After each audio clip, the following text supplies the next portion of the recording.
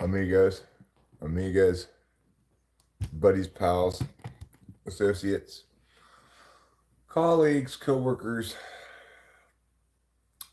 stakeholders, and other interested parties.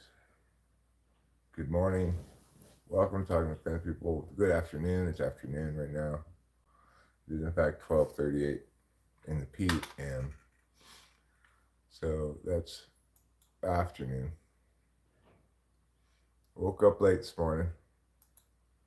Got a pretty good night's sleep, I must say. That's good. Yeah. I slept, like 10 or 11 hours. Wow, that's amazing. I think I went to bed around midnight. Yes, you're big talking about who you were first. I got up like at 11:30 or something. So it's pretty good. Yeah. That's pretty good. This video is entitled Fine Lines, Policing Language. This is something that I'm having to deal with a lot more now than I used to prior to the growth of the channel. Hi, Jonathan Carpenter. Hi, Matt O'Reilly Sound. So, the thing is, there's a lot of language that really, in this kind of context, needs to be policed. And generally, I do police it. Any kind of groupist language needs to be policed because reality is, um,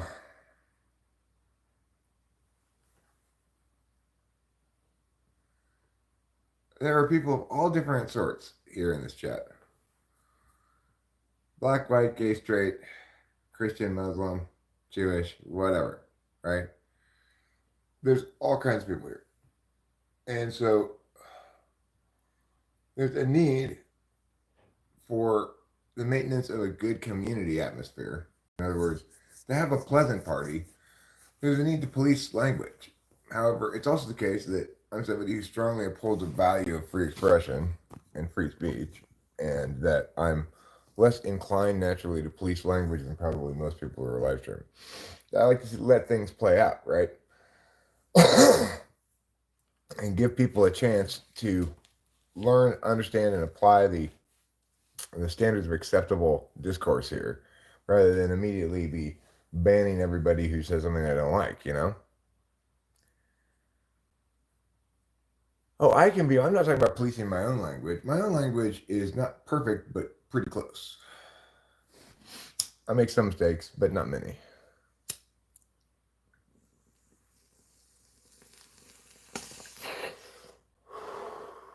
I'm talking about policing other people's language. What's still very common, shockingly common. I would never have guessed it was so common, except I encounter it so often. Is people coming in with homophobic stuff. Well, I cannot believe Melissa's still talking. Has she learned nothing? Oh yeah, I heard about that. That she really went off on INFJs. Hi, Buddy P. Hi. Good for you. Thanks for joining us last night, Winston's mom. It was fun. You guys helped me get tired. It was nice. Well, I want those removed for sure, Winston's mom. But that's the tricky part about walking this line, right? People come in, a lot of people do, younger people maybe, but not necessarily young, who knows? And they want to provoke and they want to troll maybe. But the thing is, and that's all well and good, but I want them to also have an opportunity to grow and show that they can adapt to this environment if they like it, right? That so that they have a chance to. My name's Eric. So they have a chance to to acclimate, right? To acclimate to this environment and the expectations here. who knows why or what they're doing those ugly things for. It's not, and I think the bigger problem than that is the frequency of homophobia, which is the most frequent kind of groupism that you see around here. Judge says I'm a poop head. I mean, I just continue playing it by the seat of my pants, as will the moderators. That's just how it goes. It's just I'm discussing it now because I just watched a video by somebody who was talking about having being the challenges and distress caused by a safe and a space that she expects to be safe not being safe. It wasn't about here, right? But it made me think more about the question. I want this. I'm sorry to chime in. You chime in all you want, girl. I want this to be like a safe space for everyone. Yeah. I know that's like so idealistic, but I know it's idealistic, but I do too, and it's also challenging. Like I was thinking about how sometimes like somebody will come in. His name is Boob Man, for example, and I thought, oh, that's kind of funny, right? And maybe a little bit of talk about big boobs or something. And then there's somebody else who indicated in a subtle way that she didn't really have any boobs, And I thought, oh Jesus, like it's just another kind of body shaming that I just was kind of blind to or not thinking about, And I don't want to be like that. I mean, homophobia is not a cause, right? What I'm saying is there's language here that I'm somebody who's rough and tumble, right? You can basically come and attack me all you want. If you're just attacking me, you can do that more or less indefinitely without incurring consequences, unless you start making false accusations, So the thing is, though, I don't want other people to have to be rough and tumble to be here.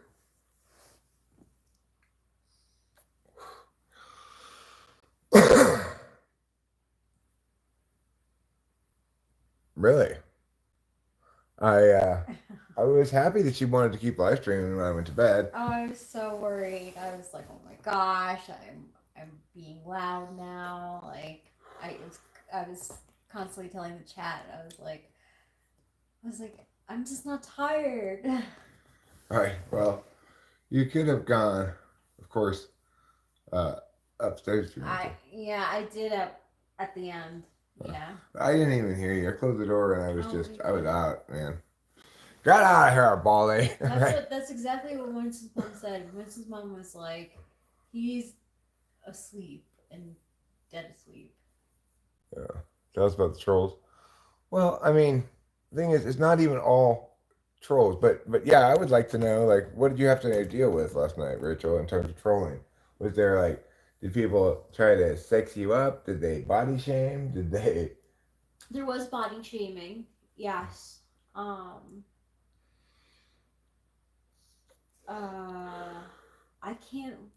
should remember. Well, I'm glad you don't. It just proves you killed it. You don't even remember what they said. Right, well, and then there's things like that. Get out of here, Baldy. Is hilarious. It's a funny thing from the Bible. I like it. I'm bald, so I think like, well, that's fine. But other people who are bald may feel bad, right?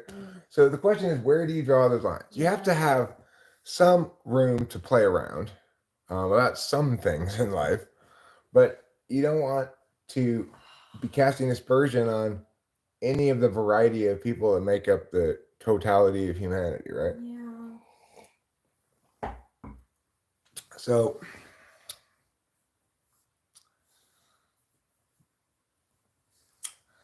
I'm not worried about Rachel being rizzed away from me by somebody else.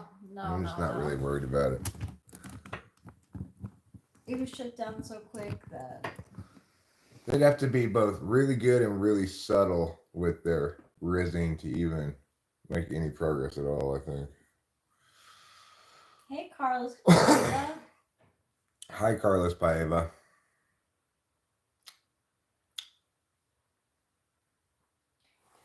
You know, like I even this sounds so like but whatever. Like I even feel some bad sometimes when we call ourselves like a couple, but like we mean it in a positive sense. You know, but It's my way of kind trying to undermine people's like heteronormative stuff. But I don't know if it functions to that purpose or not. But that's the idea of it. Is it undermines heteronormative stuff? Maybe it doesn't though. I don't know. I don't know. I don't know if it does. It's tricky, right? It's tricky to walk these lines. They're all tricky to walk. The ultra sensibilization of the current population is caused by the misconception you are owed safe spaces anytime, anywhere. Hardship builds character. Well, Dr. Gonzo, that may be the case that hardship builds character. I'm not sure about that. I kind of have my doubts about it, but let's say it is the case. I'm not interested in what the current population thinks or the ultra sensibilization or anybody being owed anything. I'm talking about what I'd like this space to be. As the owner of this space, I have control over it, and that's what I'd like it to be. I don't reflect any movement. I don't reflect any societal pattern or anything like that. I don't reflect the ideal that everyone be coddled in all of their differences without any distinction on a competitive level, right? I don't believe in any of that stuff. I'm talking about what I'd like this space to be for the people who come here. So I think you're overreaching by, gosh, I don't know how much, by a dramatic amount, thousands of miles. You forget that if you want to support that notion, then you've got to support the notion of ownership, right? And that ownership entails control over a given space. So you should support my decision on those grounds, right?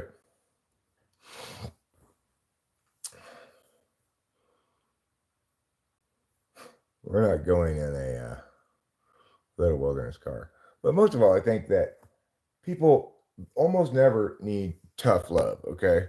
That everybody's hyper aware of their own deficits, shortcomings, and everything. That people have a tendency to being very insecure, and that if you are harsh to the wrong person at the wrong time, you can make dramatic impacts, negative impacts in their life. You know, the wrong words said at the wrong time can undermine a person's confidence in something for a long time. That we're all better off if we recognize each other as fundamentally vulnerable creatures, equally vulnerable humans, who will have moments in life when we are helpless and need others, and moments in life when we feel inadequate or insecure.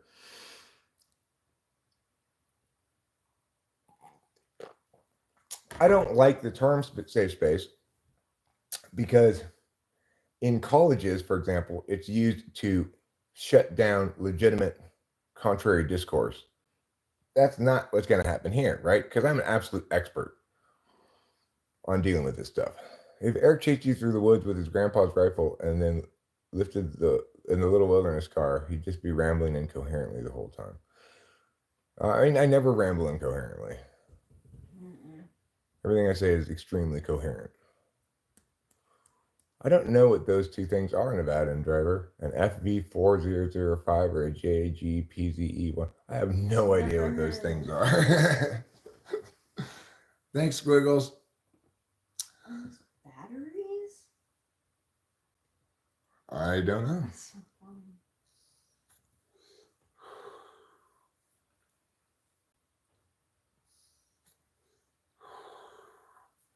So, I mean, okay, I'll take the FV4005 because it's easier to say.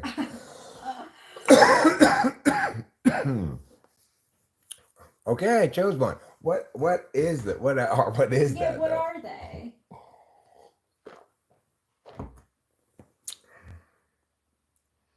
No, I don't take Energizer batteries. I do not run on batteries.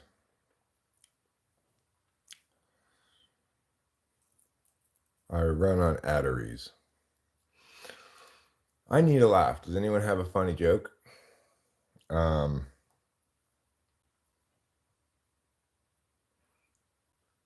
got a match.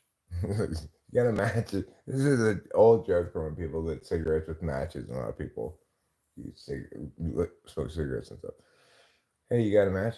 Yeah, I got a match. My butt in your face.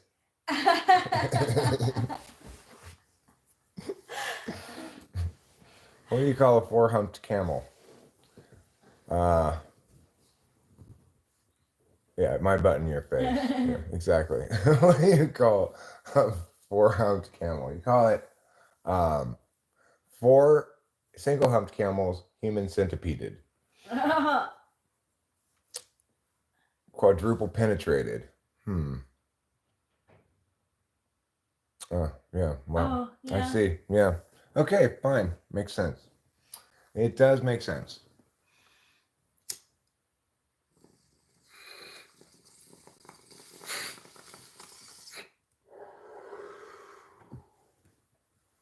I think perhaps history's greatest joke is this. Rachel, ask me what's up. What's up? Chicken butt. That is the best one. Maybe that's history's greatest joke. Yeah. What's up, chicken butt? Yeah. That's a fantastic joke. What do you call a fish without eyes? A psh. That's funny. That's a good one. That's a joke for writing. You have to write it, you know? Yeah, you do. You have to see it. Yeah.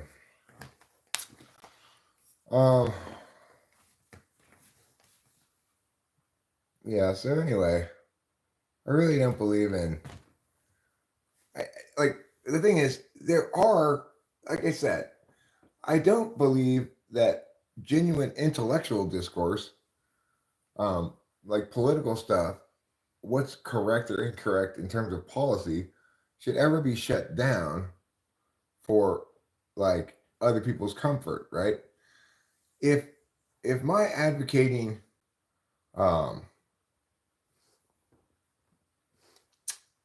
let's say in favor of US troops on the ground in Ukraine, let's say we're advocating in favor of that. If that makes you feel unsafe or whatever, fuck off, right? We're talking public policy. You can just fuck off. You can completely fuck off, right? Right. If you're getting hurt by stuff that's not like that's not groupist, and you just don't like the policy or whatever, Ronnie Poperman, someone just told that joke. He just told it. What does poop spell backwards? Poop.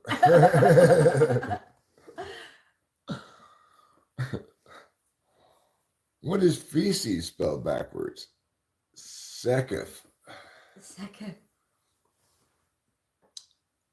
So it's like there needs to be a clear distinction between the kind of discourse that should never be shut down for people's feelings, in which people's feelings should be ignored entirely, right?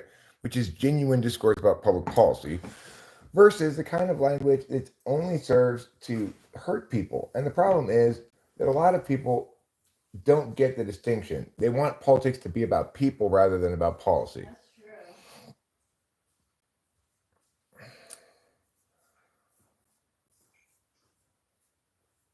Go fishing and cook it.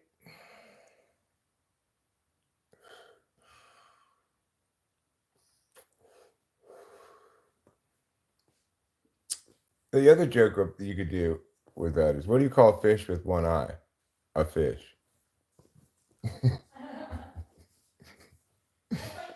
Yeah, it's like Tiffany.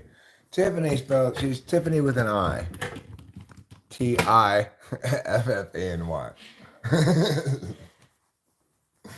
don't know, it's one eye. This is the Discord that's refreshing, thank you.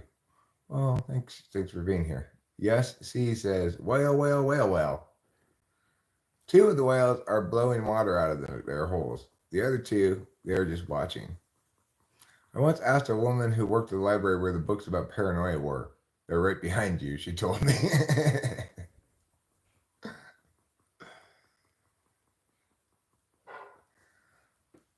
Right. So when you're discussing matters that, like, sometimes there are issues that seem to some people to blur that line. For example, abortion is an issue that people feel very strongly about one way or the other. And it's very difficult to discuss the matter as from a disinterested policy perspective like I do, and not elicit very strong emotional responses from people anyway, because that's one of those things where people feel like it connects to them and their body personally if they're a woman, or it links directly to murder if they're pro-life, and so you got very strong feelings about it, you know. Why did the cow cross the road? She wanted to get to the other side.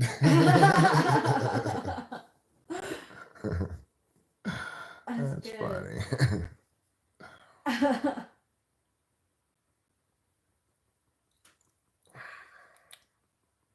Seems like the other side of the road just exists for things to cross to it. Yeah.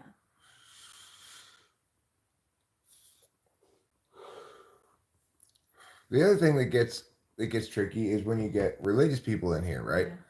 No, it's not the case that no discourse should ever be shut down. It depends on the context and also the kind of discourse. There are only certain kinds of protected language. So if we were to apply Dr. Gonzo's ridiculous notion, then it would be fine to have false calls to action. I could yell fire in a crowded theater, right? And that would be perfectly acceptable. That language would be protected.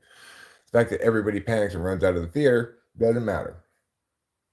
The fact is, no lies are ever protected speech, and there's lots of kinds of speech that doesn't qualify as protected speech and shouldn't qualify as protected speech.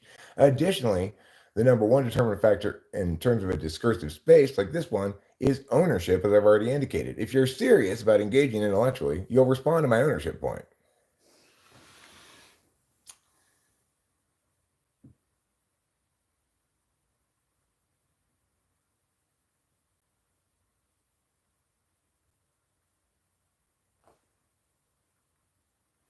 I don't know what to make of that, Ronnie Neither Putman. do I. I have no idea what to make of that strange chat of yours.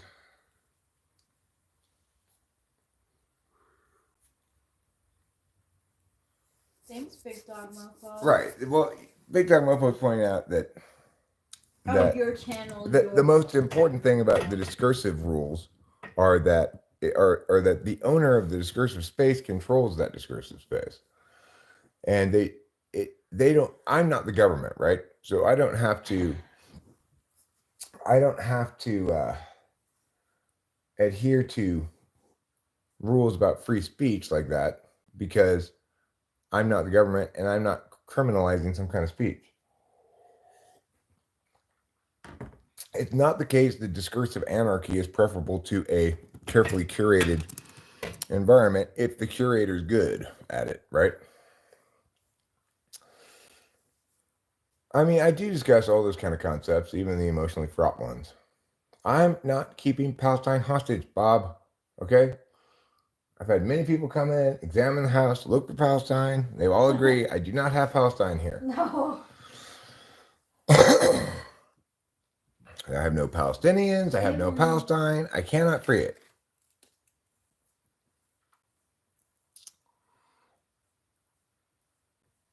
Hi, William. Hi, William. So you're going to have to figure out who it is that's got Palestine hostage and tell them to free Palestine. I think it might be Israel, but I'm just taking a shot in the dark here. Go tell Israel to free Palestine.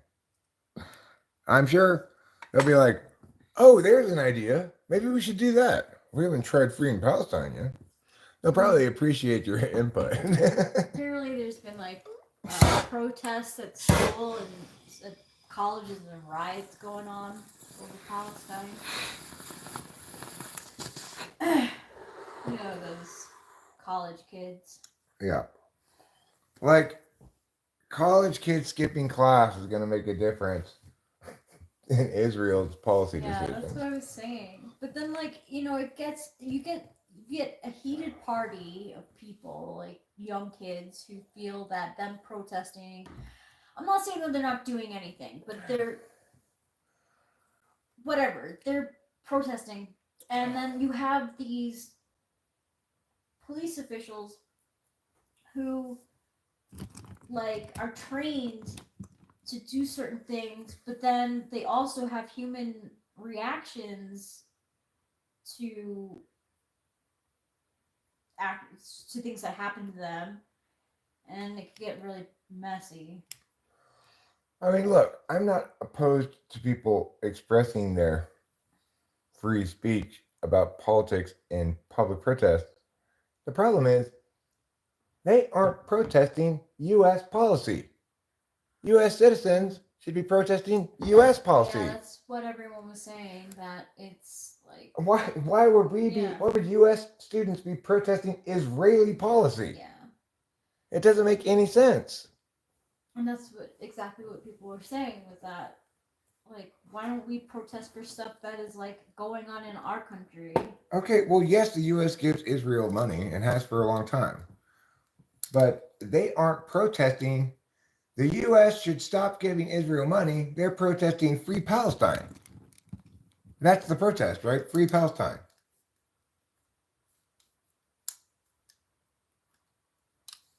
A little bit of everything, Jesse Smith.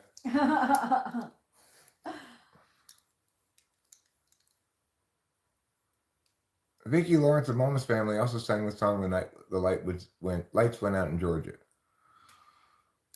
I mean, the thing is, Israel doesn't need any U.S. money to blow up Palestinians. Israel may benefit some from receiving U.S. aid and stuff, but Israel is plenty advanced militarily all by themselves, okay? They are a nuclear power. They have the most advanced weapons technologies in the world, equal to the U.S. Maybe it's partially because of U.S. assistance, but don't sell the Israelis short. They're pretty badass all by themselves, okay?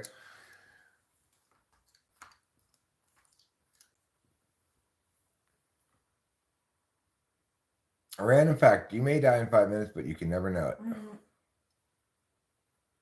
I don't want them to ship Palestinians to the USA.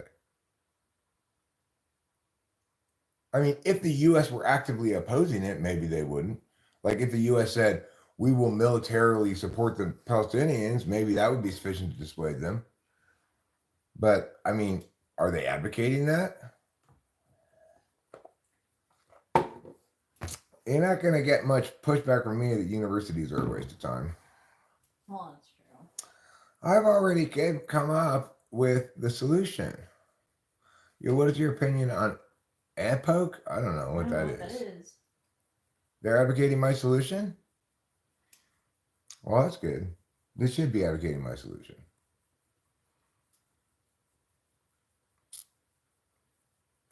Yeah, I'm sure they did attack Israel.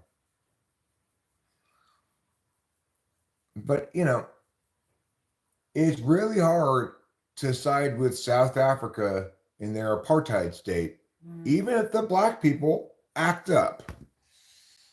Yeah. Right? Yeah.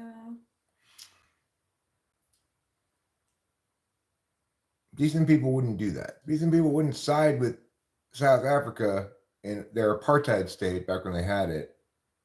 Even if the black people reacted violently to their oppression.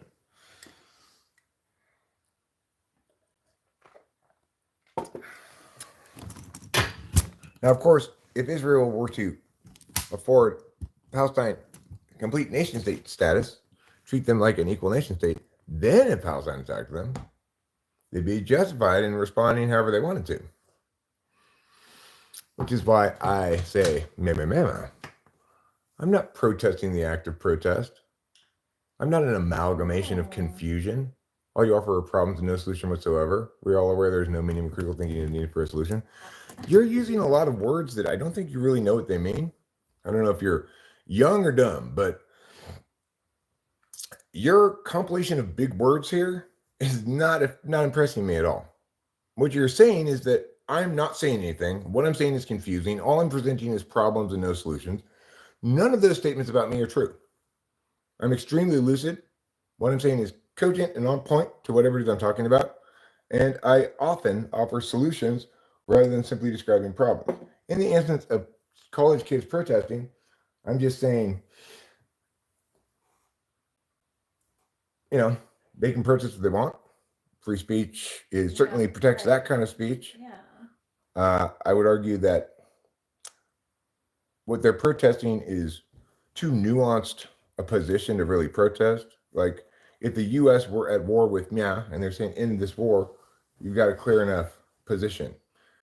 if the position is Israel should free Palestine, then your position on U.S. policy is we shouldn't support Israel, or we should leverage our influence to compel Israel to do something in Palestine.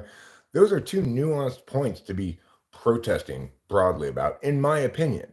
But I'm merely critiquing the efficacy of the protests and the, I guess, whether or not it makes good sense for them to protest this issue. The solution is implicit to that, right? They should stop protesting it and go back to class and stop being so politicized. But, I just talk about issues, what's correct and what's incorrect. And we can use that to then make decisions about what to do.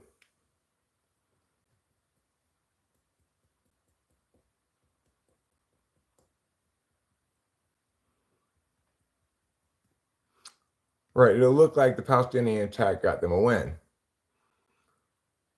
But the bottom line is,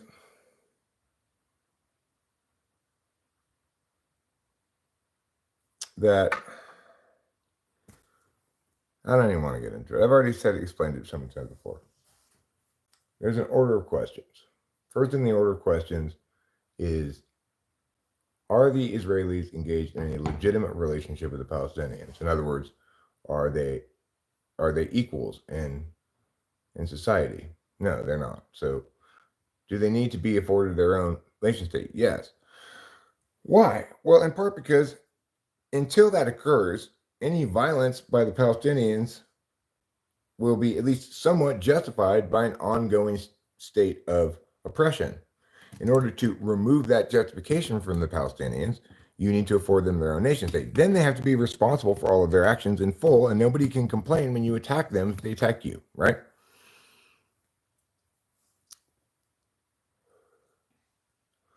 So, this is a solution that actually makes sense and that you could pitch to the Israelis.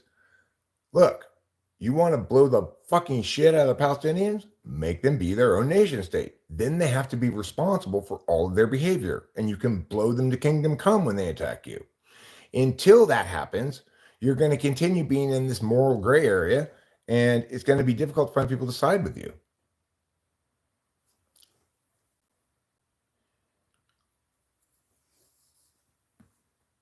The solution is Jesus? I don't think so. I don't think converting the Palestinians and the Israelis to Christianity is going to help. Oh my God, that would just Everybody interferes with U.S. politics, Carlos Paiva. So in that regard, the solution is to elect me president. We'll get there. Give it a few years.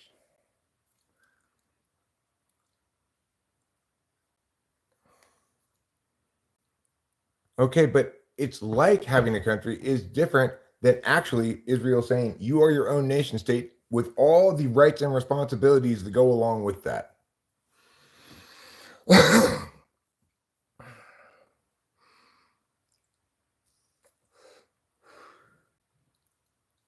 I believe that Rick and Morty call Eric's solution the not that hard if you think about it plan.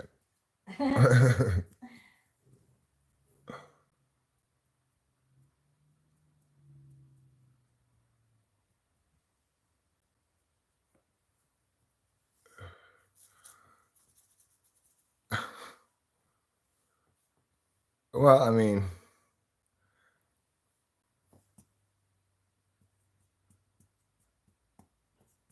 yes, Sean, it's just that simple. It is just that simple. It just has to say nation of Sean, independent nation state, UN number, and then you get whatever how many countries there are now, you get the next number. I like that. Get off, says Miss Just Harper. Miss Just Harper, you come here fairly often to tell me to stop talking, to get off, etc. Why do you feel as though the world would be a better place if I were not here speaking? Can you give me some explanation regarding that? Do I run on uranium batteries? No, I don't run on uranium batteries. I run on coffee and some Adderall and a little bit of this stuff here.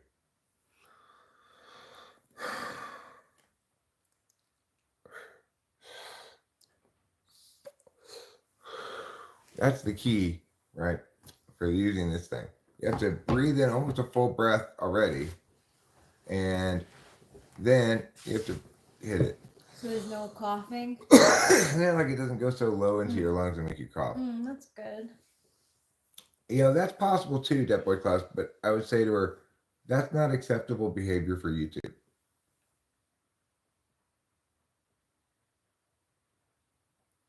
I mean, you know, we were referencing conflict between the Palestinians and Israel back when I was debating in high school in the late 80s. That's how long this shit's been going on. It's been going on since Israel started.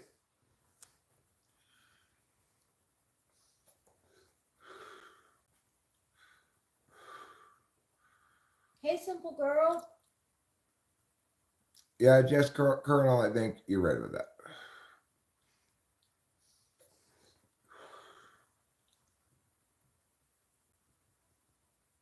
Jesus isn't going to help with this because neither. No, I was debating in 88, 89, 87 maybe as well. Those were my senior, junior, sophomore years of high school. Because you're dealing with people who are either Muslims or Jewish, so obviously Jesus is not going to help in this situation. You're not going to convert all those people to Christianity. Even if you did, that wouldn't make any difference. Christians are just as fighty as everybody else. What's your gaze book? I don't know what my gaze book is. I don't have a gaze book. Hi, Lou. I was watching your video, actually, is what inspired this topic and everything. In general, it's something I've been thinking about a lot lately because we have so many new people coming in and there's a lot, it's, you know, it can be a little rough and tumble around here. Yeah. So, were you on the school bus stream? No, I wasn't on a school bus stream. What's my Facebook? My name is Eric Strauss. That's my Facebook. It's for Eric Strauss, Eric Strauss. Yeah, I'm sorry that happened to you, that security guard. I wish I had been there. You know what I would have done? I would have miggity meow, miggity me, and meow, meow, meow, meow, meow, meow, me. That's what I would have done. And he would have been like, no, don't say those harsh words to me. I said, I've got more harsh words in store for you, mister. More, even. You're a scoundrel and a ne'er-do-well. That's a good words. Mm-hmm. The Republic of Rhode Island was a short-lived micronation on a man-made platform in the Adriatic Sea off the coast of the province of Emilia-Romagna. I never even heard of Emilia-Romagna before.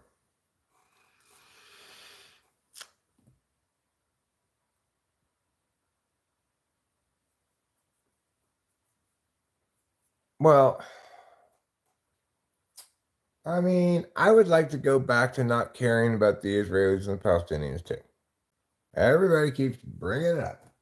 You know, these protests, everybody telling me to free Palestine all the time. I would love to go back to not caring about Israel and Palestine. So just fix the fucking problem, Israel. Stop. Get your head out of your ass. As I've said before, your little apartheid state experiment has failed. Give it up already. We're in California. And insult. You're as useless as UEUE and Q. That's excellent. That is. Excellent and fantastic. Wonder how the vocabulary was back in the 1600s. You know, you're like,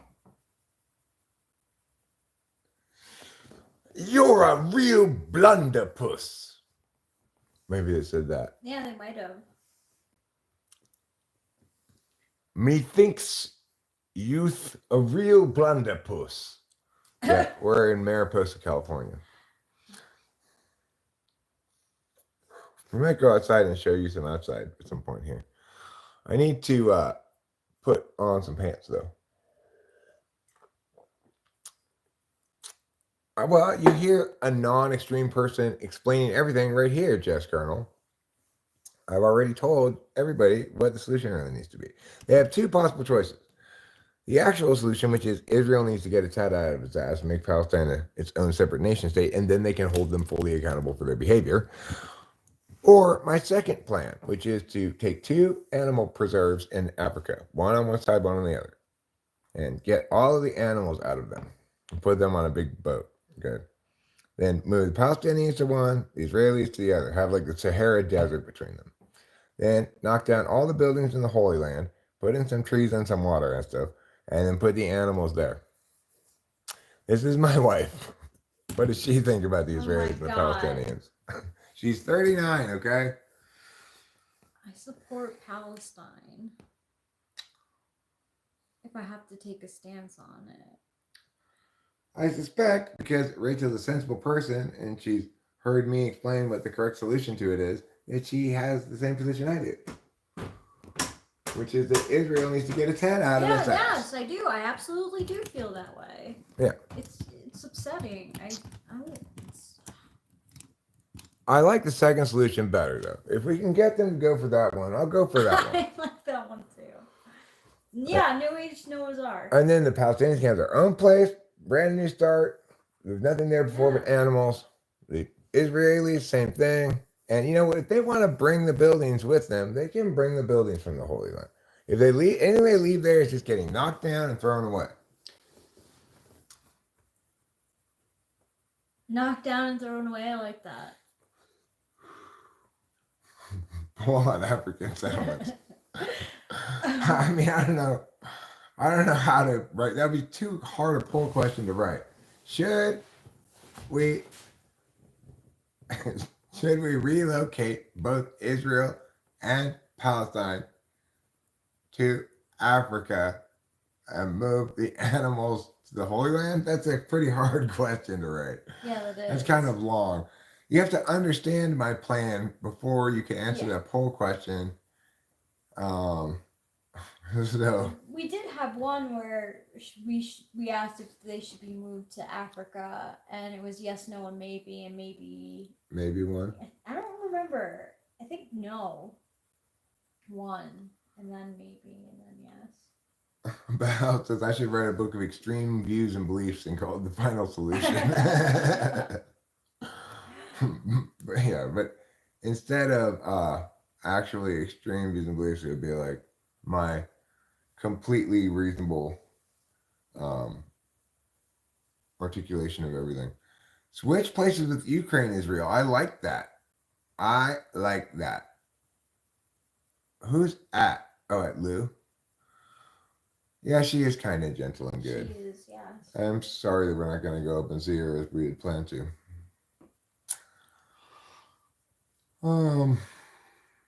But you know, sometimes life kicks you in the nuts. Yeah. With a car that's got 130,000 miles on it, it's not surprising that we. And so you should eat makeup so you can be pretty on the inside. No, we'll call there's two new African settlements. That's the whole point with them. One's on one side of Africa in a nature preserve that the animals have been moved. The other on the other side. And we'll call one of them Palestine, and the other one Israel. And then the Holy Land goes to nobody. They can all suck it. We're going to knock down every building. I want to like reform the whole thing. So like Mount Sinai, knock that shit down. No more Holy Land. No more holy spots. Just flatten the whole thing, make it African savannah. Wow. Yeah. It's a real industrial way of looking at it. Yeah. Then everyone's like, but we love the holy. Oh, it's just all big off flat dirt thing. Hey, who cares now? It's just not even worth going there anymore. That's what everyone's going to say. You're just going to get eaten by lions. I love that Q insult too. You're as useless as the Yui in Q. It's fantastic.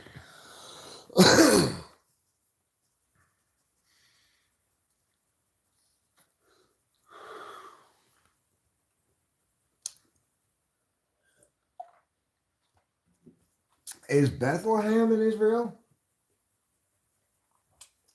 Oh, is the little town of I don't Bethlehem? know. You must be the world's only living brain donor. Or I'm sorry to say, but you failed the Turing test.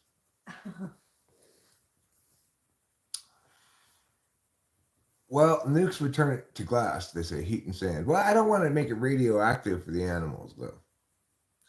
So I think we'll use conventional things to blow up all the ground and make it flat. We're going to have to bring a lot of water from someplace to make it more suitable for the animals. So I'm just imagining a really extensive sprinkler system with some desalinization plants to get the water from the ocean, you know? Oh. Israel's near the ocean, I think, or the West Bank is. One of those. They're kind of near the ocean. They're close enough. We'll pump the water if we need to.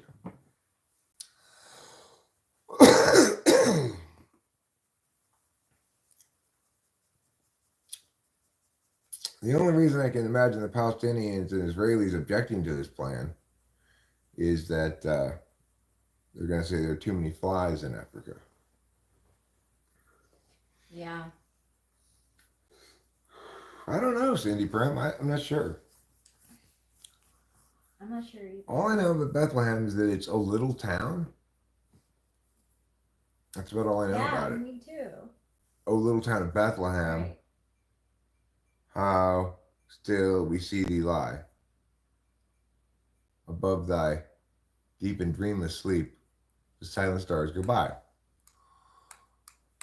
The G, the only one G. If you're going to bring water, we could open a sandcastle park. You know what we should do, William? We should make it be a nature preserve with animals that also has water slides. Oh my gosh, what a great replacement. You can water slide through the animals doing their natural thing, you know, eating their leaves, killing some wildebeest or whatever. Yeah. You just be water sliding by, waving to the lions. Hey, get that! You get that wildebeest, you. Oh my god. Oh. We'll call it Holy Land Slides of Fun. Yes. That's perfect. And you know, it could do a bunch of like cool things, like have the tallest water slide in the world, and have the longest water slide in the world too. It just goes swoops around all these different miles and just go. Are there any like Jesus themes in it, or like Bible themes? Or no, that would cause. No. Yeah. Instead of that, it's wild animal themed. Oh. It's Africa themed. That's what we're just like replacing. Right. So it would be like you'd theme it in different regions. Like this region would be the Congo. This region would be Zimbabwe. Oh, you know? Yeah. Okay. It's like what was that theme park? Not Great Adventure. The one that like you can go to France, you could go to Germany. I don't know, like International World or something. Yeah, it's by I thought we had talked about it before. I guess not. It's in West Virginia, and it's by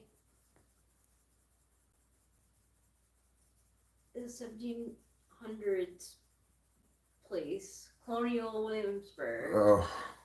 Yeah, there's it's like a theme park that has like, the theme is just different countries. Right. But what I'm imagining for Africa World and the Holy Land is we get white people from Europe to come dress up as Africans and do dances and stuff as part of the theme. Neutralizes. We hear only bad things about U.S. and musicians. Sandy Cheeks Waterslide Park. I like the name of it. I like that a lot, actually, William. Let's go with Sandy Cheeks, okay? We don't need any reference to the Holy Land at all.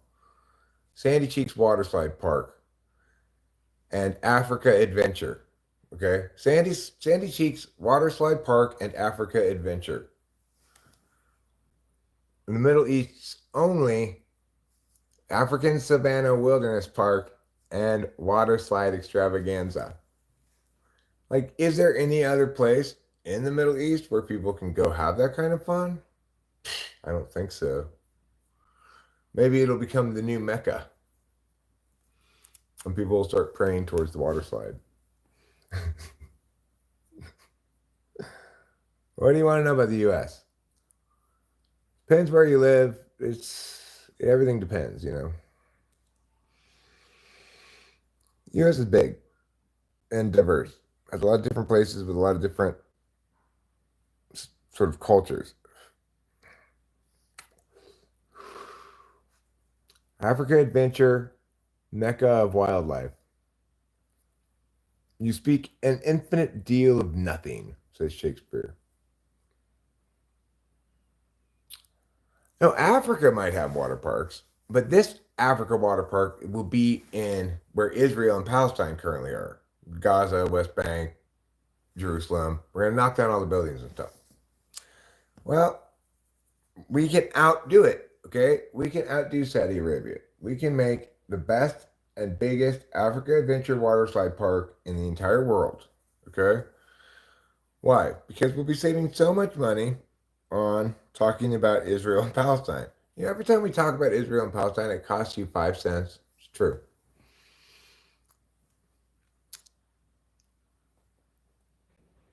I am a big boy.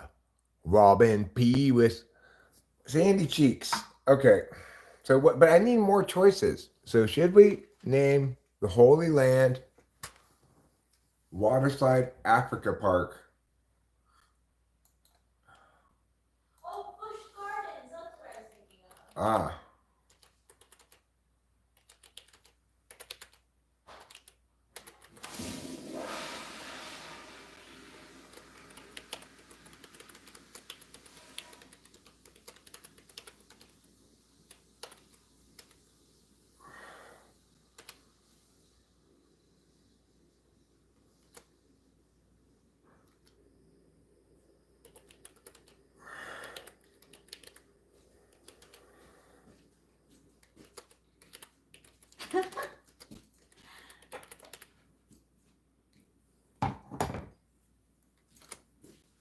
Okay. What should we name the new Waterside African Safari Park that replaces Israel and Palestine?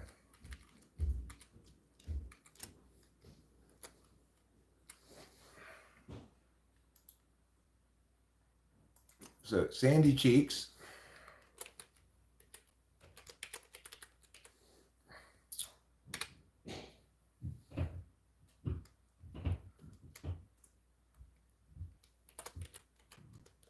The AfriSlide Experience. we need other possible names besides Sandy Cheeks and water slide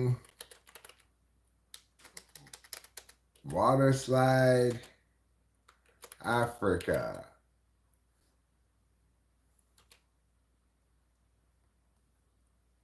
Water slides and wildlife. How about that? There's one possible in water slides and wildlife.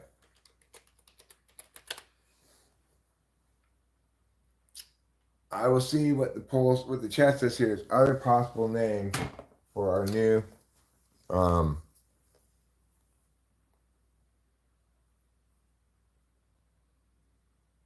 used Band-Aids pool party extravaganza.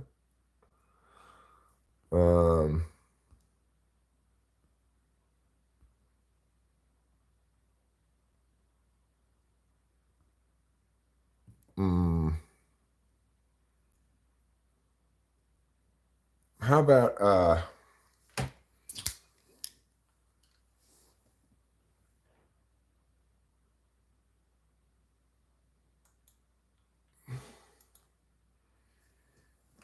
how about 3,400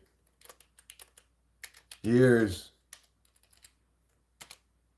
of fun?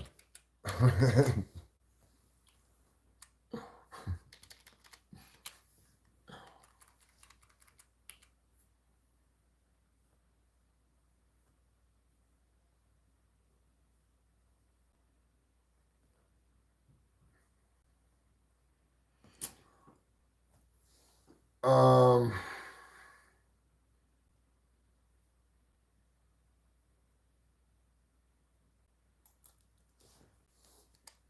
Oh,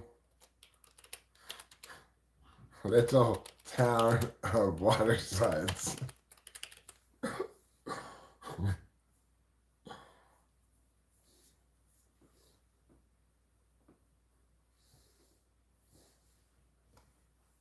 All right, that's it. We're gonna give you those choices. Is there any other choice people say that I can replace one of these with that's better? Let me see.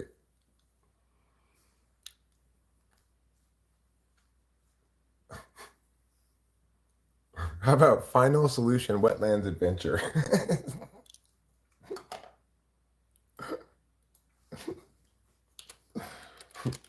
Final Solution Wetlands Adventure.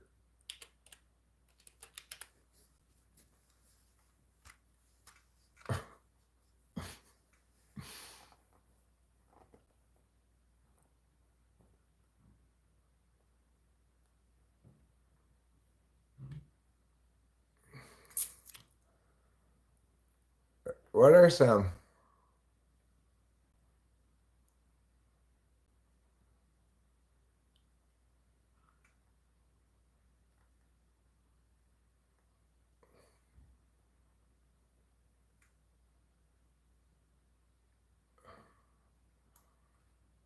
How about Gazanga's West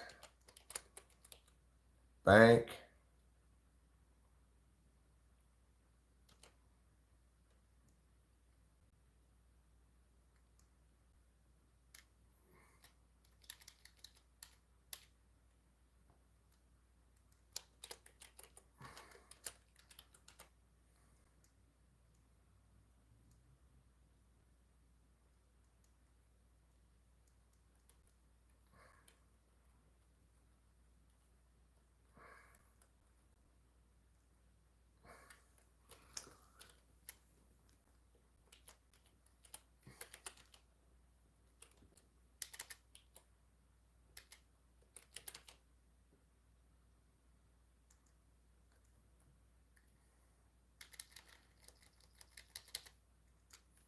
Splash.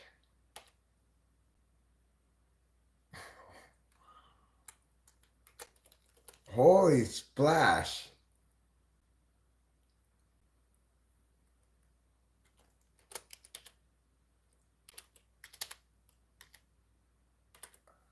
Holy splash. West Gaza Safari. Holy splash, West Gaza Safari. Holy splash. Splash Safari.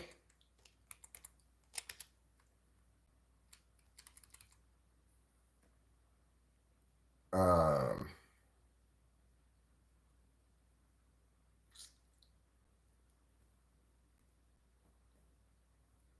Splash Safari. Let's see.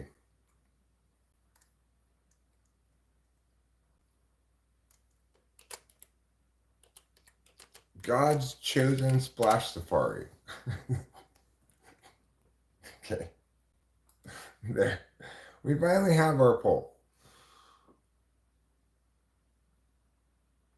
Sean came with Splash Safari is too. Waterboard land.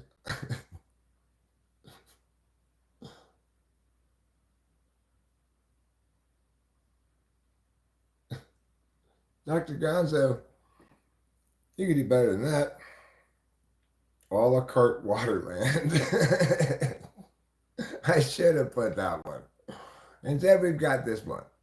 Sandy Cheeks, God's Chosen Splash Safari, 3,400 Years of Fun, or Final Solution Wetlands Adventure. 21-year-old girl poisoned. Who got poisoned?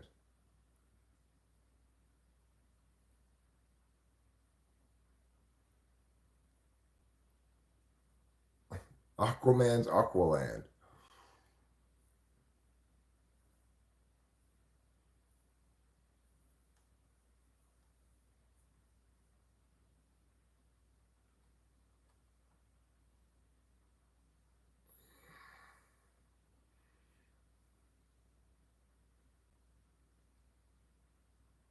No, you're not stating facts.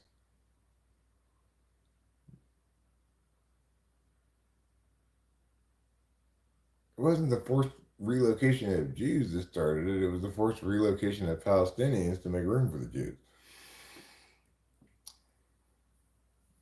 And if you're saying if we actually moved them to Africa, they would still fight. Well, I said there'd be the Sahara Desert between them. Anyway, this isn't actually a real solution, dumbass.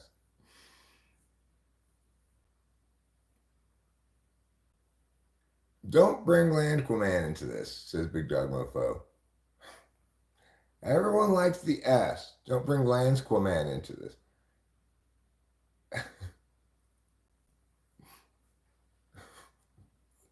Final solution, wetlands adventures. A ridiculous name. I gotta put some pants on, everybody. You don't want a pantsless live streamer, do you? Don't worry, I have some old dirty pants right here. I just put these on. These are what I call my fall down pants. Because like pretty much every single pair of pants, they constantly fall down. These fall down a little more often than others, perhaps. I need a belt with these ones. Oh, look, there's a pick. Not left a pick behind. That's kind of fun.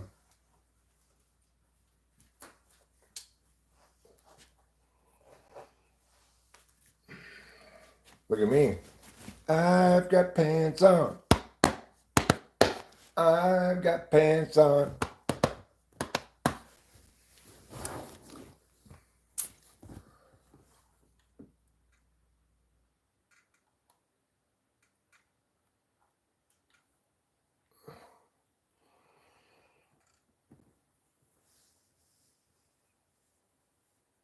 Rachel's grieving a little from the change in plans.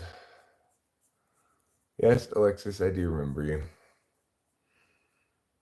Well,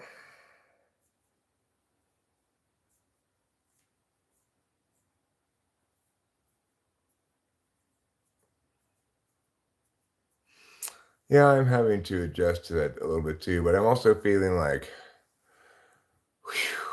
I don't have an urgency to figure out some solution to this car problem before we go on this trip. Since my initial attempt to do that didn't work, you know?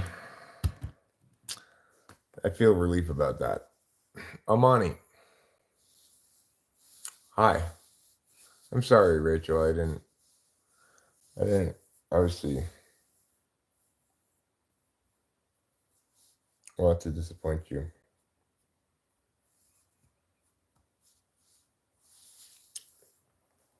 Hi, Mr. Gartoffel. And the thing about both Rachel and I, about both Rachel and me, is that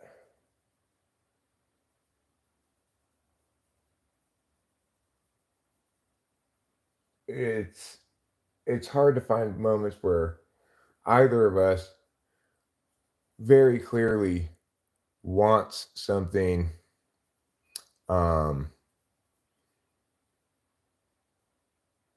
lot, you know, and pushes to make it happen. Usually when that happens, it's Rachel wants something a lot and pushes to make it happen.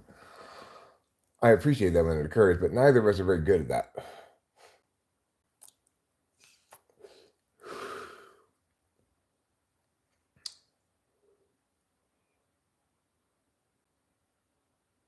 When we do get a different car at some point, I think it'd be worthwhile to get a bigger car that that allows us to take longer trips more comfortably, right? The Mini's not great for long trips. The Jerusalem West Charlotte experience. That can be a what do you call it? A thing you go to at an amusement park, you know. I forget what you might call that, but like a show, I guess you could go to, or it wouldn't necessarily be a ride, but like a walk through kind of, you know, recorded things, say, you know, show you a little video or something.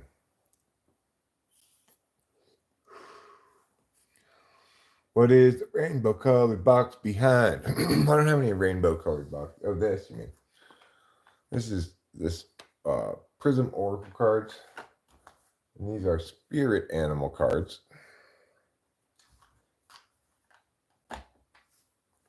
These cards, they just have words on them. You can make up a sentence with these. I'll make up a sentence for you to show you how it works, Cap and Lamist. Okay?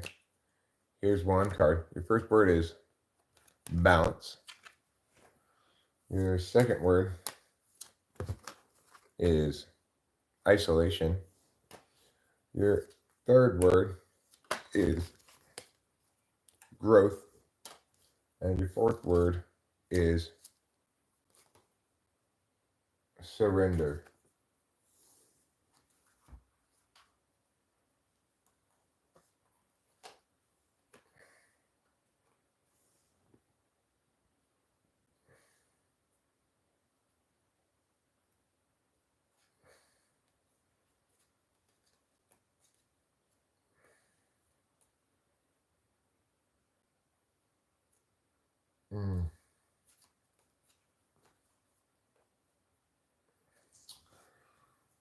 I would say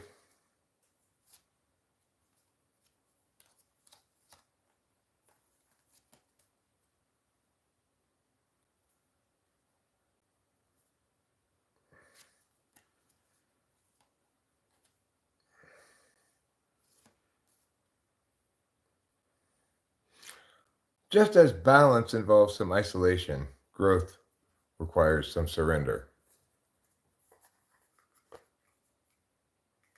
Okay, I don't appreciate that kind of talk, right?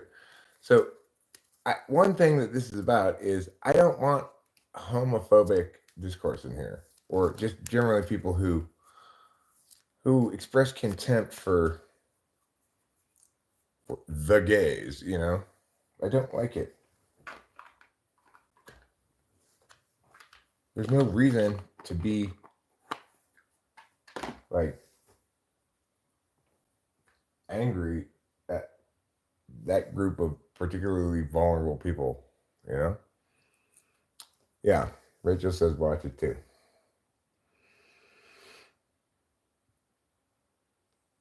Yeah, I don't like groupism of any sort, okay?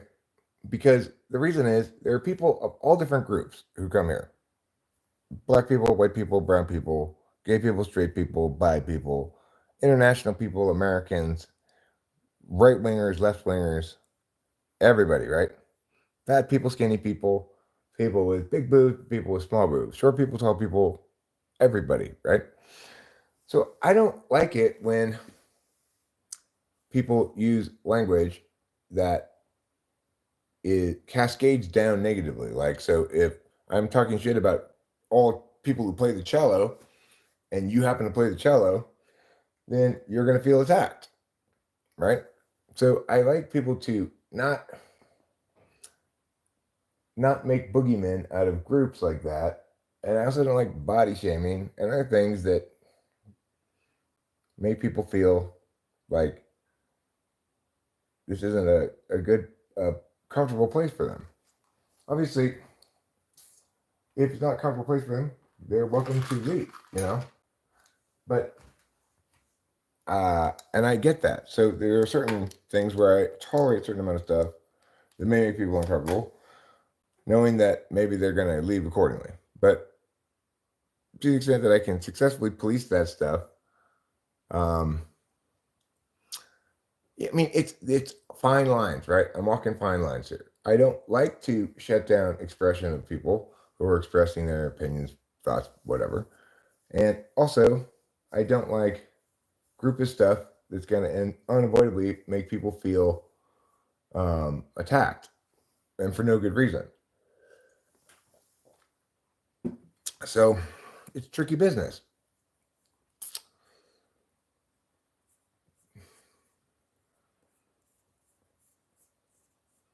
Yeah, the only group that matters is the Fun Friends gang, okay? Everybody in here should be part of the Fun Friends gang. The Fun Friends gang, how do we behave? We're nice to one another. We have fun together.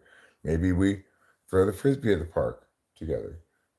maybe we high five for a while. Everybody goes around and high fives everybody else. That's fun. Holy Land Water Slide Final Solution Park is good.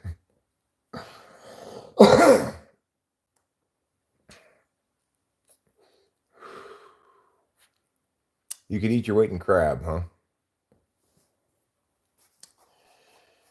Well, Rachel also likes crab, but she doesn't like the work that she has to do to eat crab. Henry O'Manley. Okay.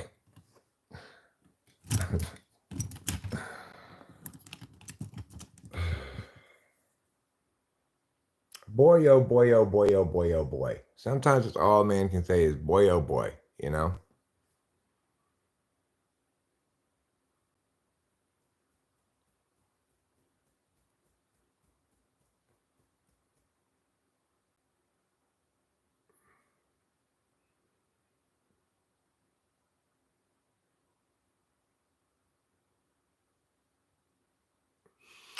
I'm not inclined to mute you, Kevin. It's like this is one of those fine lines. I'm just gonna let that one slide. You gonna let it go.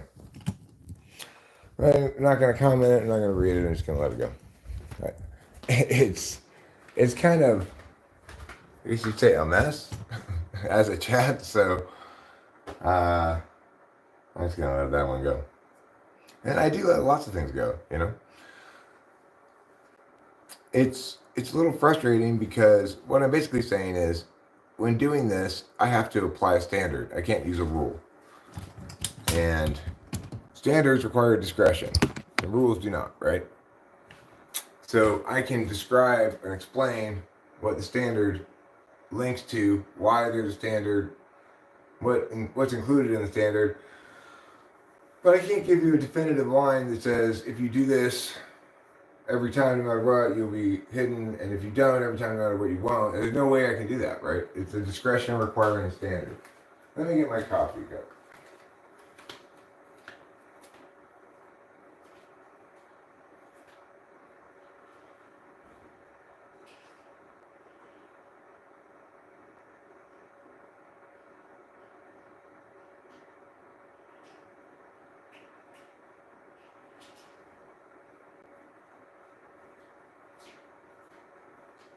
It's true that age hasn't made me more intelligent. I was intelligent from the get-go, or as intelligent as I am from the get-go. That hasn't really changed. It has made me more wise, more considerate, more aware of the extent to which we human beings are all fragile and vulnerable, and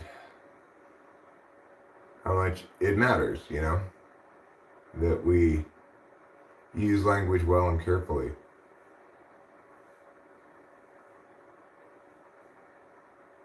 I didn't get my coffee cup.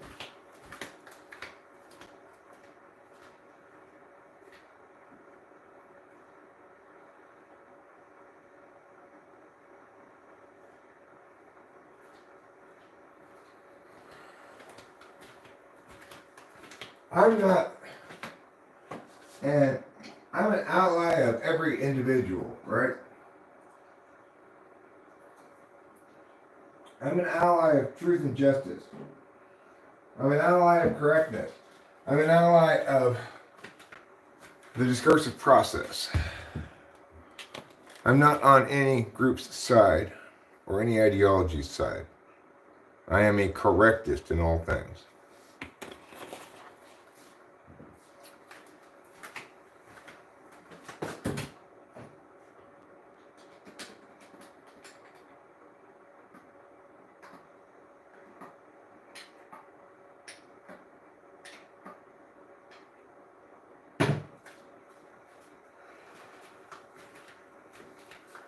We're always, it seems, most humans are typically making mistakes along the following lines.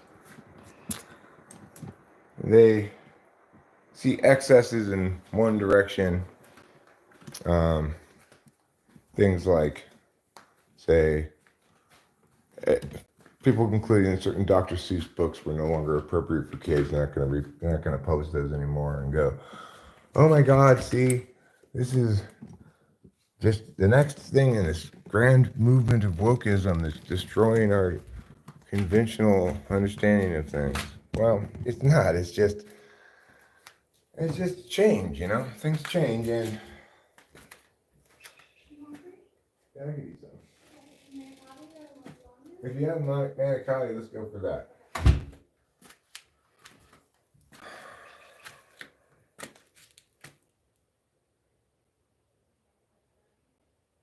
People are really attached to mythologies as substitutes for real understanding, you know? I will go check the chat and see if there's anything that needs to be removed or whatever at some point. But it's difficult to have conversations about a lot of this stuff because people are really attached to their mythologies.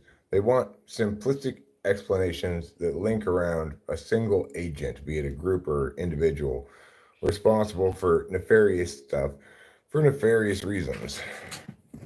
They want the world to be like storybooks, you know? It's not, of course. These monoliths, they don't really exist, and various group power, you know, wells of power end up executing actions with that power in various ways for various reasons. But that's not very satisfying, right? People aren't very satisfied by that truth. It doesn't give them a feeling of knowing.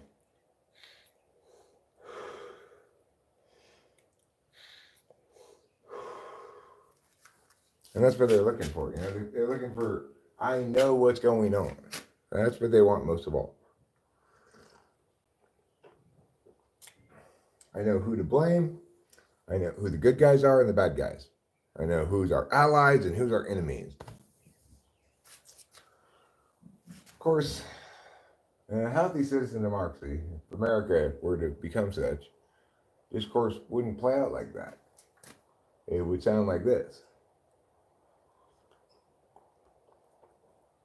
The only way that's ever going to happen is if we have a leader who both explicitly preaches that as a value and as an outcome, and who models it continually in his discourse with the American people. It's like using language well as a political population precedes behaving well as a political population. It's a necessary precondition to good policy, is that the population understand the discursive process properly. The Congress, Senate, they're deliberative bodies designed to determine the truth of a given thing by a debate. And they're designed to empower those who would say no to any prescribed action, because you're always safer, it's always better to default to no action in instances where you aren't sure. Especially if you're a government.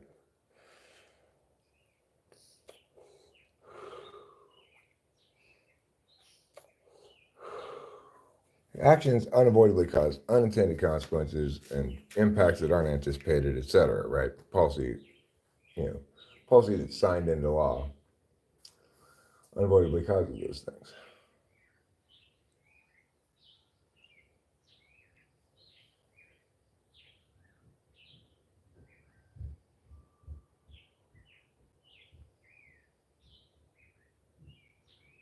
What subject did I teach when I was a teacher?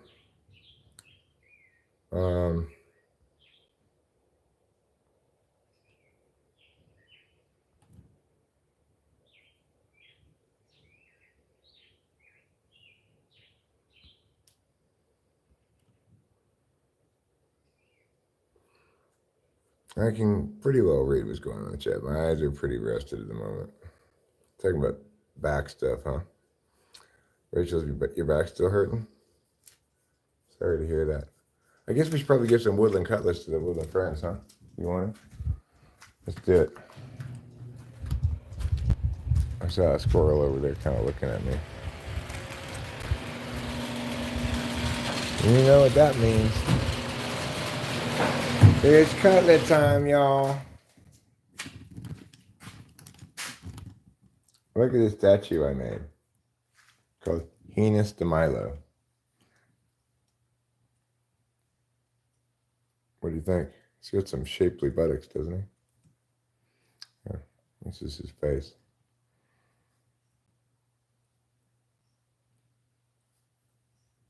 Pretty good statue, huh? I made it myself with my making hands. Here are the cutlets. Let's start by putting some cutlets over here.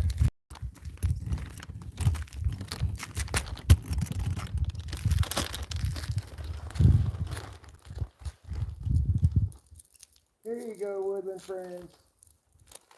Fresh, delicious cutlets. There you go. It's your favorite.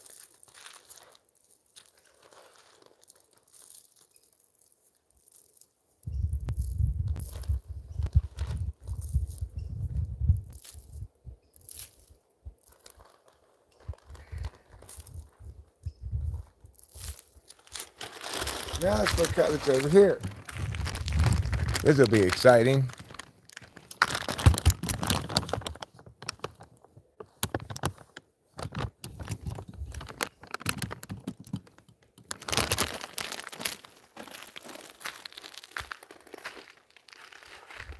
Oh, cutlet put, oh, cutlet put, I'm putting cutlets here now. Oh, cutlet put, oh, cutlet put, I'm putting cutlets here now. Oh, cutlet put, oh, cutlet put, oh, cutlet put, oh, cutlet put, oh, cutlet put, oh, cutlet put, and now I put some cutlets. And that's how you put cutlets.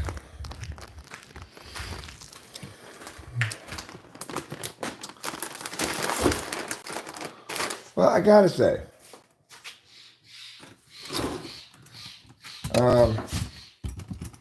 I am pleased by the tobacco vape, the Nick vape. It is, in fact, quite a bit. Oh God! What the hell is going on? Okay. Look at this disgustingness. Thanks, kitties.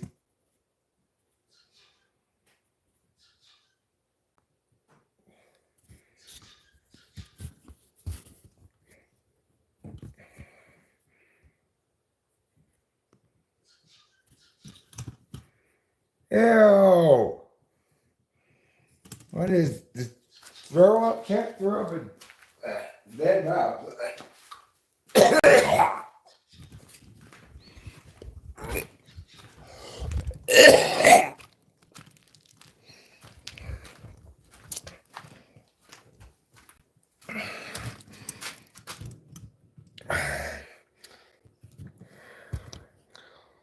Oops. That was so gross.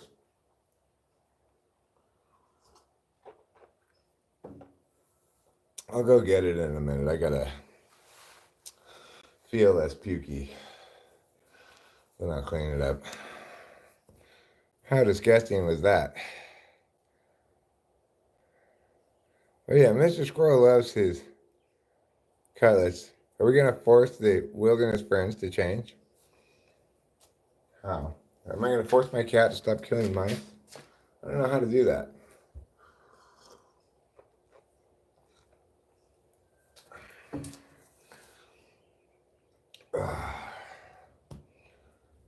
Oh God, I have to go in there. That was gonna be so gross.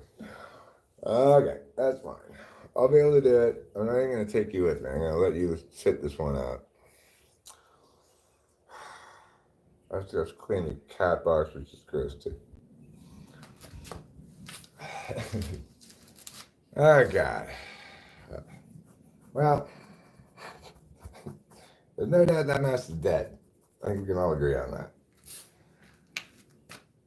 Is it too late for this mouse, veterinarian? Yeah, I'm afraid that mouse is too late for it. It's not gonna make it.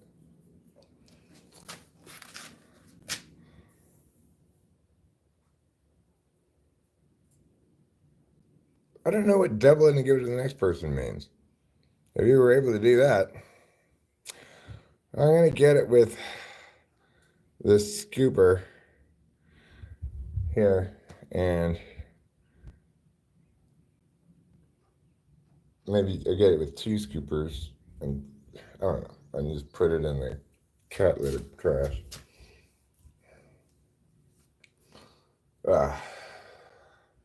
It's so disgusting though. I got kind of a sensitive, like, skittish stomach, you know.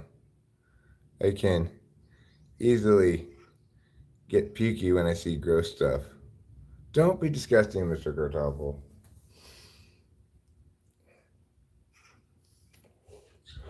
But anyway, I can really tell the difference between smoking cigarettes and hitting this Nick vape. It's a lot less hard on my lungs. Much, significantly much less hard on my lungs. I dreamed, no, I'll do it, Rich, it's fine. I dreamed last night that I smoked a cigarette. I dreamed that I like walked outside here or something, and there was a cigarette, and I just thoughtlessly lit it and started smoking it. And I was like, oh no, I'm smoking a cigarette. And then a little later, I smoked another cigarette, and I was like, oh God, now I didn't quit like I said I was going to. What am I going to do? I had this dream last night, and I woke up and I realized, it was just that dream. There's other dreams about alcohol too, but not anymore.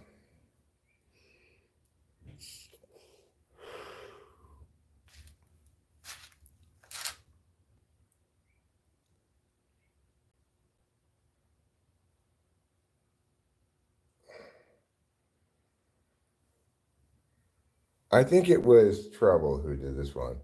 I think Trouble's the one who rips them in half and tries to eat them.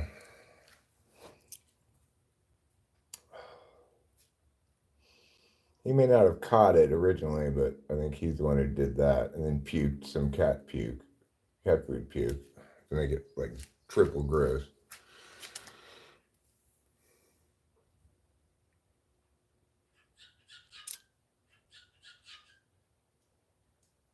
I do support the gays in Palestine and Israel. I support every individual expression of self within the natural rights afforded them.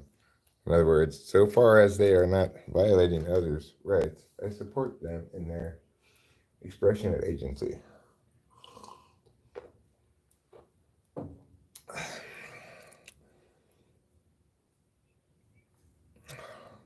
Well, it's because, Tino, my plan is to put the Palestinians in one African wildlife preserve on one side of Africa, the Israelis on another wildlife preserve on the other side of Africa, take all of the animals, put them in the Holy Land, knock down all the buildings, put up some trees, put some water, make it savanna, and put some water slides in and have it be an African wildlife water slide park. And then the Palestinians, the Israelis can each have their own new spot in Africa.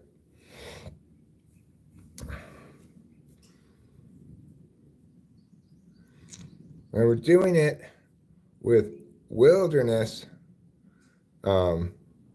preserves, like wildlife preserves. So that way, we're not taking anybody else's land, right? We're just taking the animals' land, and we're giving them the Holy Land, the animals. Granted, they're going to have to share it with some water slide park people, but that's fine. It's what makes it a water slide wildlife African adventure park. Instead of just water slides, they're just animals. Do they have chickens? We could have chickens there. we could be the water slide African wildlife adventure park and chickens.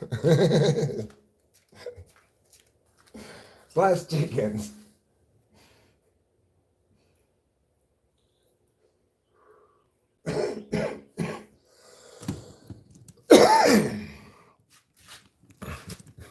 You really put plus chickens on anything and probably not be sad you did it. Plus, we have chickens. Oh, fun. You can pet them and stuff if you want. Can we pet the chickens? Yes. You're allowed to pet the chickens at Final Solution Water Slide Adventure Park.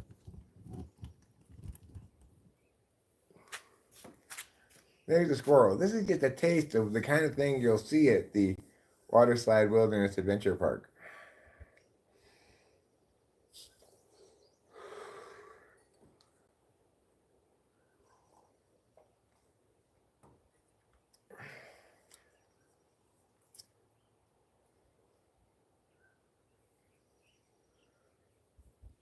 So it seems like the Holy Land is a place that could really use some water slides.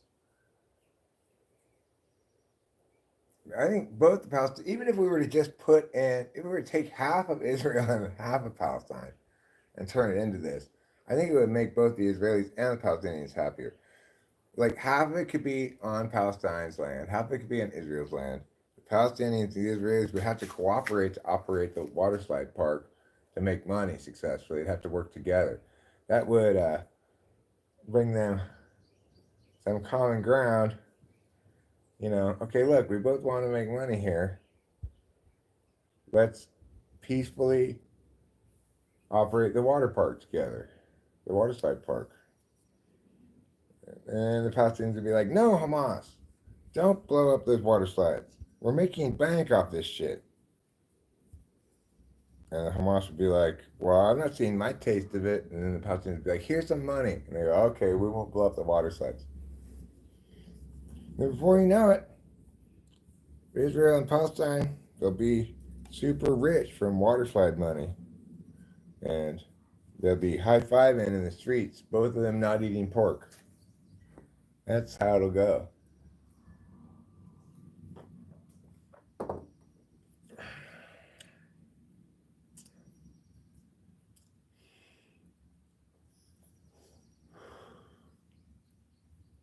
I kind of wish it were like India around here where we had random cows walking around that go inside your house if you invite them and have some hay and stuff.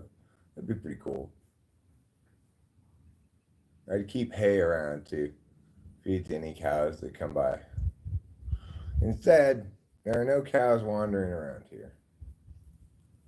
We do have deers wander around, turkeys, but no cows.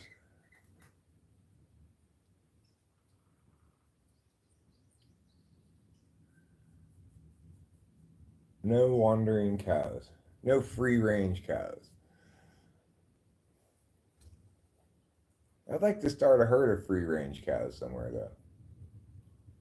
Why don't we have any in America?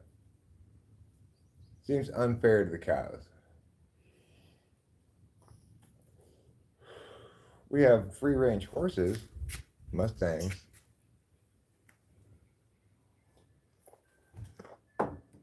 I'm not sure how many of them there are left, but I think there still are some.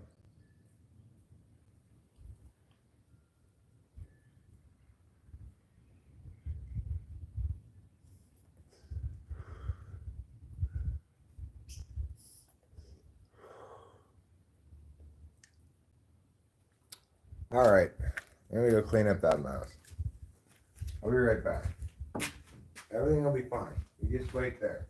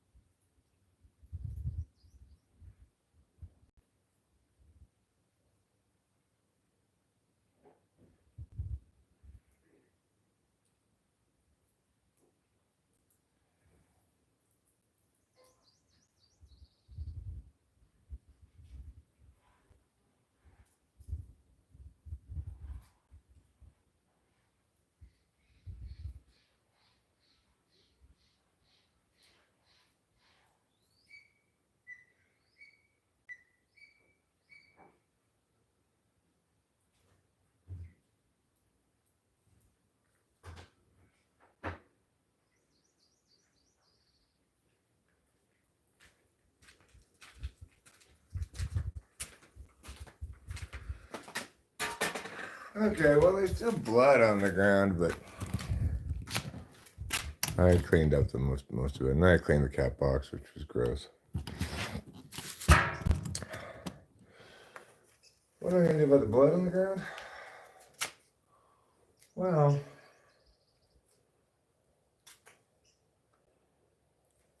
put some cat litter on it.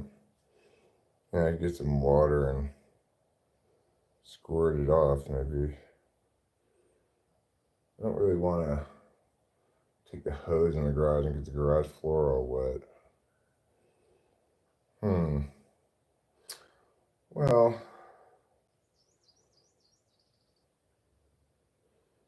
you could just squirt some squirt on it and then wipe it up with a paper towel.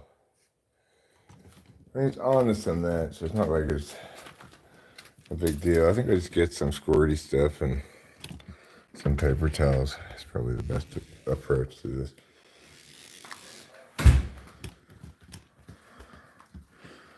Squirrel reminds you of rattlesnake. You barbecued a rattlesnake before? Hi, Snow. We're currently cleaning up blood from where the cats killed the mouse in the garage. I think I'm just going to take some paper towels here. This is almost empty. It's fantastic. We need another one of these. Do we have anything else down here? Well, I think I'll take some ammonia is what I'll do. A little ammonia and some paper towels should solve this problem in short order. So, ammonia, paper towels. Let's go. Let's go solve this problem. The cat box was so full. I can't believe how full it was. It's like, didn't I just clean this out last night? And there's like 10 poops in here? What are you cats doing? Like, you have another house that you're also eating at or something? Alright, so let's look at the blood now. This is the blood we have to clean up.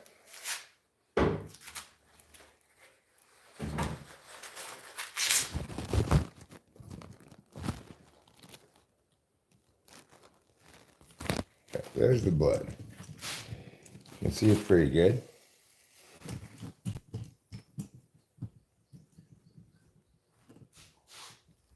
There. So what we're going to do, we're going to put some of this ammonia on here. This straight ammonia. And we're just going to wipe it up. Like meow.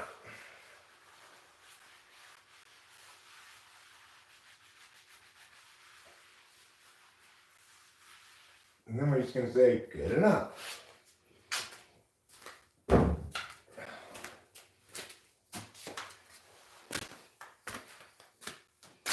Smells like ammonia, that'll dry just fine. Maybe a little bit of blood stain, but who cares? It's a garage floor, it's not that clean anyway. There's like little oil stains and stuff in here. I don't really care about it, you know, being clean or not. It's just a garage floor. But I don't want a big gory blood stain right there, you know. It's too reminiscent of death. So there, I cleaned it up. Good enough. Everybody can stop complaining.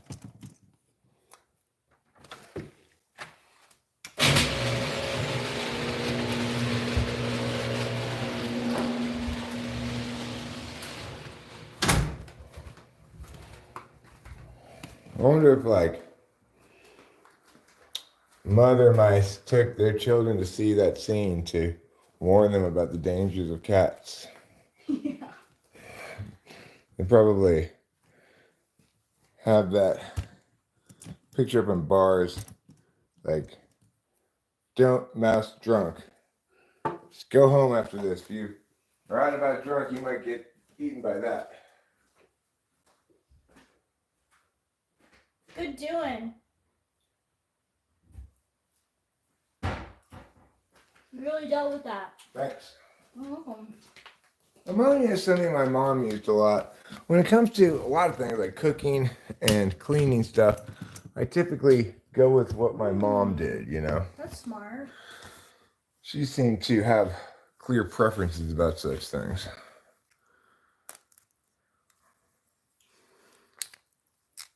She was a big believer in cleaning. She'd always say, cleanliness is next to godliness. Oh my god, it made me feel so embarrassed. We're not that dirty. No. We're pretty clean around here. So when did you start getting cleaning ladies? We had cleaning ladies some of the time when I was growing up. Sometimes we didn't. You know, my parents would kind of go back and forth about it. But the cleaning lady was there to do certain kinds of cleaning, but my mom always cleaned a lot before the cleaning lady came, you know? Yeah. I get that. Cleaning lady like did the windows, did the toilets, the bathrooms, things like that. Okay. But, you know, sometimes we had cleaning ladies, sometimes we didn't. No, cats meow.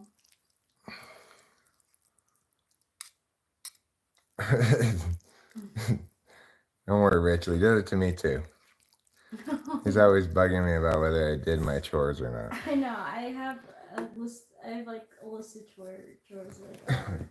I find he's actually successful in motivating me to do things fairly often. Because I just say, okay, I don't want to hear him talking about it again, so I'm just going to do it.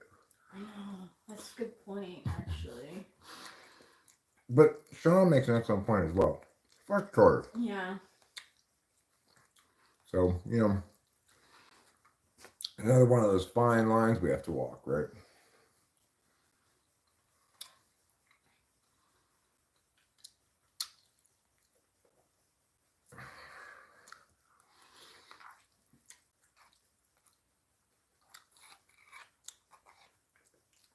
Chloe, the paper that I helped her with, was a history paper. It's basically how to assign the topic. It's about Reform Judaism and how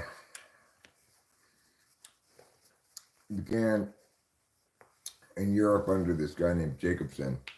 One of the first changes he made was to include organ music in Jewish ceremonies, which prior to that had not been allowed. But that kind of became popular, and there were a lot of synagogues and stuff that had organs in them.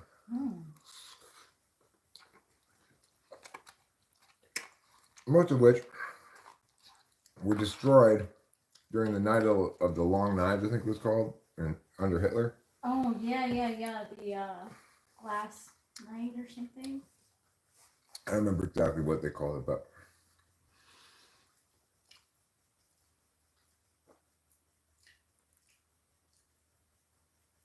it was interesting because, of course,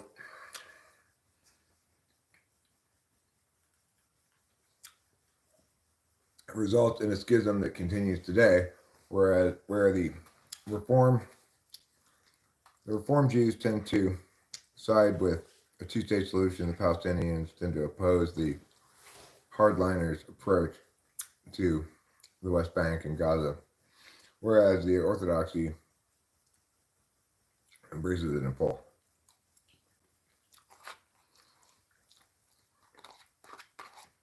The thing is, there's a portion of the Israeli population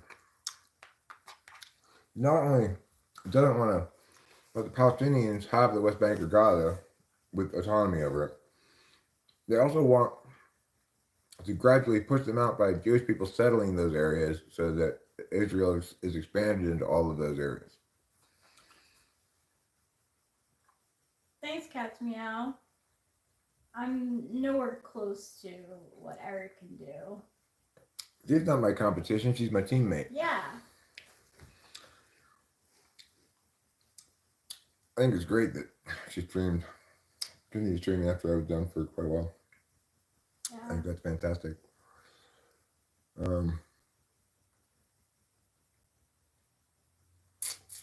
I mean, surely one of the reasons why Rachel and I are together is because we both like talking with those people. Yeah, You know, it's true. we have that in common. Nothing else. We've got other things in common too. We definitely have that in We common. have like a lot in common. Yeah, we have a lot in common. Even the way that we're like forgetful with things. Mm-hmm. I don't think I've had any dumps this morning, but I hope to have one soon. But I had a lot of dumps yesterday. Some nice colon blows and stuff. Well, that's good. So I feel fairly dump free. You know. Oh, we've gotten past 16,000, huh? Good job, guys. Yay! Hooray.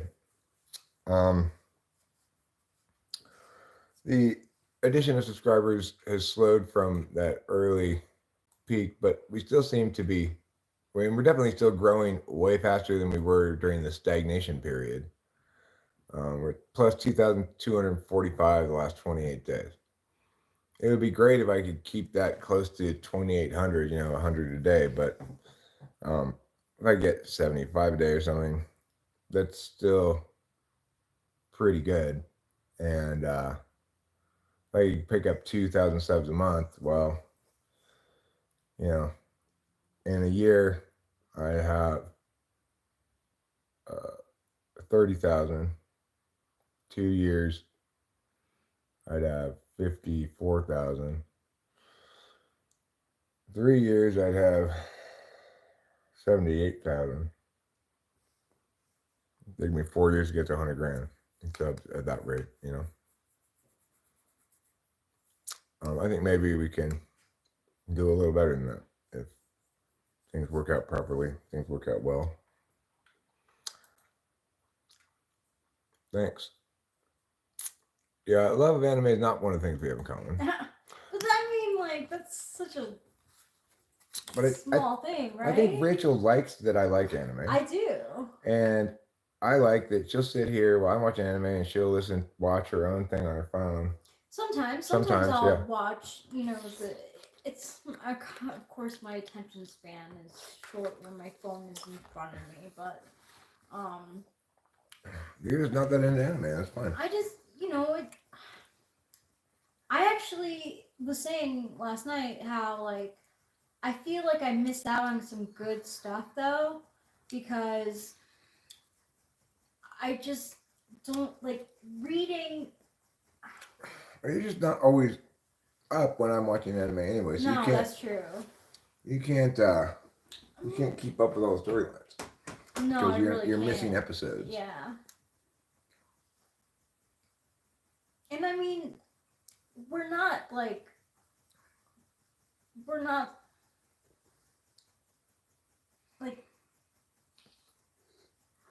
we're in a relationship. We're not twins. It's not like we have to share everything in common. We should have things that are different.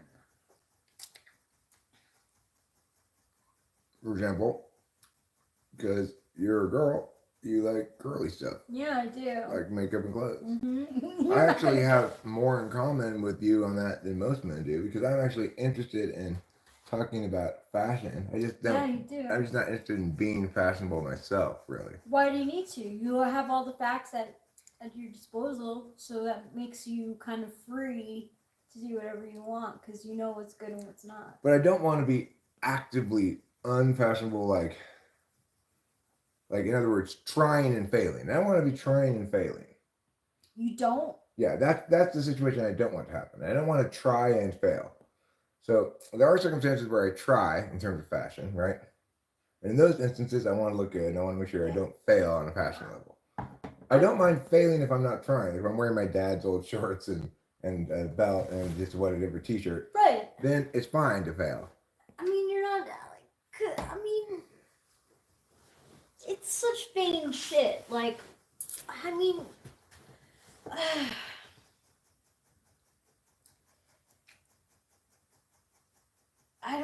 There's something to not putting any effort into, like, clothing. I think it's. Well, it just means you don't have to spend any time thinking about that. Yeah. Which is kind of a nice advantage. Yeah, it is. And it's nice because we live in an area where it's like people wear their work clothes like all day. And work clothes, I mean like construction worker clothes or like farming clothes.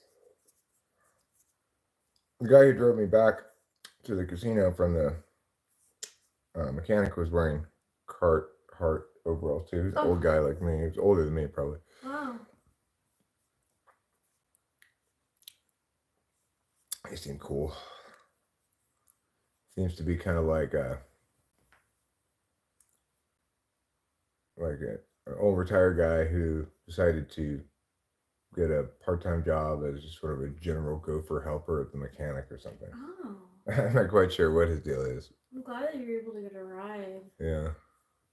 What do you think about the protesters at UCLA? I think they should go back to class.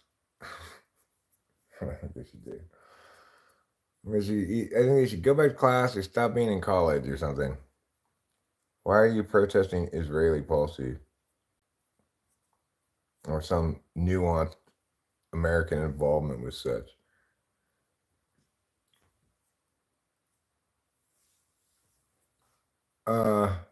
He was a little older than me. He had blue Carhartt, not brown.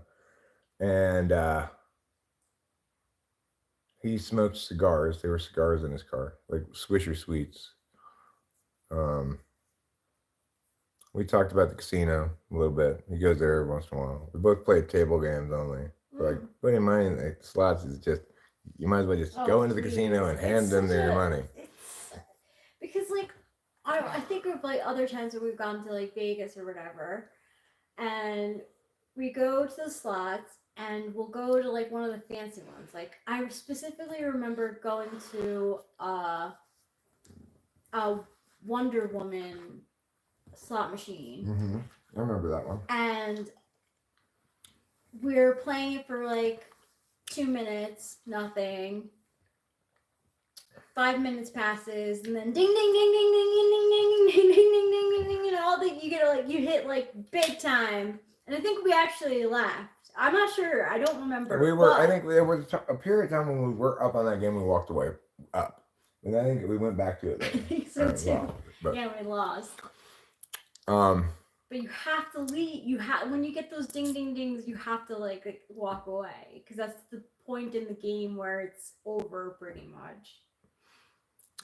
I mean, really, if you are in America, an American citizen, and you're flying Palestinian flag at all, you should be flying the American flag above it. And then it's okay. If you're not doing that, then you better be an embassy.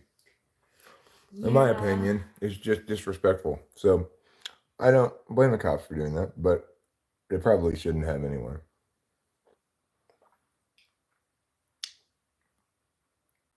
College kids are dumb as fuck.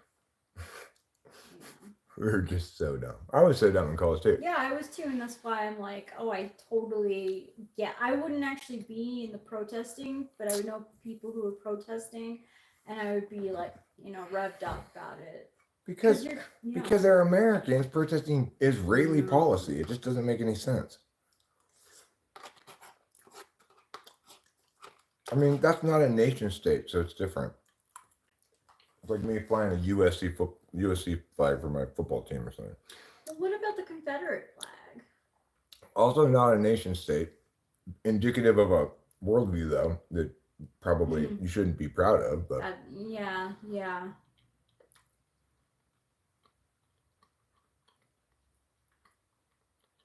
Well, I mean, everybody can protest if they want. I'm not saying that they should be prevented from protesting.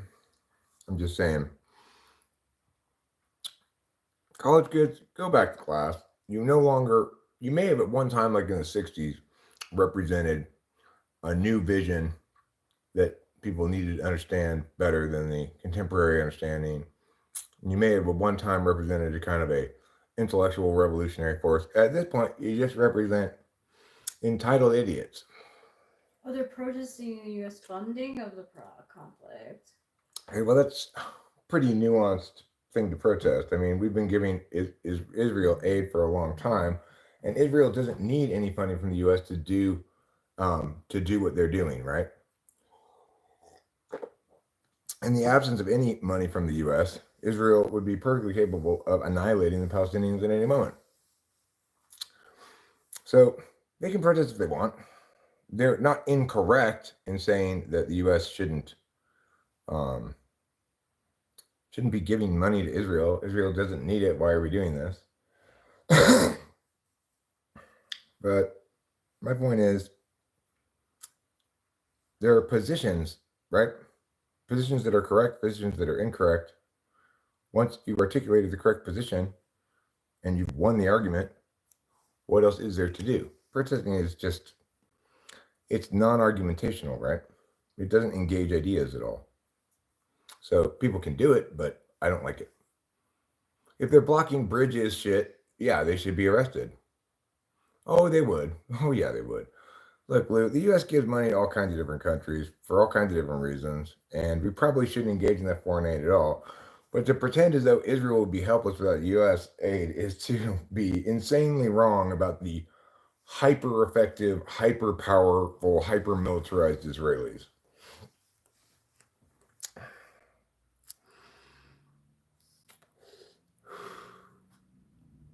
We should, yeah, the U.S. shouldn't be giving money to other countries, period. There's no qualifications needed, right? If they want to protest foreign aid in general, great. I think that's a wise thing to protest. But even then, you make your arguments, you win the arguments. There's nothing else to do. Standing around and yelling and disrupting things isn't helpful. It turns people against your cause, not in favor of it. I remember when I protested I guess it was the first Iraq war when I was in college. Yeah. And we got in the streets and stopped traffic and stuff. And in retrospect, I realized, oh my God, what a fucking total asswipe I was. Did you get arrested? No, it didn't last that long. It was like, but you could just see the drivers in the car were so upset. They were so just like, fuck you kids so much,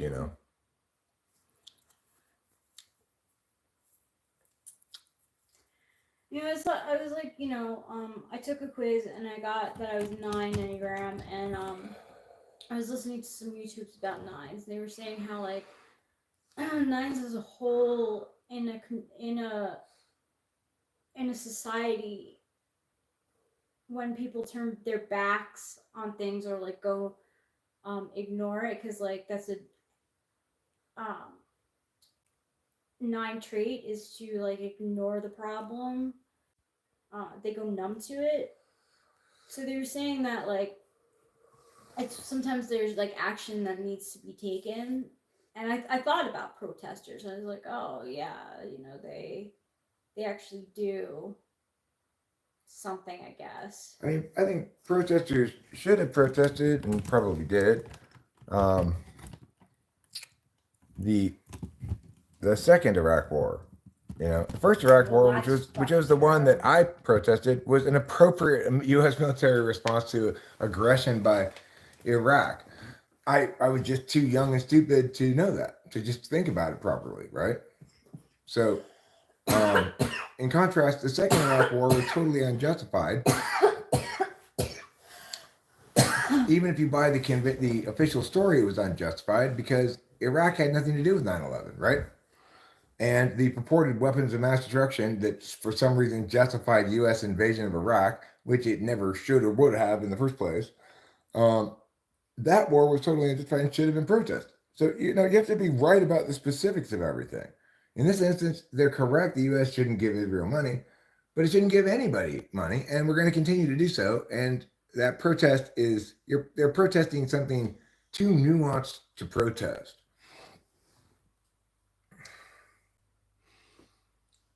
The winds guide her like the fairies. Well, I mean, BLM was necessary to stop a horrific epidemic of police violence that still continues today, but at least now gets lots of press coverage when it happens and lots of scrutiny. Where that prior to BLM, it happened constantly and nobody cared. I don't like the fact that BLM made it about blackness, including race and anything makes it divisive always. And it also detracts from the actual message, which is police shouldn't be able to shoot people just because they're afraid. right? Mhm. Nobody else can. If I have a gun on me, cops should not be allowed to shoot me. I have a right to carry a gun and bear arms, right? Like that kid who was shot for having a replica gun, who didn't point at the cop or anything, didn't even have it in his hand or anything, and the cop shot him Oof.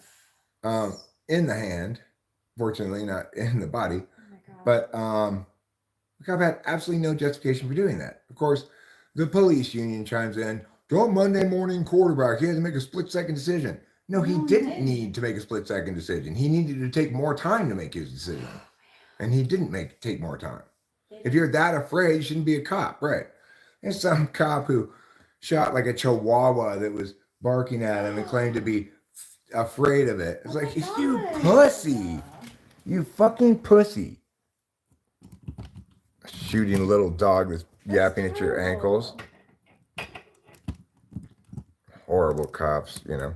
They're not all horrible. I'm not saying they're all horrible, but there are sufficient ones that are horrible, like that one who shot that kid, who should be arrested and put in jail. He was already guilty of, had been found guilty of excessive force before, you know. That's terrible. Oh my god. Yeah, I know. The cops and their murdering people is absolutely horrible. I was ranting about it before. Did the cop get arrested? Hopefully the cop was arrested and imprisoned, you know.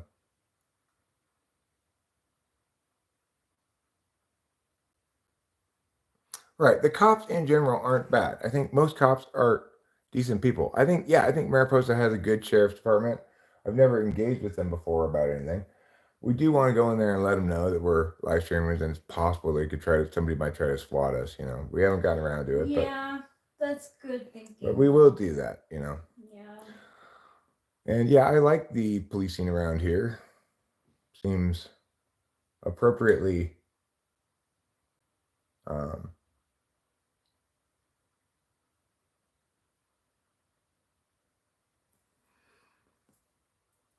it seems to have good discretion.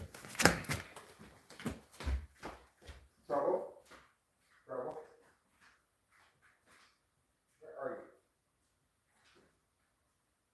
Come on, dear. No, don't worry about trouble. He's not here. Come on, he's good.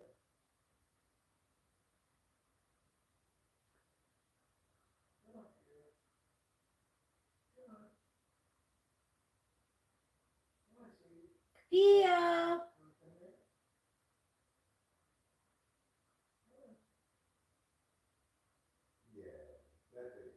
Oh, good girl, Capillo.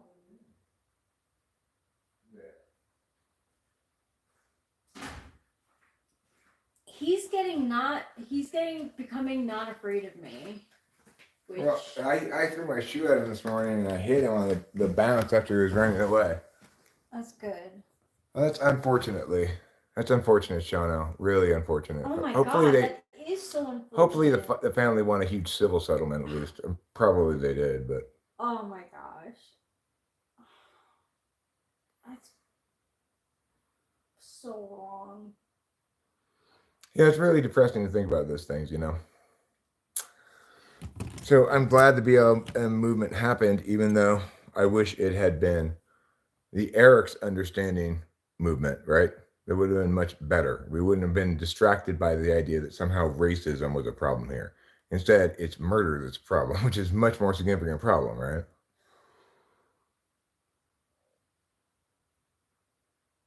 My cat doesn't have allergies.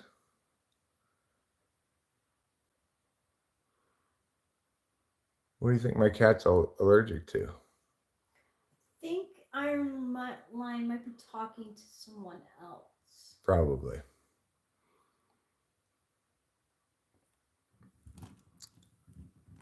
I mean,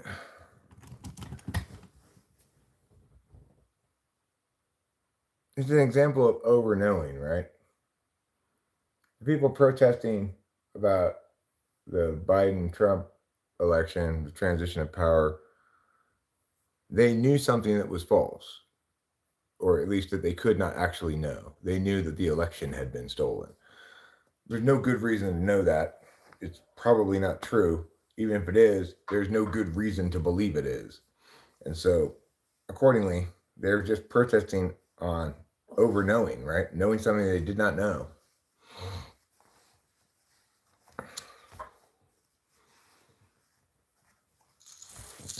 Hi, Jameson Boyer. How's it going? You are back. Like Slim Shady.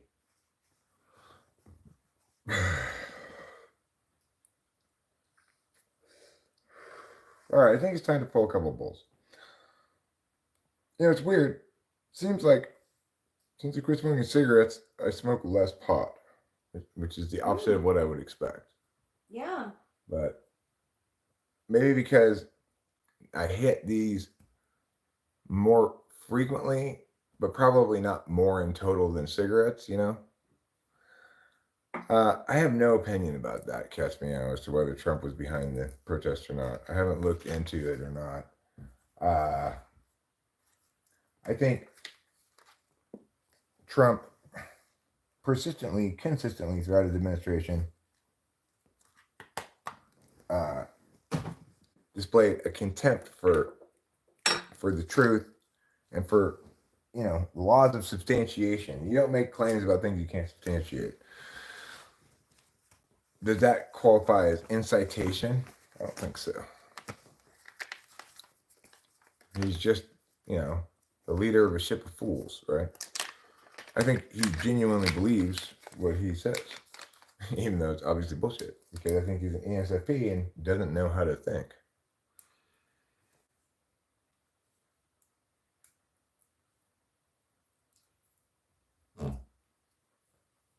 I don't think you could even say he was really lying.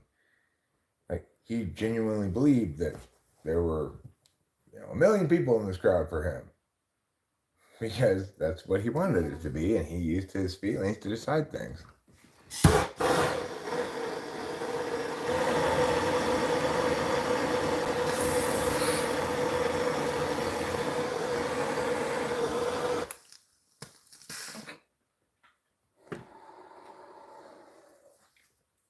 That was a good bong rip. You got a pygmy rattlesnake on your front porch yesterday. You got the shovel and he was gone. So like you shoveled him and then threw him? I'm guessing? No, by the time he got back with the shovel, it had left. Oh. It had gone away. He was probably going to chop its head off with the shovel, I suspect. I like to mention there are 3 types of truth: personal truth, political truth, and objective truth. Well, I mean, I like the idea that, remember, true is a status we afford to statements. We confer on statements. It's implied anytime we make a statement that the following comes before it. I assert it is true that, you know. The thing is, there are holistic truths that need to be understood with intuition primarily. There are parsable truths that need to be understood by TI kind of logic parsing. There are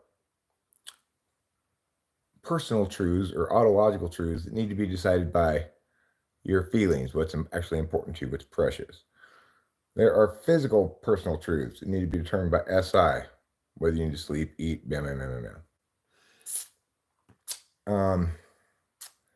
and so really you're looking at the epistemics of truth being linked to NI, SI, FI, and TI.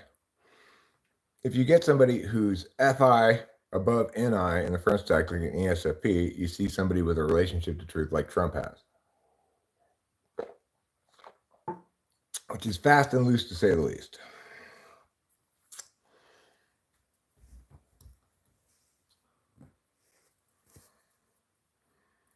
So I'll return to what I said yesterday as well, which I think is informative.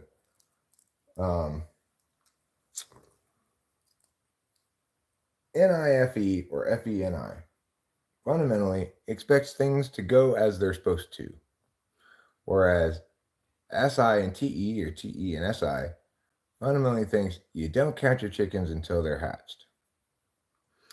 So the more intuitive you are and the more communication oriented you are, the more you expect things to go as they're supposed to. Rachel and I were both really thrown for a loop by this failed attempt to get the car fixed, right? It messed with us both because we did what we were supposed to do. I called ahead. I confirmed with him that he would be able to fix it on Monday. We'd be able to pick it up on Tuesday. And I did all the things I was supposed to do. We went to the trouble of getting this thing done. We were being like good, responsible adults. We figured out a solution where it turned out we even got the ring comp. So, okay, great. This isn't going to cost us much. Let's just go ahead and do this. Wonderful, blah, blah, blah, blah. And then it didn't work out. The guy calls me back after I dropped the car off and says, oops, I was wrong. I didn't know, but it was going to take, we won't be able to start this even for 2 weeks. So the thing is, when you have a combination of those two, then you're somewhere in the middle. So I'm TI, FE, but I'm also SI, which is the subjective knowing function. However, it's at the bottom of my stack and ends at top. So I tend to express more in terms of things that validate on intuition as a knowledge function in I than on things that validate as SI. But you can see my excesses with my SI extrapolation sometimes, like how I thought that retaining your semen hurt your prostate because I had attributed that to my own phenomenon. I felt as though when I stopped doing any kind of sexual activity, I stopped ejaculating basically, that my prostate got dramatically worse during that period of time. I assumed there was a linkage, and I said that this is what happens. Well, I was wrong. That's me extrapolating too much from my personal experience. I totally thought that it was true too, though. That's what I learned. No, I don't think that obscene language is a sign of defective thinking. I think it's unlinked to defective thinking. So I can be just as correct about something, whether I articulate it like this or whether I say, I'm totally fucking correct about this fucking shit. It doesn't change my correctness one way or the other. No, it's true. And what studies have shown is that people who curse are actually more honest than people who don't. So, okay, so your FETI, TIFE with SI in your fourth. Whereas you have both TI and NI. So you've got objective knowing and objective deliberation as conscious functions, which means that Rachel tends to be guilty of over knowing in the following way. She wants to know everything from a third party's objective perspective instead of by experiencing her own feelings and body. Yeah. And because also FI and SI are both in instrumental slots, one of them countervalued for her, one of them ultra unconscious. Whereas for me, FI is a conscious value, even though it's, it's an absolute value, even though it's an unconscious blind function. It's more conscious than A, and it's an absolute value. So you can see my FI absolute value pretty often. Yeah. I think. Yeah. Oh, yeah. It wasn't the best, Eli Hill. That one didn't turn out as well as some of the previous ones. I think I may have over mixed the dough in that instance. Oh, you thought it was not as thin, right? Right. Wasn't as thin as it should be. Yeah, that's right. So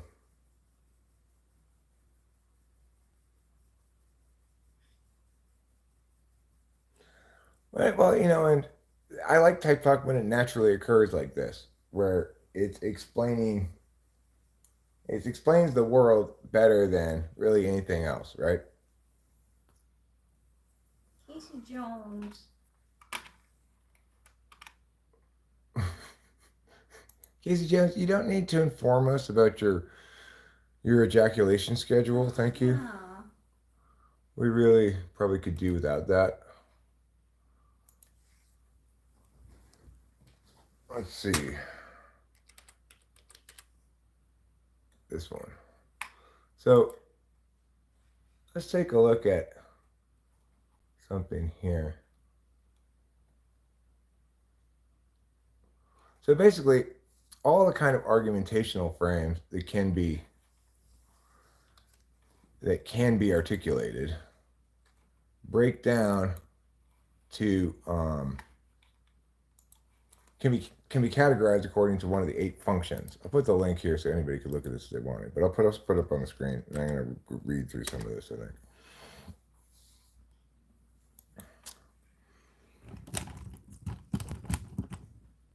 All right.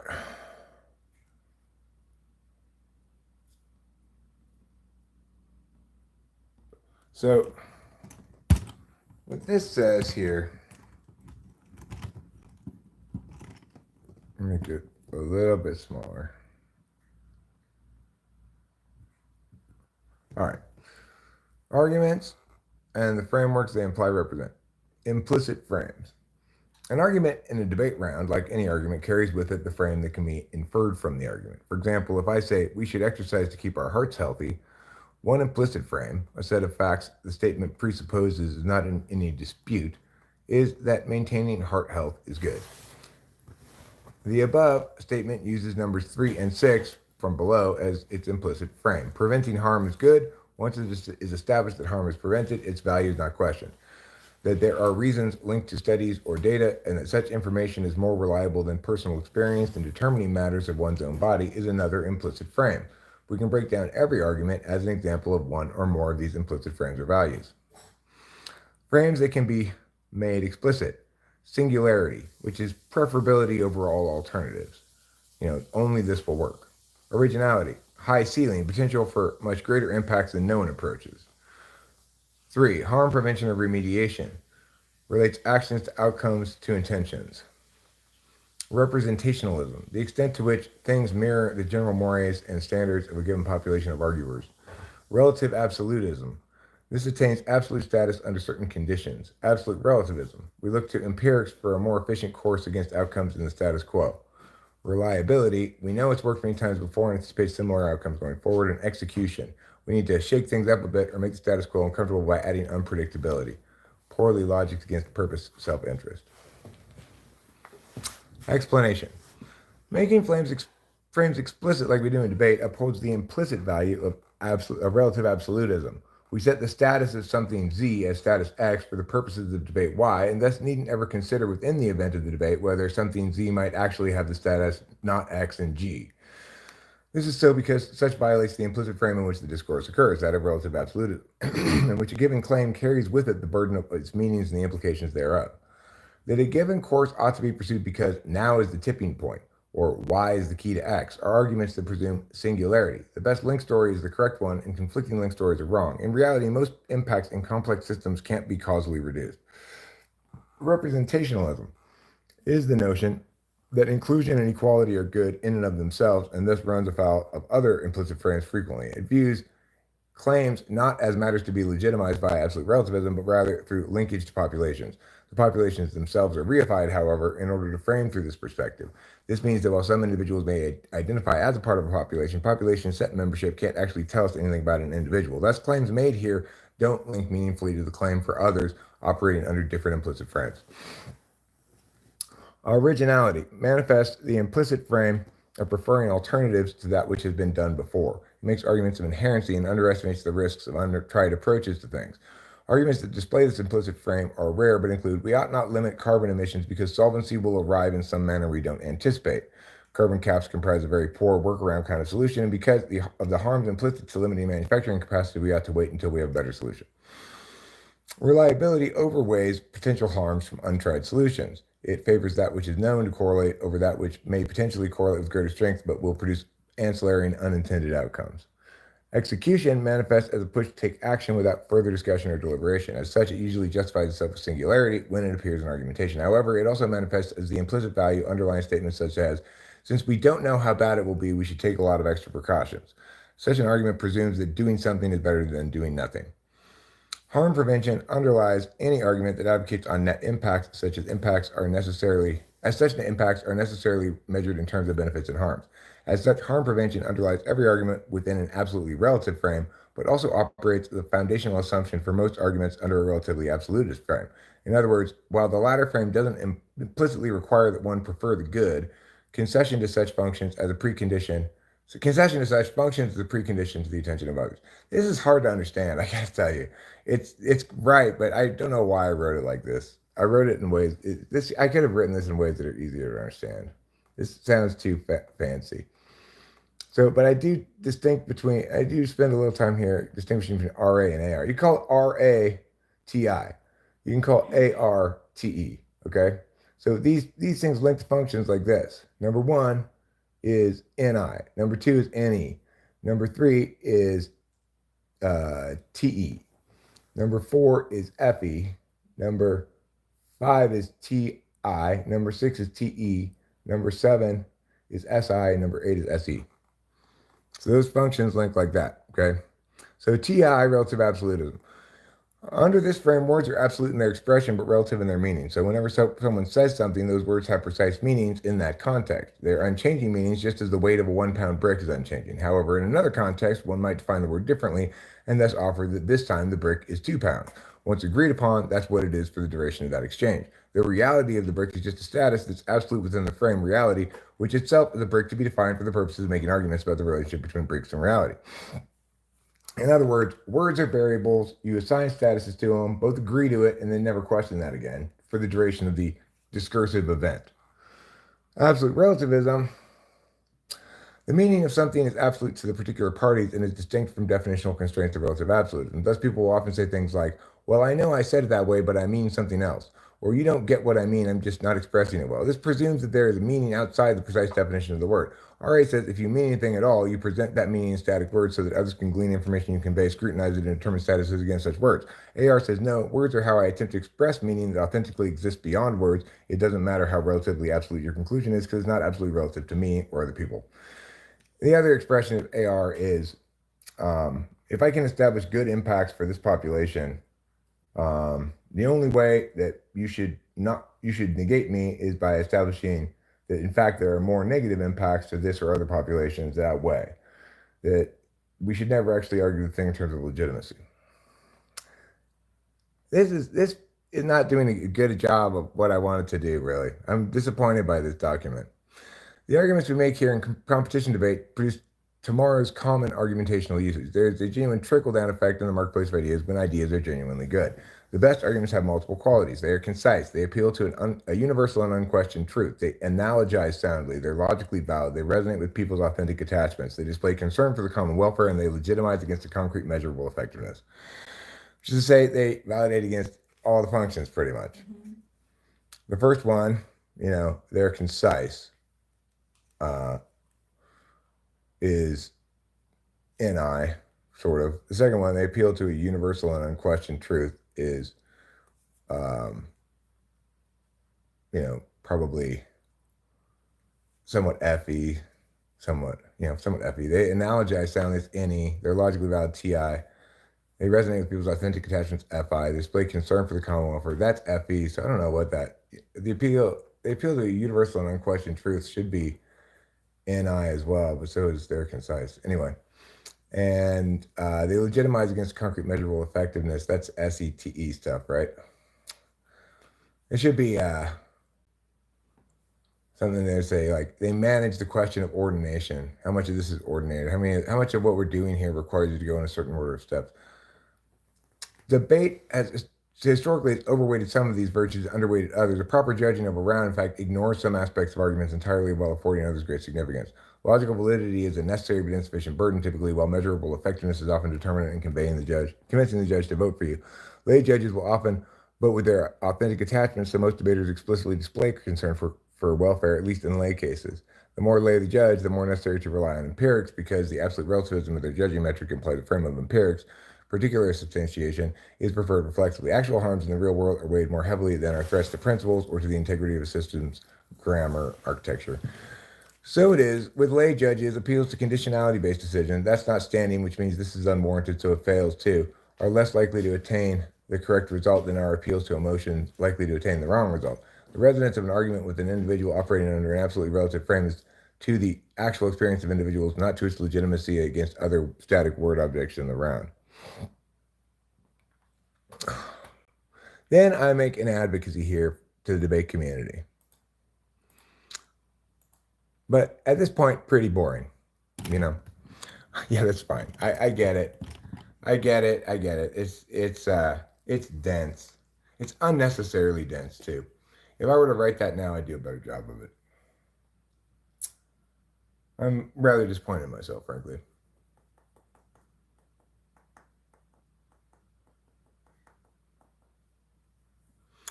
I just wish it were more clear, more concise, and linked better to a central thesis of cognitive functions, linked back to it, made those linkages explicit. It's just, it doesn't know it's like talking to other debate coaches, kind of. Especially the next part where I make this advocacy, like, as debate people, we need to meow meow meow meow meow. Or like, next section, debate community has within it to affirm the good as defined through the implicit value of adversarial rhetoric, namely our best practices subjecting of claims made to scrutiny and motivated attack such that bad ideas don't get affirmed into actual policy. This is why AF has the burden. This is why we default to neg if AF fails to meet that burden.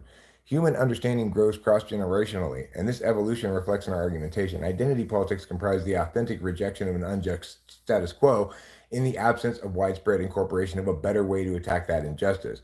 We see those argumentational blocks break apart now as the implications of their inconsistencies make them lose ever more rounds over time. Though a real source of injustice always gets away scot-free when the good guys chase down the wrong suspect. In this instance, as in every instance, injustice manifests because the ends have been used to justify the means. Thus, debate's future and duty is the annihilation of utilitarianism from serious conversation about public policy. We fulfill this duty along two lines of legitimization. Foremost, the ethical discussion always ends with the utilitarian side grasping to behave as a real normative framework. It can only give us the moral status of an act in hindsight. It might prescribe action according to the best estimate of outcome, but that's the second problem. Those kind of predictions are absolutely relative. My prediction is legitimate only on my hopes and guesses unless I appeal to empirics, and that's where evil creeps in. Predicting this or that change in law will save lives ignores that vastly more vectors come into play than can be causally reduced in that fashion. It further avoids that those vectors produce outcomes measured in many different units important to different people in different ways. To measure only those impacts you want is to render empirics meaningless in the drawing conclusions about a thing.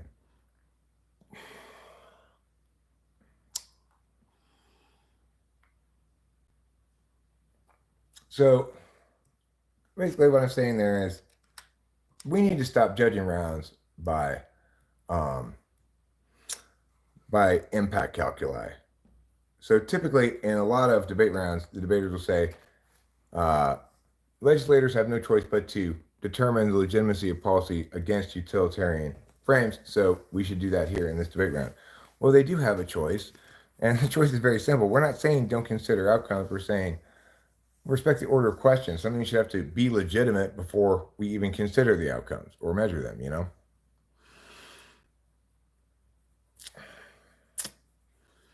So, I mean, it's not, the last part I read was excellent, actually, Casey Jones. The stuff before there was needlessly dense and not clear as to where I was going with it, right? But the thing I just read was actually pretty great. So I'll read the alts too. The traditional impact calculus comes from policy debate, probability, magnitude, and time frame. How likely are these impacts to happen? How big are these impacts, from costing a few pennies to global extinction of everything, right? And what's the time frame? When are these impacts going to occur? Are you saying if we do this, we'll have good impacts 100 years from now or 5 minutes from now? Is the threat that you're appealing to coming 5 minutes from now or 30 years from now? So these are the three factors in impact calculus that normally have played out in policy debate. This is me just explaining right now. This is not me reading. Now I'll continue reading. This calculus continues to be used in many rounds today. The appeal of it is that it affords the competitor a tighter frame in which to put together a case, and it gives the judge a common unit of measurement upon which to decide the round. The primacy of this calculus in debate for a long time reflected an implicit frame which suggests that looking ahead by extrapolations is a good way to make decisions about what action should be taken now. This still resonates as true for many people because for individuals acting as individuals in pursuit of their own interests, it is true. Individual agency expresses best when the proactive aspects of the self adhere to the affirmations of an interested calculus, while the constraining aspects of the self adhere to the negations of a disinterested calculus. In other words, because I love my brother more, it's okay that I save him first before going back for other kids trapped in the fire. But it's not okay to use another child to shield my brother from the fire, knowing that the other child will get burned. The decision to act in support of one's own interests is acceptable provided it violates none of the constraints that are affirmed by the disinterested calculus. In the public sphere, individuals carry out the will of the group, thus deferring their agential ownership somewhat. The group, however, does not have interests, and every proactive expression of interest is the expression of one or more individuals in the group. Cooperation between individuals in the governing group purportedly produces a hybrid policy that balances competing interests. However, no such policy should be affirmed unless it upholds against the constraints of disinterest first. Just as the risk to burn one's brother doesn't justify the burning of another child, so too does the act of compromise between individuals pursuing their particular interests fail to justify the abdication of responsibility committed by each cooperating individual when he or she fails to adhere to the constraints required by disinterest calculus. In other words, just because you and I have compromised doesn't excuse me doing bad things because I had to compromise with you. Okay? It's not okay if the federal government sends aid to the president's hometown and not the more damaged and needy one because the president likes his hometown more. This continues to be true even if we point out all the good done in the president's hometown and measure all the ways in which the other town doesn't really need it, and regardless of any metrics we present at all. It's wrong because it applies interest where only disinterest is ethically permitted. So if you're the president, you have an ethical obligation to be disinterested in your use or application of government force, money, whatever you're doing, so that it's not there to serve you. Like, oh, I'm going to help this company because I own stock in it. Not okay, right? That's not considered ethical. Thus, it is that to wisely determine public policy, we must negate the subjective and the interested in our consideration. Governance is foremost the custodial work of having a monopoly on use of force. That a proposed application of that force be just ought be a necessary criterion for consideration and also insufficient for adoption. That last sentence there, that last paragraph is extremely informative. It says much of what this whole thing wants to say in that one paragraph there. Thus it is that to wisely determine public policy, we must negate the subjective and the interested in our consideration. Governance is foremost the custodial work of having a monopoly on use of force. That a proposed application of that force be just ought be a necessary criterion for consideration and also insufficient for adoption.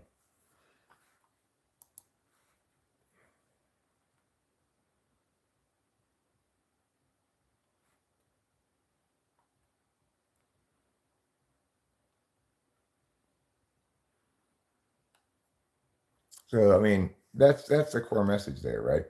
There's an order of questions. First, something that's being recommended needs to be just, legitimate. If it is, then you can talk about why it's a good idea, what the impacts are going to be.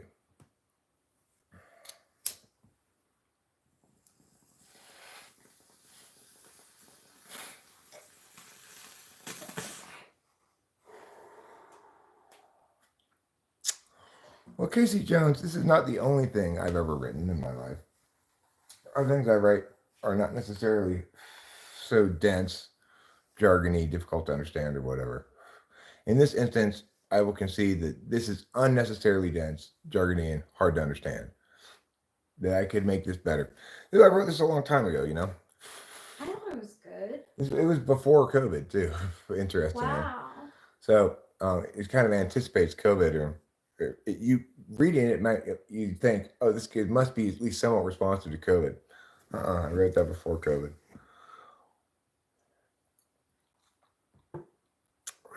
I mean, I think that's a good idea, Casey Jones. Like, have each character representing a function and tell a story like that. Maybe I'll work on something like that. If I could make it concise and sort of demonstrate how each function priority expresses in, say, a discursive event regarding a certain thing. That's a good way to do it. It would afford a lot of people more of an intuitive understanding of what I'm trying to get at than that extremely wordy and dense thing. I did like all the parts at the end I wrote there. I didn't like the stuff before that. I thought it was a little murky, I could have done a better job with it. But it was a long time ago, and I didn't understand things as well as you know. So I'm not going to shit on myself too much about it.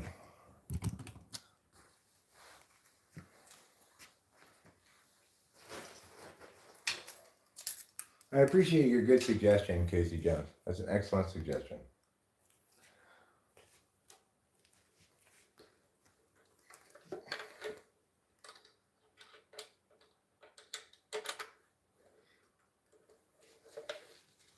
like the characters could be like Nikki Feeper. Nikki Feeper would be Nife, and Ned Teddy. Ned Teddy would be Neti. Tim Northington would be Tine. You know, then we could be easy to know which character is which, right?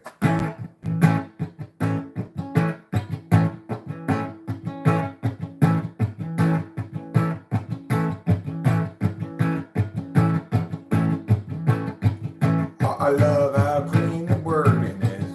This is like Three Stooges explaining the alphabet as it don't really matter in life or death situations. I love when people are not reckless with words, or maybe telling story form with the character's experience. Then you could feel it. William House, so I was wondering that too. Him talking about no wonder your song lyrics have depth. The documented set was an example of NITE. I'm NETI.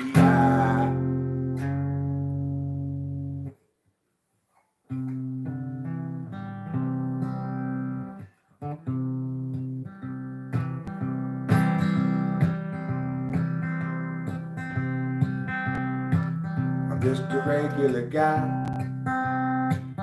with a regular eye, and I look around the world I live in. One day I happened by a cam girl that I spy, and I wonder if I died and gone to heaven at last. Because she's a cam girl with a heart of gold, but she's super, super hot. I like to look at her undress a lot, so I spend my paycheck on my OnlyFans account, and I hope perhaps this time she'll notice me. There's a song for you, Casey Jones, As You Wanted. It's about a cam girl. I didn't say she had a heart of gold, though. Do you think I have a heart of gold?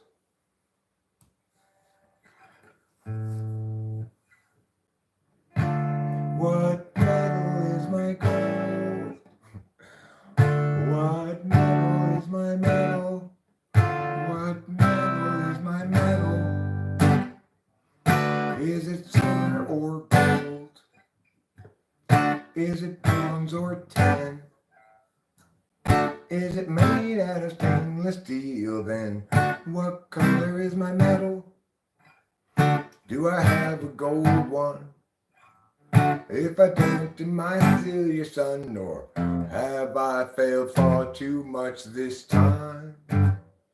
Oh no, my metal's made out of poo. That's the worst that you can do. Nobody's gonna want that thing, 'cause now it stinks and rings. You got the metal made of poo. What's wrong with you? How could you fail so much? I don't want the poo metal. Oh, I got the metal made out of poo? That can't be good.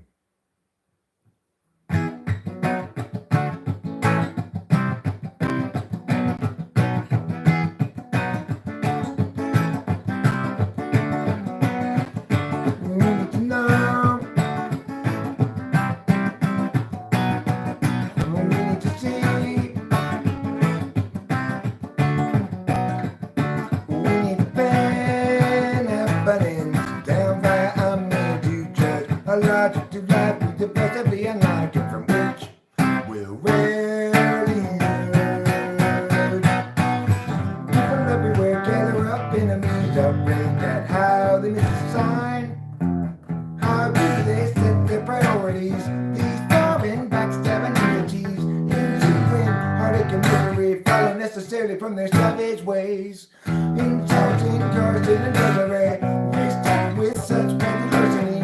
We all partition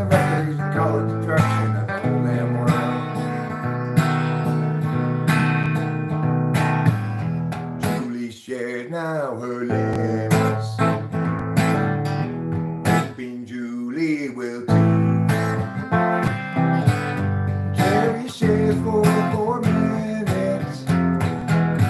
You just can't share things like they do. Julie always felt that she should have bought to when she had the chance to buy. She forgot about shouldn't act, although she up a call, she'll die. People everywhere gather up, enemies outrage that town. There's a sign, how do they set their priorities? These foreign backstabbing entities, ensuing heartache and misery, follow necessarily from their savage ways. Insulting, cursing, and denigrate, we're stuck with such petty all partition the mercury, they call it destruction of the whole damn world. Kaboom! And that was called Destruction of the Whole Damn World. A song by Eric.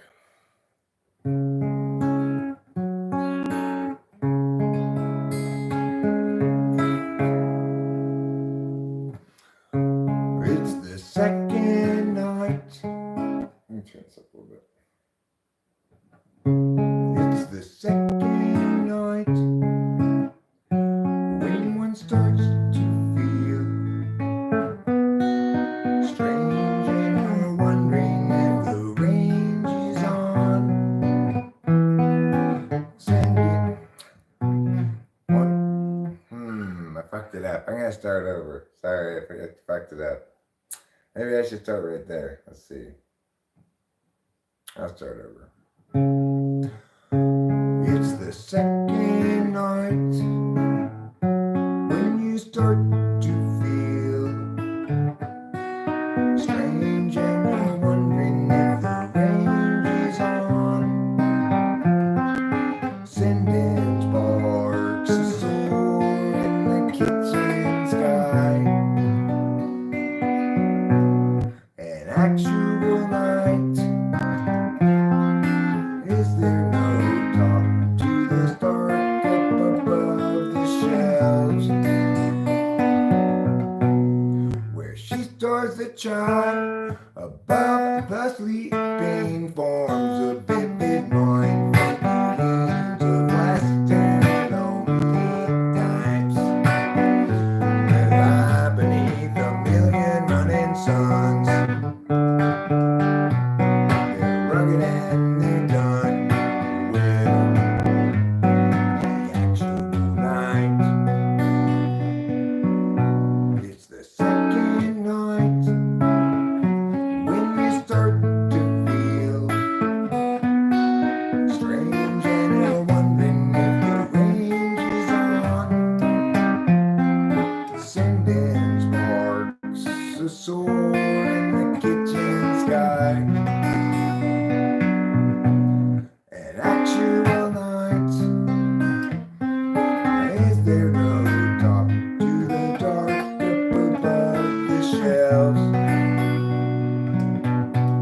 Where she stores the chart above the sleeping forms of vivid mind figurines of Western lonely types. They lie beneath a million running suns. They're rugged and they're done with the actual night. Obviously, I need to practice that some.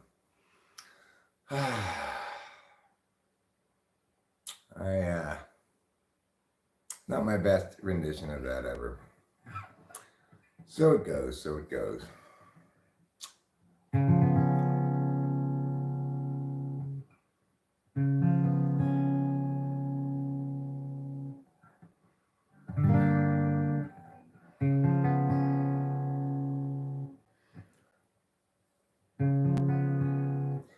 Gerald has a thought. Gerald has a lot. Gerald has a plot to get the margarine tater tots. He's got a good idea for a name-changing business. Thinking now about what to call Christmas when they hire his firm to change that name.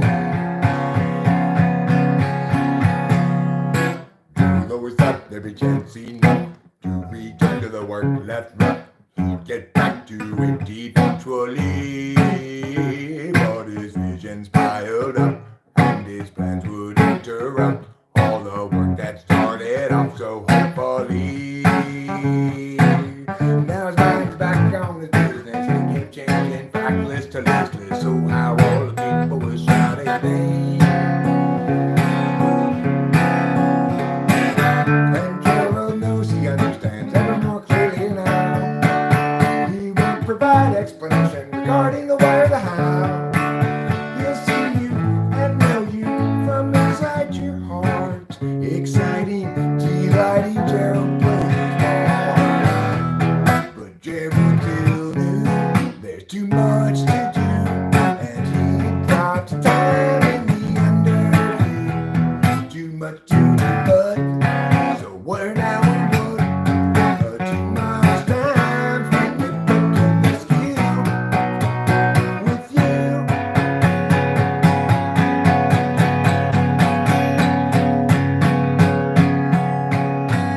So Gerald has a thought. Gerald has a lot. Gerald has a plot to get the margarine's tasty spots. He's got a good idea for an name-changing business. Thinking now about what to call Christmas when they hire his firm to change that name. 'Cause Gerald has a thought.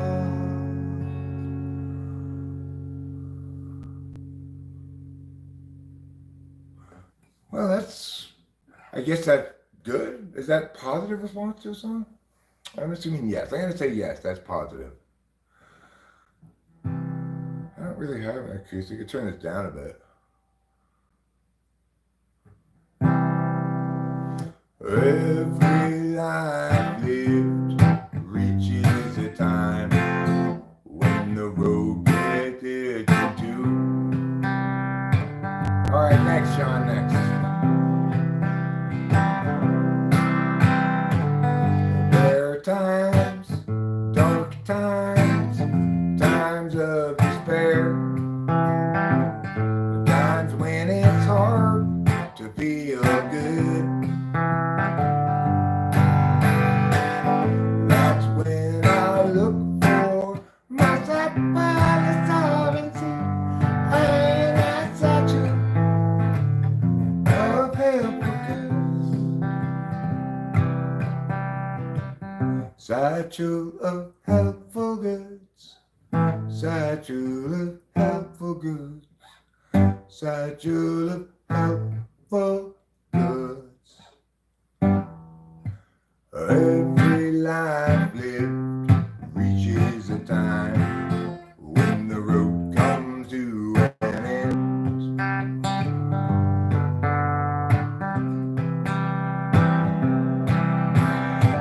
When I'm there, will there be anybody else around? Or will I travel all alone?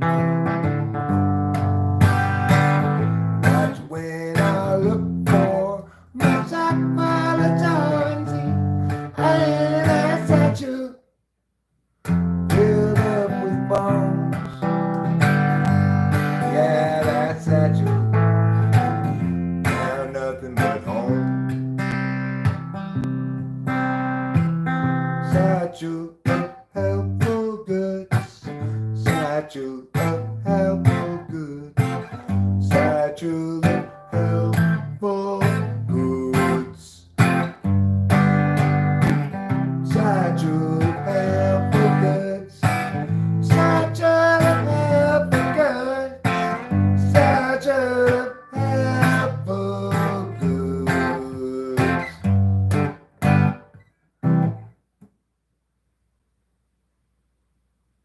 Thanks, Heather's guy. What a nice lady you are. I am going to next play 50 Ways to Leave Your Lover, but I want to tune this guitar first. Seems a little out of tune.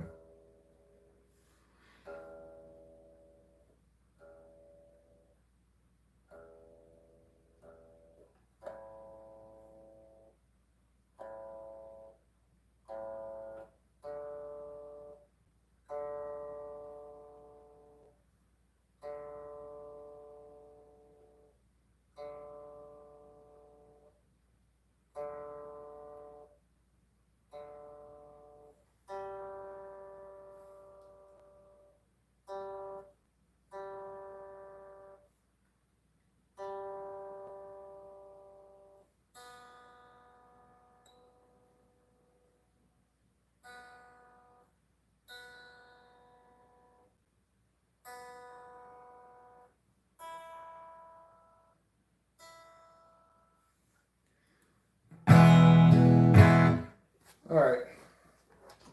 50 Ways to Leave Your Lover. A song written by Mr. Paul Simon. Paul Simon. Heather, I'm a California boy myself, so I'll see what I can do.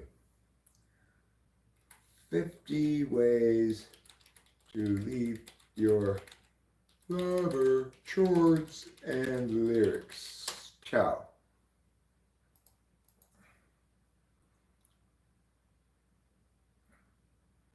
Let's go. Come on now. Come on now. Get, what you doing? Get all the way ahead. All right, here we go.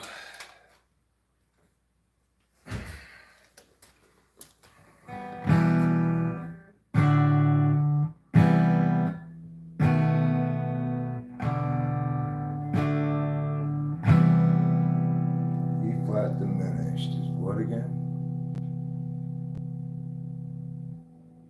On the 6th fret.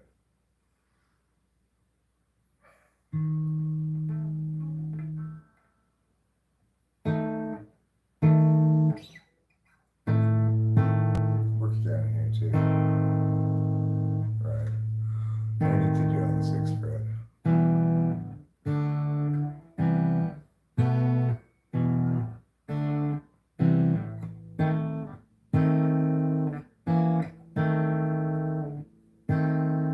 Okay. All right, now move that out of the way. Here we go. The problem's all inside your head, she said to me. The answer is easy if you take it logically. I'd like to help you in your struggle to be free. There must be 50 ways to leave your lover.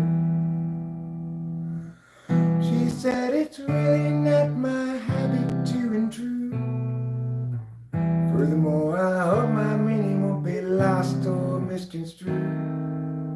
But I'll repeat myself at the risk of being crude. There must be 50 ways to leave your lover. 50 ways to leave your lover. Just about the back, Jack. I'm making new plans, man. No need for cold wrong. Just get yourself free. John was good. Don't just gas plans. Just drop off the key, leave, and get yourself free. Slip out the back, Jack. I'm making new plans, man. You don't need to go wrong. Just listen to me. Hop on the bus, cause you don't need to gas plans. Just drop off the key, leave, and set yourself free. She said it breeze me soda. Scroll down at this time. I wish there was something I could do to make you smile again. I said I appreciate that, and would you please explain about the 50 ways?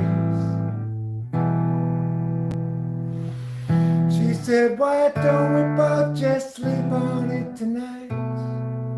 I believe that in the morning you'll begin to see the light. Then she kissed me and I realized she probably was right. There must be 50 ways to leave your lover. 50 ways to leave your lover. Just about the back, Jack. I'm making new plans, Dan. You don't need to go a road and get yourself free. Just hop on the bus, cause you don't need to get mine. Just drop off the key. And set yourself free. Trip out the back, Jack. Make new plans, man. No need to go alone. Just listen to me. Just hop on the bus, cause don't need to get mad. Just drop the key and set yourself free. The end. That was pretty good. It's a great, well-written song. This is as acoustic as it gets, you know? Not gonna fall off the stool. Rachel and I do have various duets. She's just upstairs right now and, you know, probably not in the mood. She's totally fine.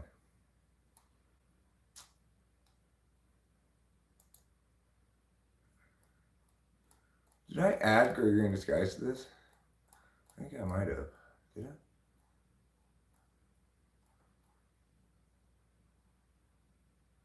Yes, I did.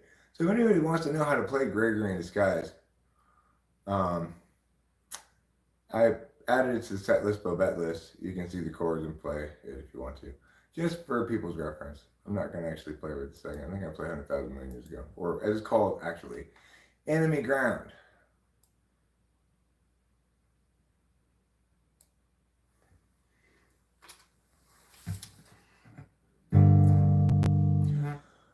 It was 100,000 million years ago. Time ran slow, but yet to show the slabs below. Let them go, they will start to grow.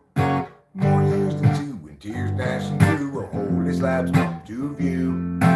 Unchangingly true, eternally new. But when the slip up is in charge today, options at large show other ways. You take a chance now, once quick to check, but don't get caught standing on deck. The slope presents a fork, it's not easy stopping short, too far along to turn around. Perhaps a better course was headed ever north. Now there's a fitter force, enemy ground, enemy ground. I'll play it once there.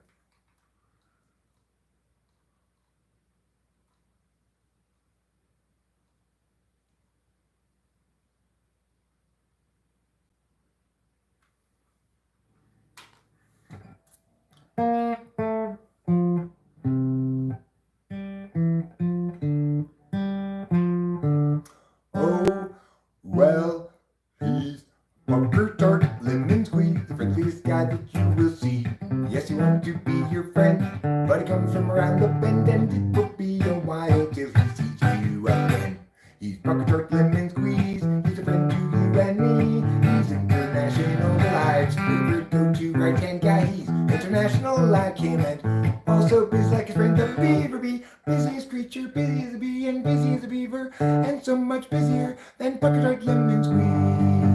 Well, he's Bunker Tart, Lemon Squeeze, shabba-dee-ba-da-ba-ba-doo-da. Bunker Tart, Lemon Squeeze, shabba-dee-ba-da. Yes, he's Bunker Tart, Lemon Squeeze, shabba-dee-ba-da-ba-ba-doo-da. Bunker Tart, Lemon Squeeze, shabba-dee-ba-da.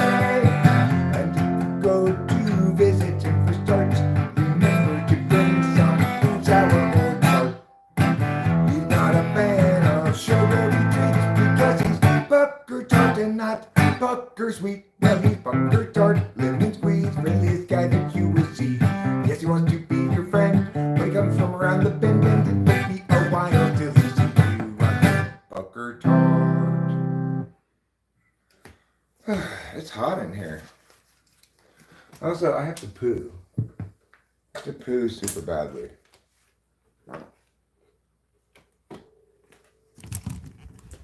I think I should go poo right now. Also, I think I should turn the air conditioning on a little bit. It's like 1 billion degrees in here. It's actually only 69 degrees in here. Huh. You'll just leave it alone. 69 is not too hot. It's getting hot, I guess, because I'm playing guitar and I have to poo. Having to poo will sometimes make you hot. Because the poo is warming you up from the inside as it gets warmer and warmer in its effort to get out of your body.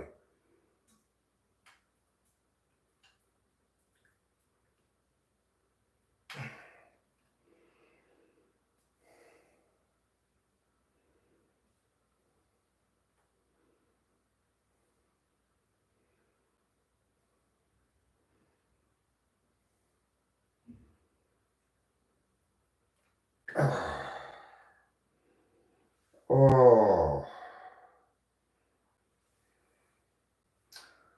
I'm feeling it in the stomach right now, but I tell you, I don't know know what's going on with that. Should probably drink a beverage of some sort. Probably something other than coffee.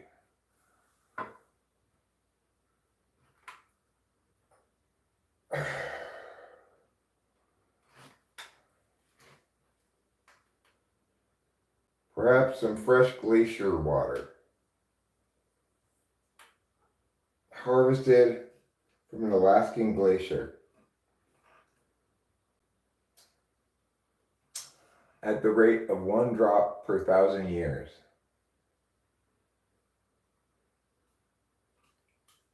I want some oak barrel aged glacier water.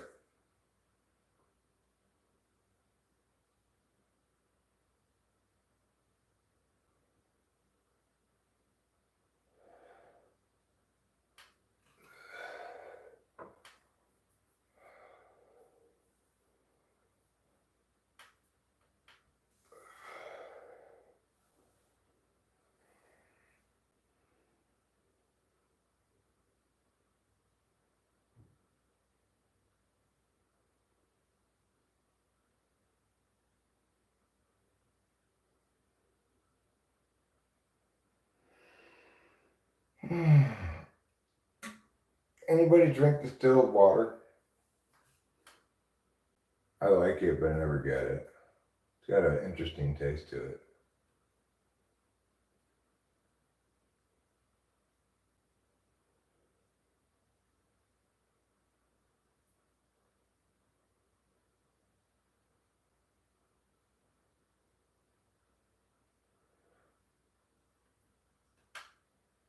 It tastes dry like the spirit of distillation itself. Say distilled water is probably the driest of the waters.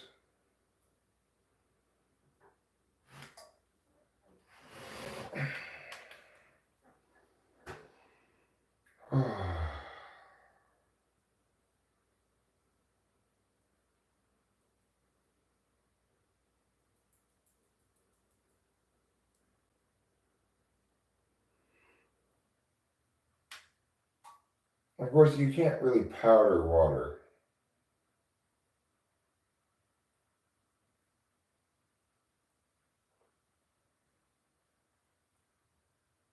I guess ice is powdered water, you know, if you smush it up small. Or snow. Snow is powdered water. You can put snow into something. You don't have to add anything except a little bit of warmth beyond freezing. It'll melt, you know.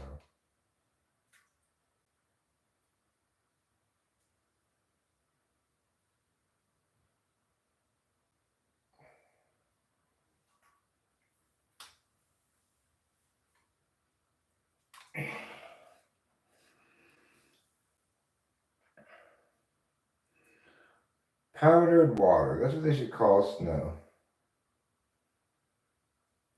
Powdered water fell from the skies tonight.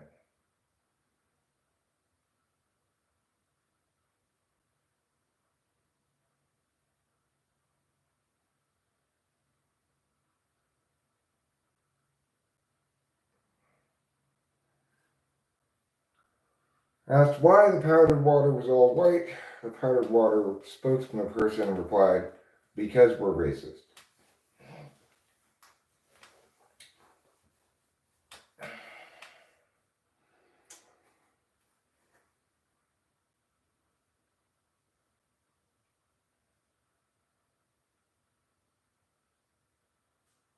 But, added the spokesperson, we're racist in a cute way, like the Japanese.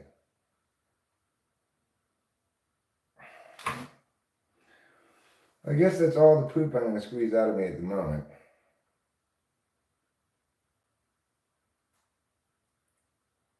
I really demonstrated the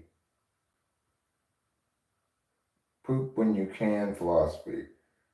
This was not an easy poop to get out. With a little bit of effort, a little bit of leaning back and forth to jostle it free, I finally said, all right, I'm coming out, everybody. Get ready for my big entrance. But my poop was surprised when instead of appearing on a red carpet in front of paparazzi, he just fell into toilet water. I've tricked you, I claimed. I exclaimed, I tricked you. He said, you dastardly no good. And I said, don't call me those names. That's kind of how it went down.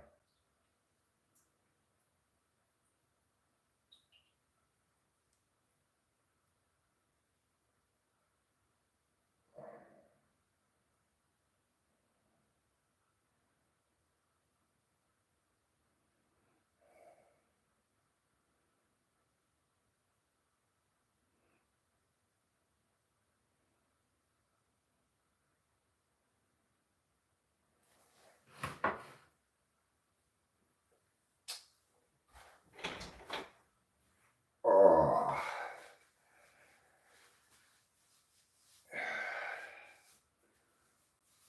I'm a sweaty Bobatti.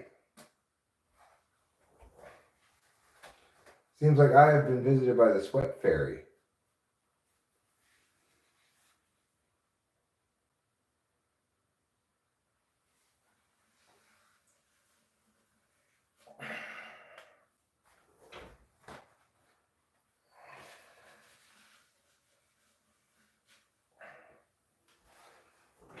Oh.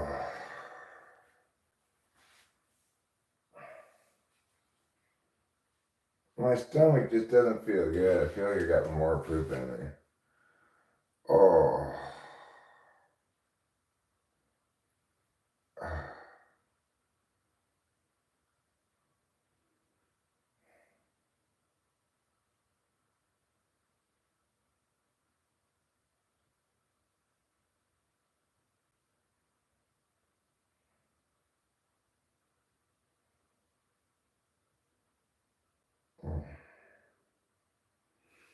It's making little stomach noises. Like it's doing something, you know. It's like, you go over there and you stay here and you sit in the stomach acid.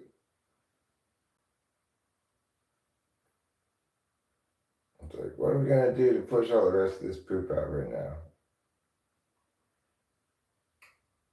I've got a team of people working on it, but everyone's like, I'm not even sure that there's more poop there if it's just sort of general stomach discomfort.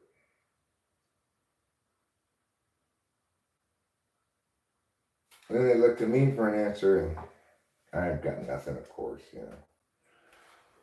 Like, you guys, the stomach and the intestines, you figure it out. So, you know, this has been going on for years. But I'm glad I got some poop out. It's better than not getting any poop out. And I'm confident that that's not the last poop of my life. Fingers crossed.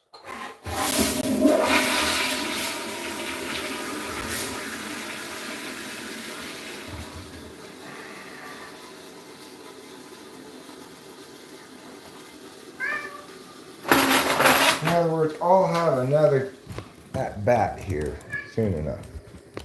All right, kitty, I'll come in here. I'm gonna wash my hands first. I wish pooping just was always straightforward, quick, never causing any problems with it. Every morning, as soon as I got up, I pooped out all the poop that accumulated from the day before, and then that was it until the next morning. I wish it was like that. It's not like that. Why is it not like that? I don't know. I was not blessed with being good at pooping. Some people are natural poopers, not me. Even when I was a little kid, I didn't want to stop playing to poop. I put off pooping until I absolutely had to poop. Bad habits to develop as a child, and I still have the consequences of those bad habits to this day, I think. My poops don't know what I expected them anymore.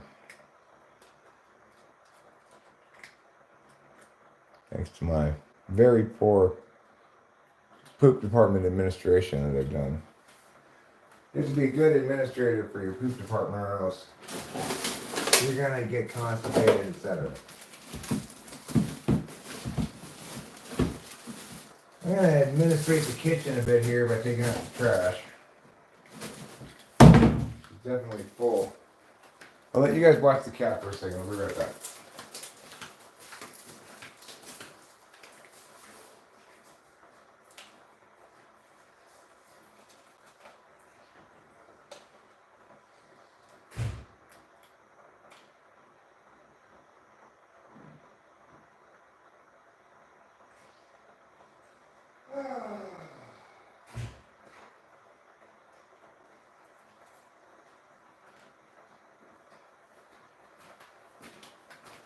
Okay, new trash bag.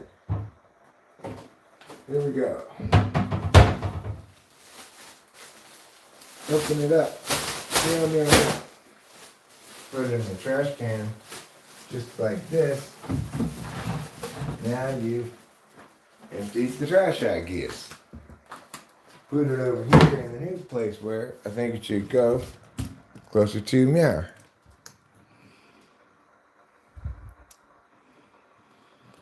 Okay, so if you want to boil water, what you want to do, first, initiate a fusion reaction, as per the Koreans, okay? You want to make a miniature sun. Then carefully, cup some water with your hands and hold it over the miniature sun. That's how you boil water. It's pretty straightforward, really. What am I even doing today, huh? What am I even doing? I don't even know.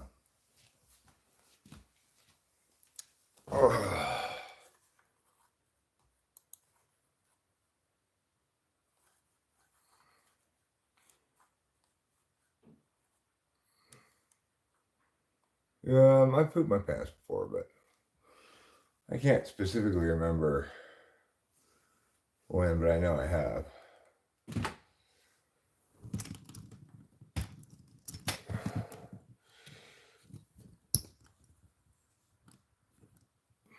You cursed your man and he pooped himself? Am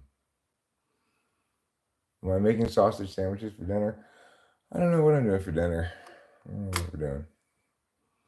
Rachel, I'm sure, is feeling pretty tired. Probably in the mood for restages.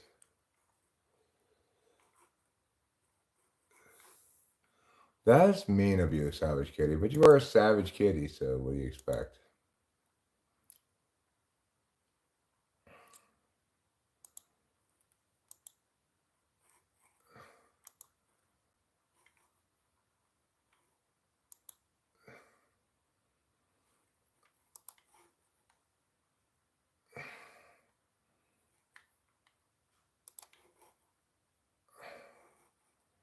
I closed it.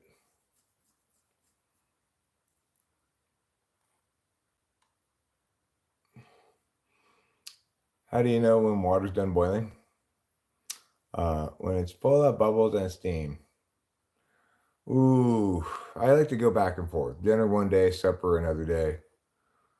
Sometimes deck fist.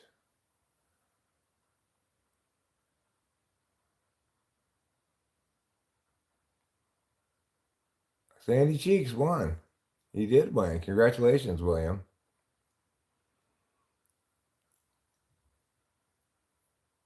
Don't plan on moving to Saskatchewan or Manitoba. No, don't plan on moving there. Ligma, you can get a shout out. You can get one. I hereby shout you out, Ligma.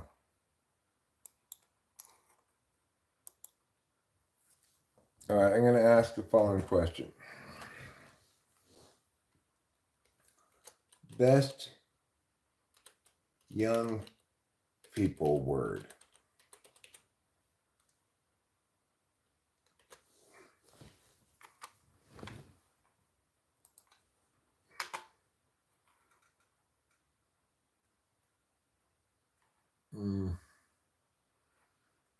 We'll go with Skibbity, the Rizzler,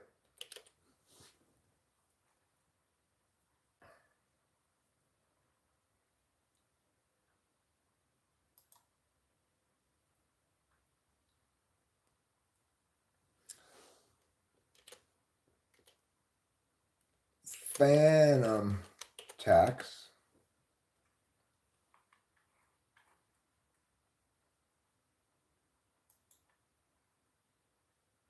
or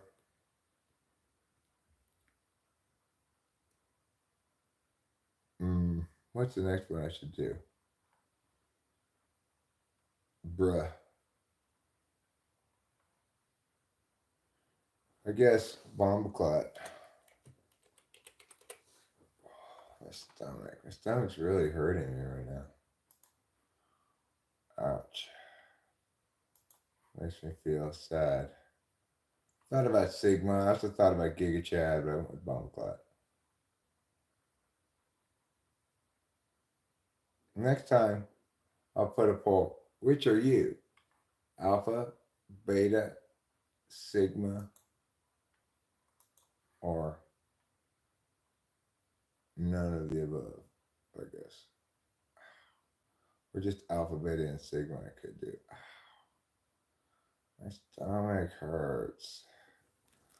Oh, the diddler. Oh, my stomach hurts.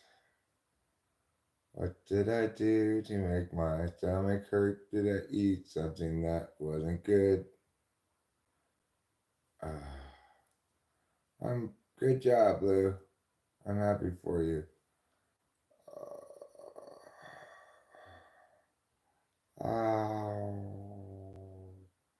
Ow. Ow. Ow.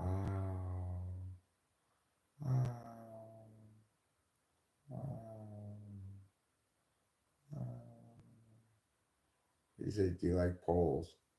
Yes and no. Oh, my stomach. Oh my God. What is going on with my stomach? I'm sure I just need to poop more, you know? It's that kind of stomach problem.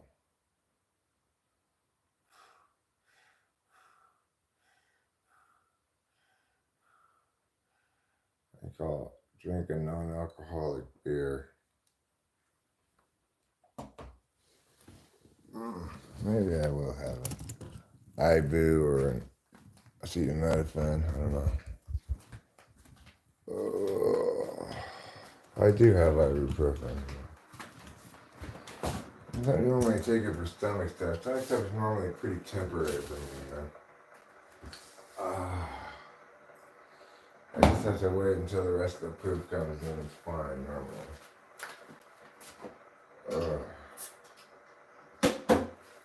But sometimes it's a more difficult and painful experience than others, you know.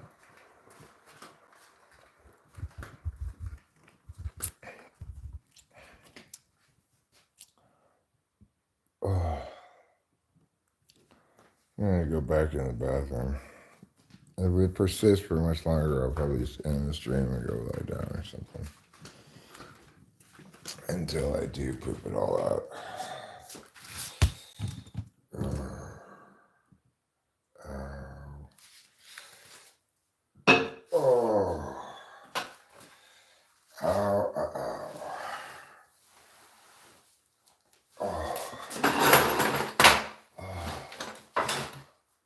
Thank God for this poop stool. This poop stool is like history's best thing.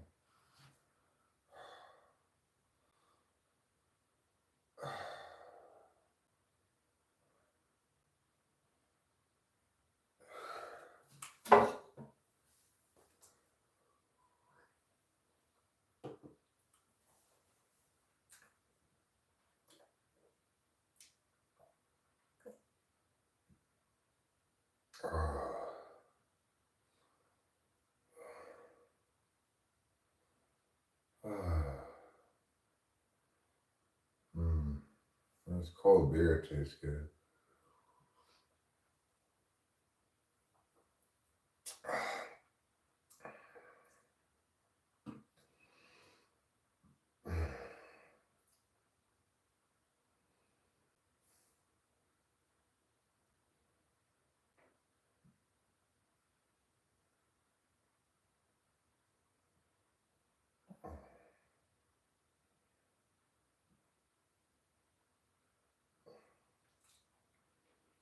Well, I guess I just sit here on the toilet for a while and see what happens. I currently don't feel like I'm in any particular discomfort. I also don't feel like I'm particularly close to going poo, but maybe things are evolving. We'll see.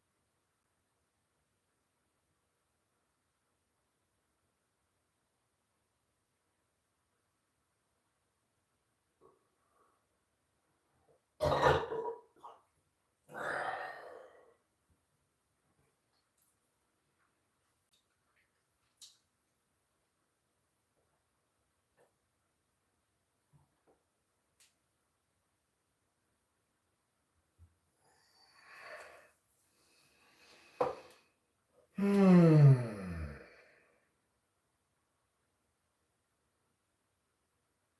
When a man goes poop in the city, and his poop is from his butt, then that man who goes poop now, he will poop, yes he poops.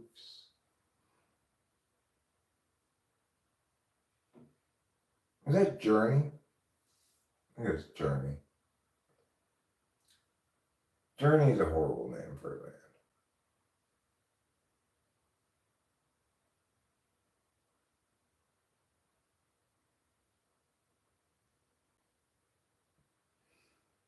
Horrible, horrible name.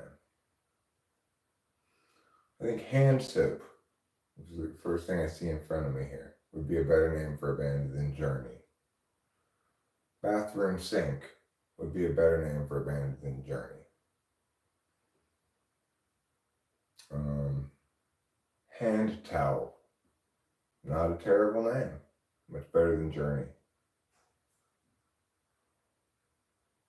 Light Fixture and Mirror, a better name for a band than Journey.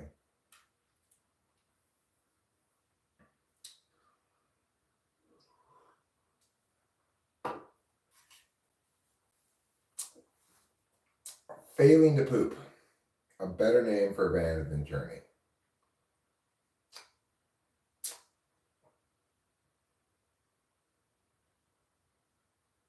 Just about anything is a better band name than Journey.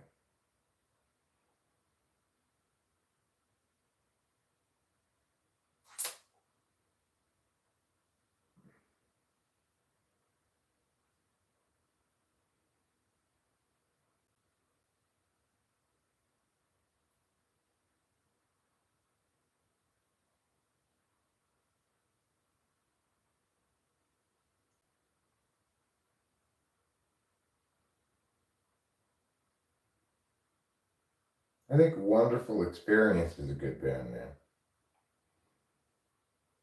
Welcome to Wonderful Experience. It's a band that promises you a wonderful experience.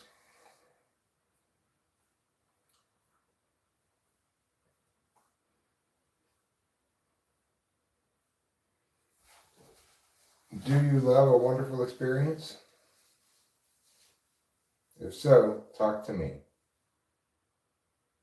My name's Eric. I'm in charge of Wonderful Experience.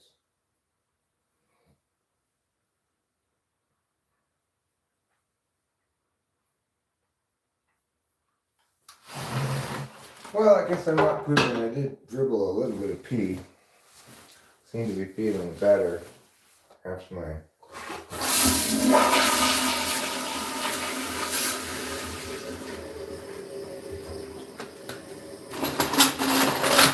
Stomach pain with a little bit of residual rather than indicative of new significant poops to be done.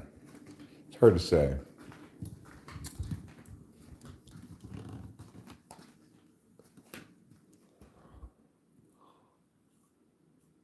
What's passive aggressive BS?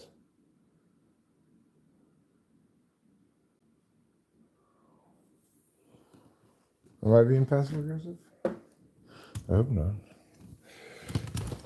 I'm assuming it's probably not about me.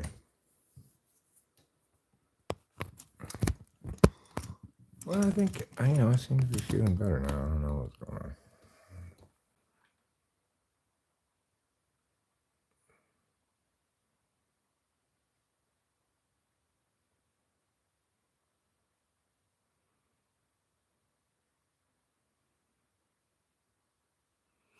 I don't watch bare knuckle.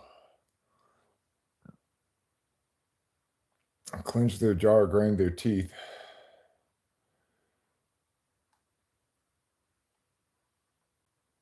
I do it a lot kind of unconsciously.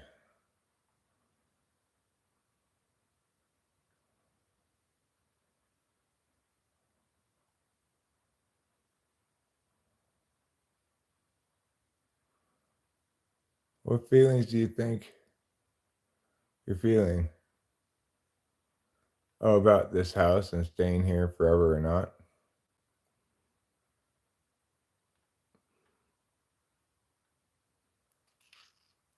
Yeah, I mean, the jaw stuff links to amphetamines for sure if you're on them, but you're not on them today. You might be experiencing the after effects of doing that yesterday,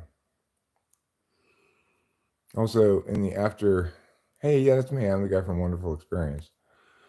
Not this last time I did not. Time before I did. House is pretty clean. Not too bad. Not too dirty. It could be a little cleaner, but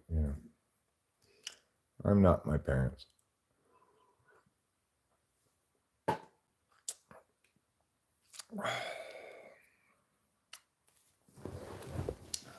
I don't think the clenching your jaw is passive aggressive at all. Passive aggressive is something you do to other people, right? Like, it's being aggressive in a way that you can't be called out on as explicitly aggressive, I guess. Like, for example,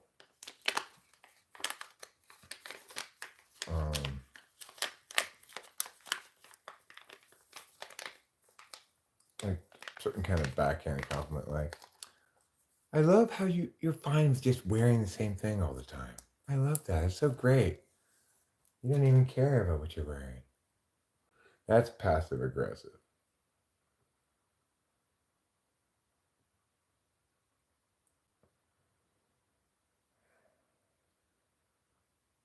Yeah, clenching your jaw is not relating to anybody else, so it can't be passive aggressive.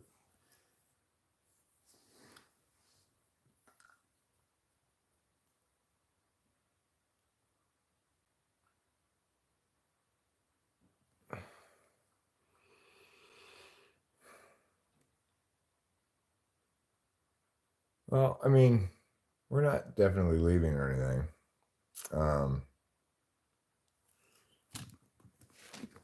There's a lot of things to consider, we should probably sit down and have a couple more kind of talks about realities, this thing, monies, etc., possibilities, lack of possibilities, etc.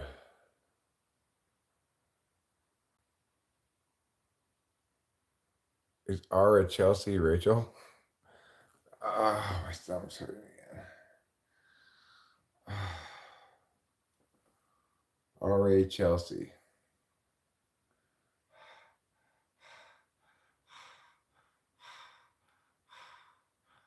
It's a good nickname for Rachel. R.A. Chelsea. Oh, my stomach. Oh, my stomach. Oh, my stomach. Oh, I thought.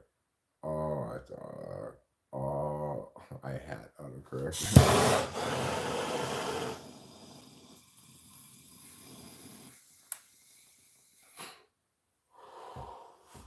I thought that was a joke about autocorrect. We're talking about moving for a number of reasons. Really, the main catalyst of the discussion of us moving is the possibility of people building a house across the street from us. You know,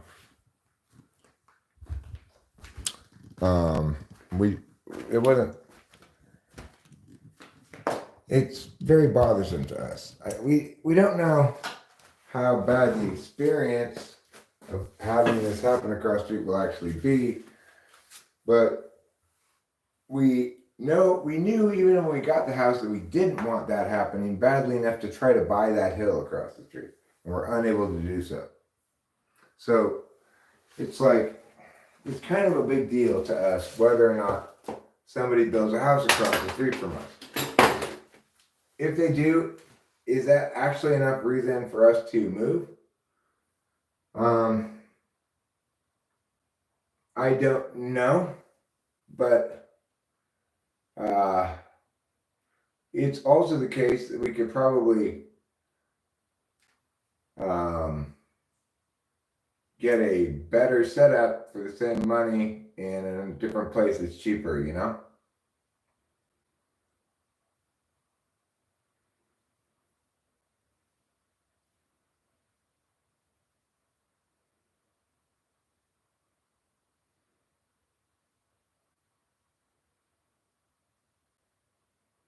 The lower cost of living, etc.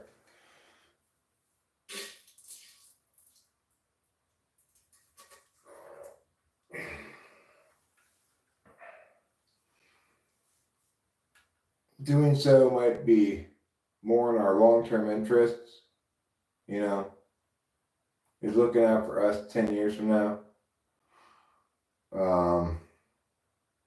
in a way that we should be looking out for ourselves that we're not necessarily doing a great job of at the moment. So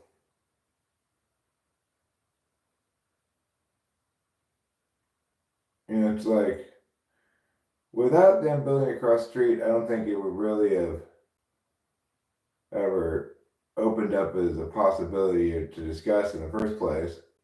But because that's happened, then it's caused me to reflect on other advantages we might enjoy from moving. And this is an expensive place to live. I mean, propane's expensive, at least in California. Electric bills are high, everything's expensive. Food, everything.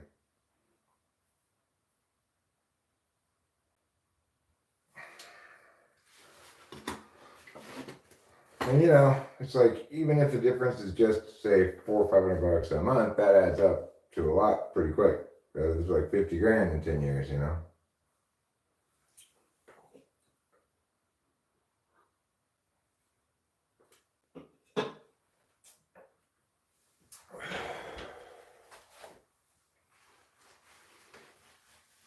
Well, I did poop a little bit. So that's a little bit of progress.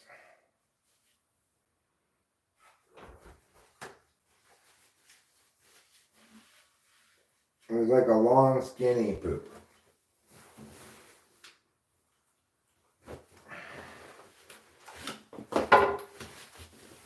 But I suspect they have another like full colon blow in there somewhere.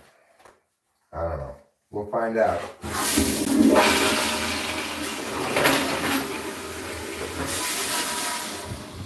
So far, I've done what I can to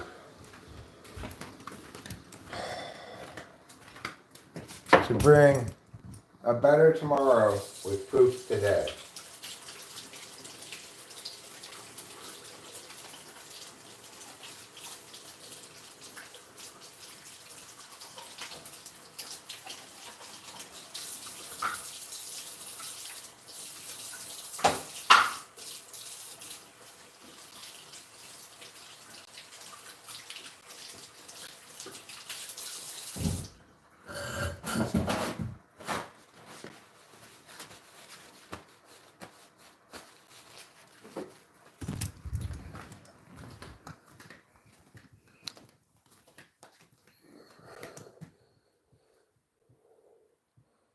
Montana and West Virginia are rural. Rural Oregon, like Eastern Oregon's a possibility.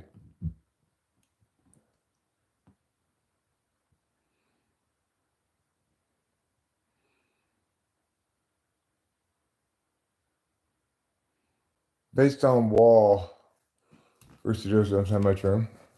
You're talking about what's in the hallway doors? These are like little closets. So this is the tech closet.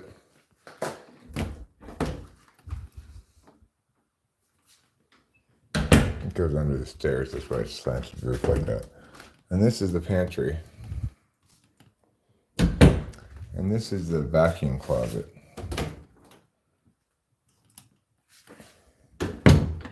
This is the laundry room. That's a bedroom. That's the bathroom I was in.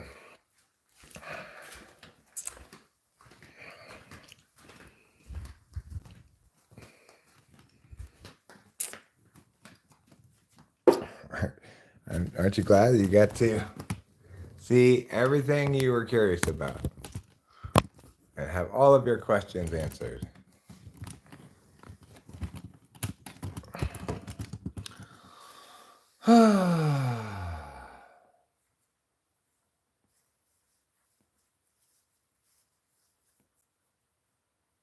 You one for the ocean? I'm not a fan of the ocean particularly, no. I'm more of a mountains person, or just at least forest person, you know.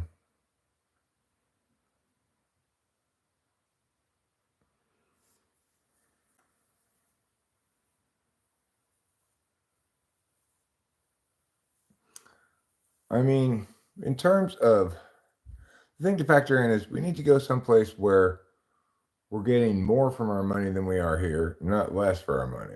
I want to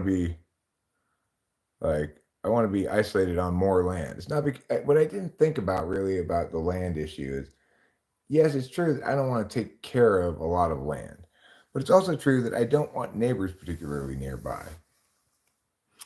Gaza, probably a cheap place to buy, but that's not, we want to stay within the contiguous United States, excluding Alaska and Hawaii. Well, WH, I'm pleased to intrigue you. I obviously don't know who you are either. I live stream all the time, so like every day. If you check live stream feeds, you'll probably start to see me more often now that you've been here for a little bit and actually chatted. YouTube's like, okay, well, this guy might want to see this guy again. Well, we'd like to be somewhere in the boonies, kind of, on a fair amount of land without neighbors nearby, but still have access to basic services like electricity. Ideally, I'd like to. We could be on well water. It wouldn't be the worst thing in the world. Missouri, possibility. Rachel also wants things to line up with this astrology thing she's got. But anyway, it's not a done deal or anything. It's just something that we could, in theory, do. We want to be not in the city, so Compton's out.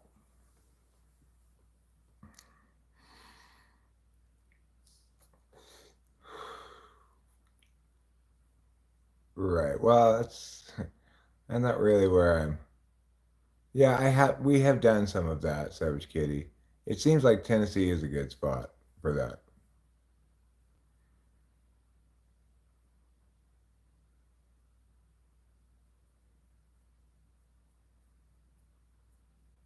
So, I mean, my thought is, and if I remember correctly, Rachel checked it out on the astrology thing and it was okay on astrology stuff, right? Is Tennessee okay on astrology stuff, Rachel?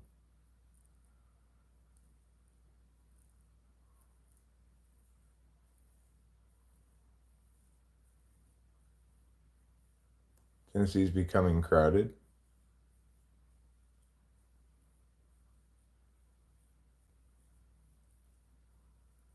Oh, and property taxes? Yeah, well, California benefits from Proposition 13.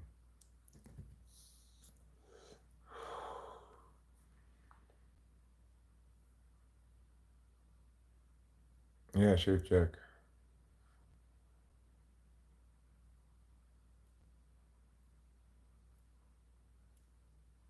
Montana's actually pretty expensive, I think. I think the Dakotas are relatively cheap, but if I remember correctly, Rachel didn't like the astrology on the Dakotas. I'm not interested in being a cowboy.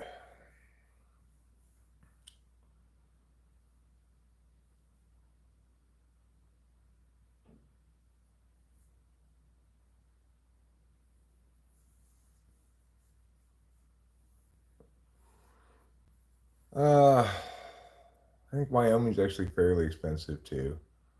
I think there's something fairly forested as well.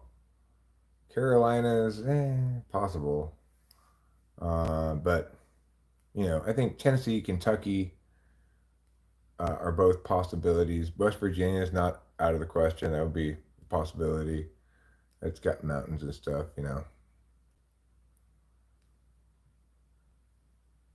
Inland Florida, cheap land, no state sales tax, guns are welcome. Uh, that's not terrible. You know, I don't know what inland Florida is like, but it's a possibility. Seems like Florida would be a little hotter than I want it to be. We don't have income per se, so I'm really worried about state income tax. Uh, I am worried some about um, property tax rates.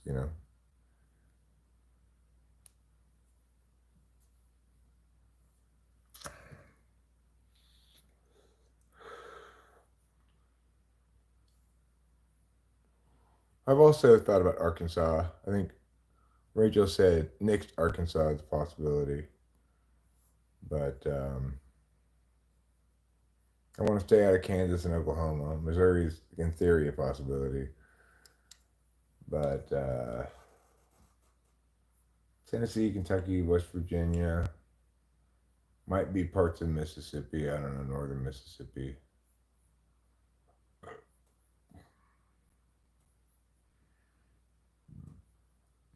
Where are you now? We're in California, in Mariposa County, near Yosemite.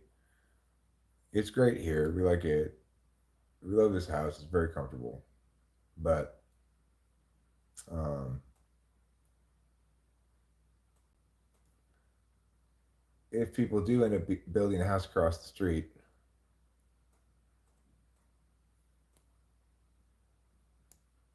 parts of Tennessee say that you'll be recovering from old romances and be focused on our relationship. Well, I mean, I'm not really too worried about what the astrology thinks. If it doesn't bother you that much to a certain place, then it doesn't bother me that much. Whatever it said about here, do you think it's come true for us? Like the astrology place in Mariposa? What about old bromances? Good question. Nebraska. Nebraska seems like there's not a whole lot of mountainy, foresty stuff there. I really am looking for kind of a foresty area.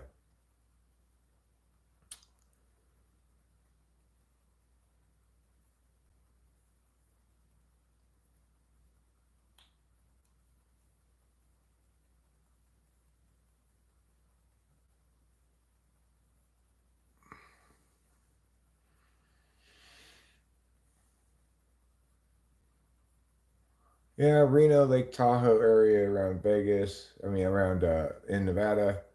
You get some foresty stuff there. I'm not sure what the cost of property is there.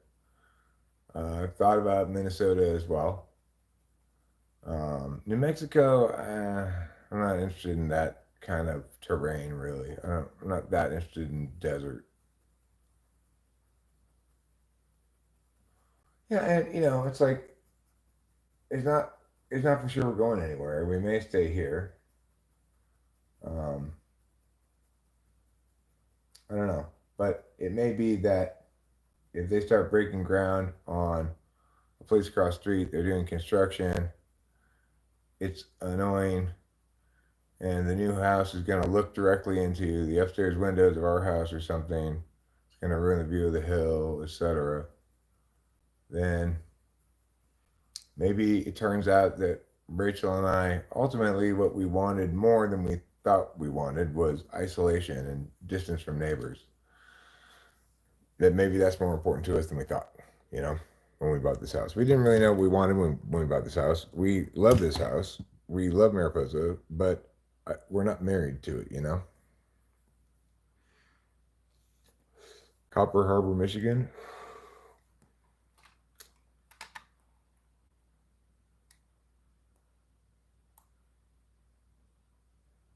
We don't want to get away from the Cali vibe. We want to have a lower cost of living, get more house or land or both for our money someplace else, and and we'd like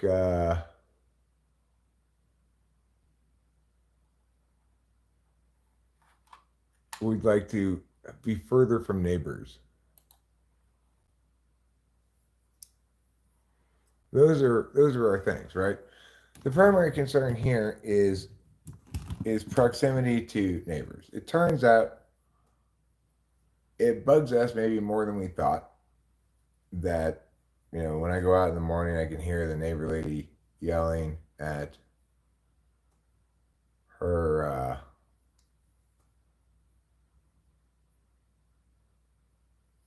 is that what it says about Mariposa?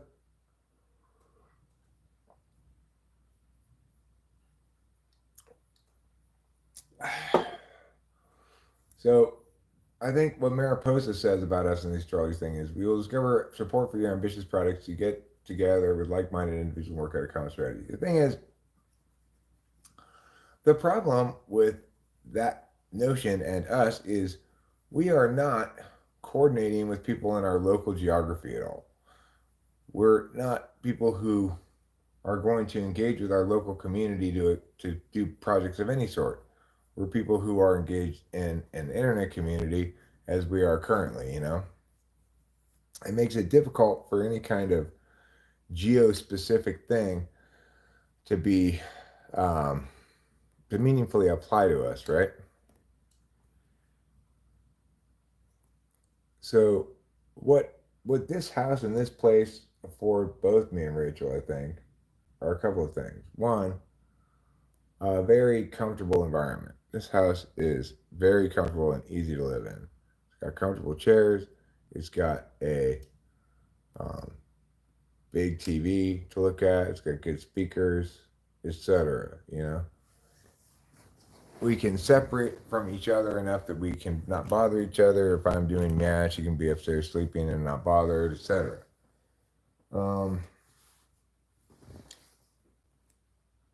I like how soundproof this house is. There's a lot of things I like about this place, but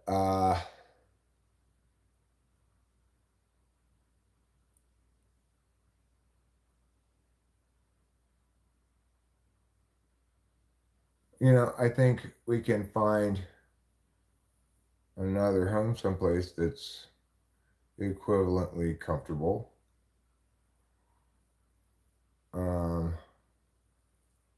Again, we're looking for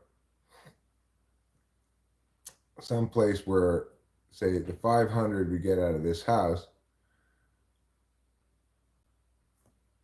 you know, call it a little less after realtor fees and stuff like that, taxes and stuff. Call it 450, 475. I don't know. You probably get a little more than 500 out of it.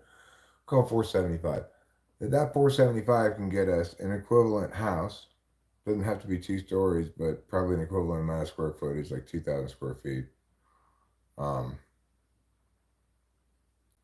That's on much more land, 10 acres or something, and we're much more isolated from neighbors.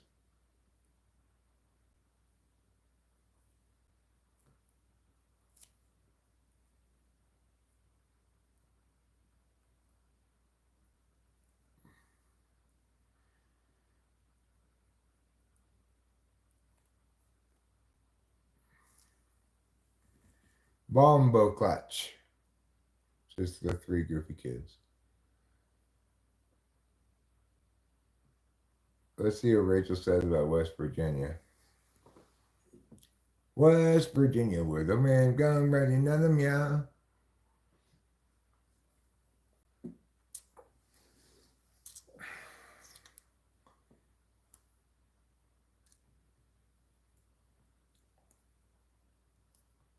Where's Lakeland? Is that in Florida?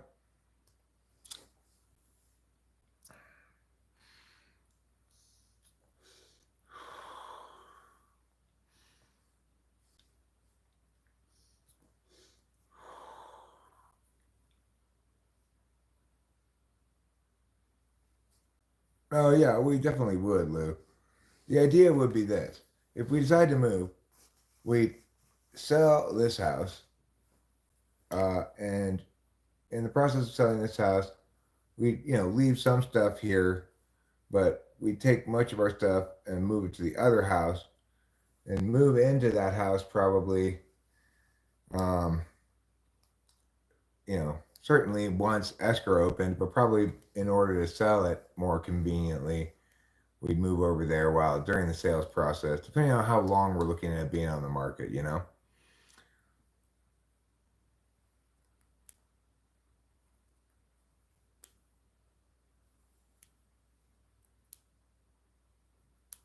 Well, that's what we're looking to do, actually, Rachel. West Virginia, that's what it says about West Virginia, is a meaningful way to comply with the theme of these regions is to withdraw to the safety of your private life. Positive examples of making this a reality are meditation, a holiday in nature, and quiet days spent in the tranquility of a monastery. However, if you're after material success, this place is not very suitable. Well, that's what West Virginia says. The thing is, to the extent that there's a linkage to material success, it would just be that the cost of living would be lower there, so it would cost us less to live, and our money would last longer, right? It means like fucker, like fucking asshole or something like that,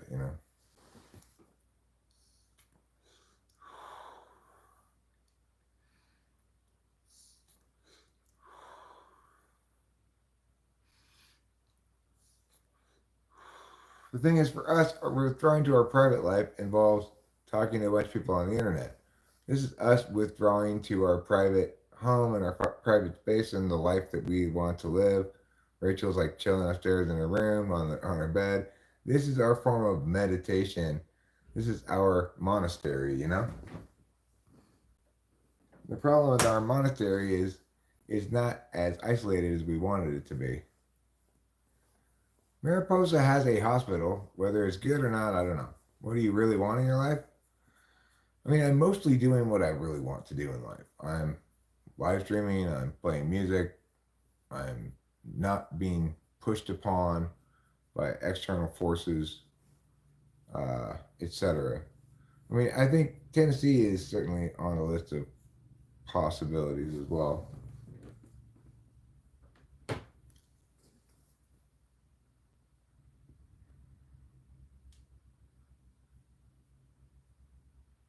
And I wouldn't mind looking some in rural Kentucky. I know rural Kentucky also has some really nice wooded areas and stuff. So,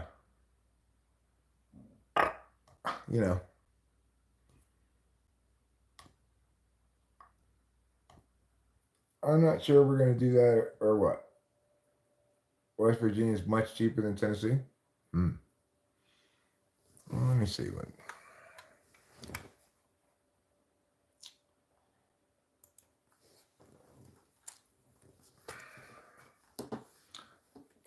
Properties with acreage. Why is this not working?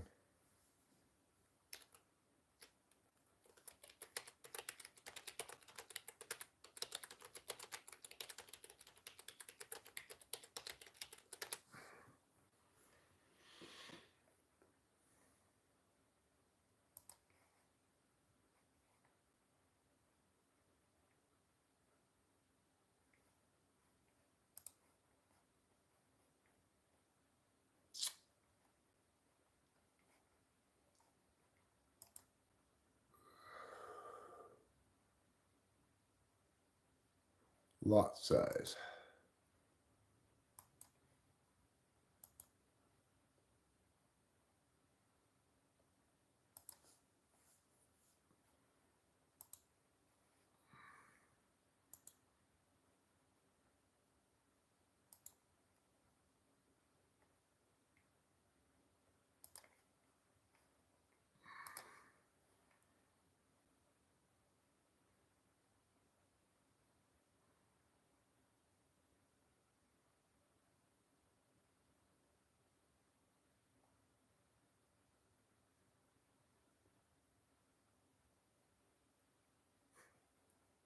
It's crazy.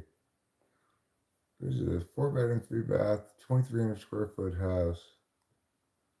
$250,000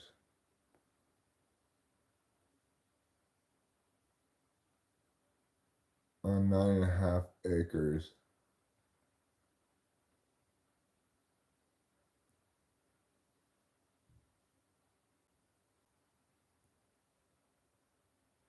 Looks really kind of tore up, the house, though. It's gonna take a lot of fixing, I think.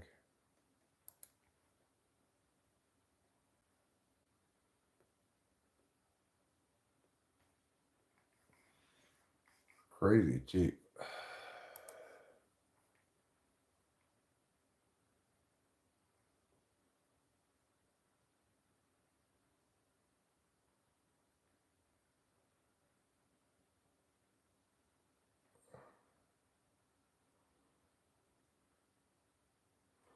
Let me put the price under 500.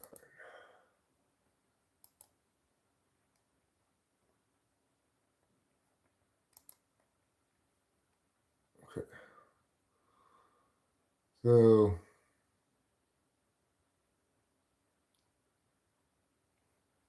4-bedroom, 2-bath, 3,000 square feet. 5.6 acre lot.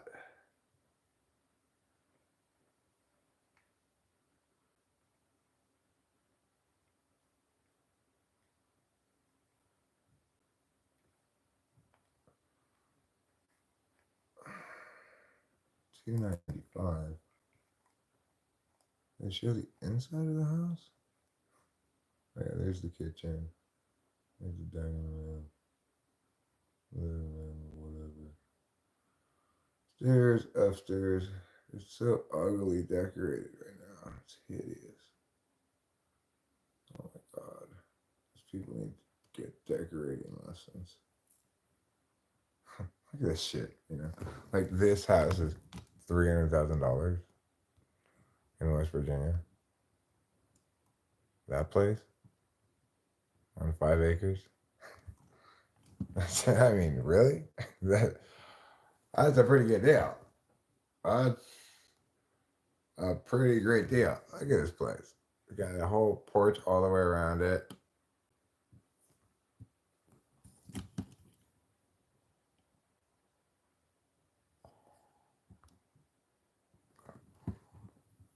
It's kind of beautiful, you know?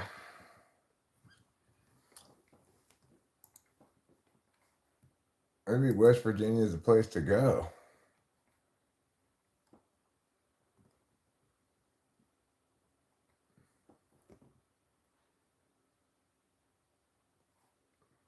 This one's $399. 3-bedroom, 2-bath. And what's the lot size? Like in 18 acres? Look at this shit. Look at that. On 18 acres, this house is under $400,000. Doesn't say what the square footage is. I don't know why. 2 ponds, a secure wall, acres of pasture for livestock. I don't want to have any livestock. Central air, gas furnace, heat pump to keep the interior comfortable. Hardwood floors.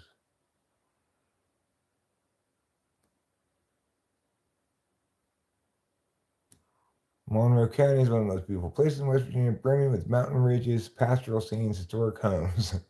I mean, that's pretty great, right? Like, that's a pretty great deal. I mean, whenever I look at things like this, I go, okay, hold on a second. Are we in the right place? Are we really in the right place? This one, 5 bedrooms, 4 bath, 3,300 square feet, 380,000.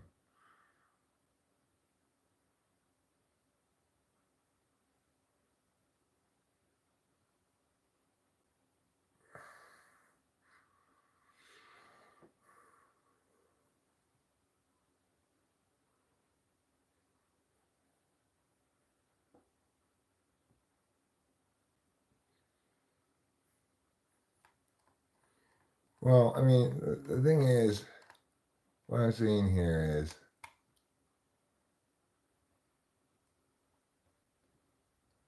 I don't think you're going to get any better prices than that. You know, this is making you weirdly sad. I'm sorry. I didn't mean to make you sad. I don't want any cows or chickens. I don't know what city's close to. We're not going to get any livestock. We don't want any livestock. We don't want to put much time in upkeep. We're not taking any. We're not going to have any farm animals. Just because you buy a farm doesn't mean you have to have farm animals. I'm not interested in taking care of farm animals.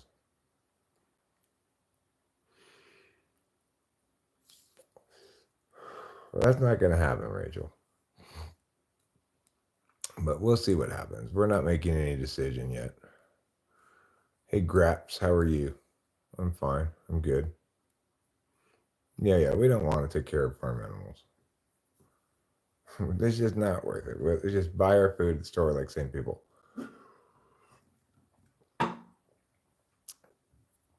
Yeah, we're taking plenty of time.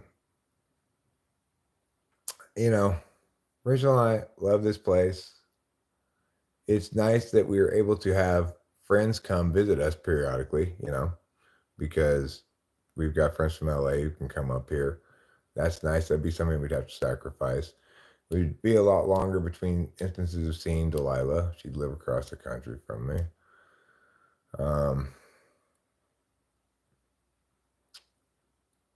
So, hi, Dreamsy Smokes. How you doing? Good to see you. Hope things are going well with you. Maria Zebris 73. Rachel would be closer to New York. She does have family over in that half of the country. What kind of music do I play? I play just Eric rock, you might call it. I don't know.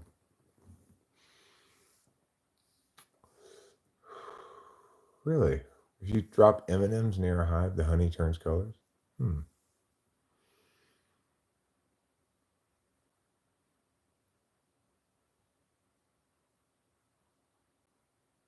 CAT, civil services as a whole, support the community. You want to see a community that pushes individuals towards well-being. West Virginia, always a chance to move next to a meth dealer or crackhead. Well, I mean, obviously, I'd have to explore. We'd have to go visit a place before we ever bought anything someplace. We have to visit it. I'd have to see what it, we'd have to get feel for the vibe, etc. You know, but the thing is, oh, they're overrated.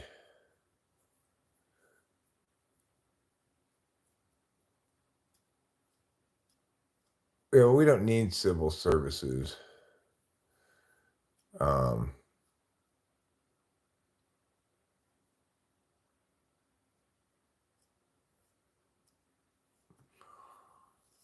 Well, I'm glad to hear that you're not drinking.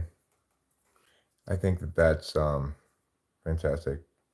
I know from my experience, alcohol, for me anyway, prevented me from really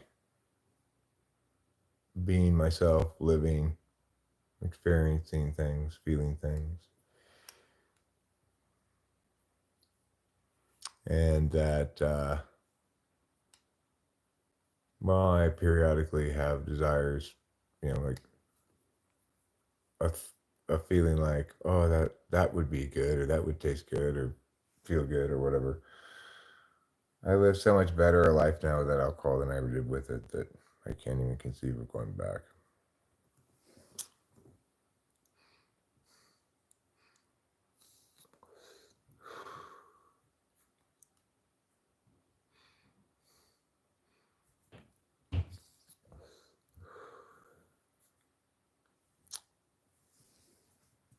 So, I wish you all the best with that. So far, I haven't had any cigarettes or anything. I haven't even really had any moment of concern or anything like that. Not that I expected to. It's pretty easy.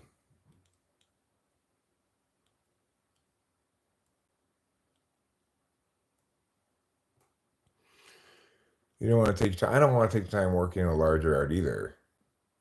I want land, but I don't want a lot of upkeep on that land. I just want it to provide me isolation.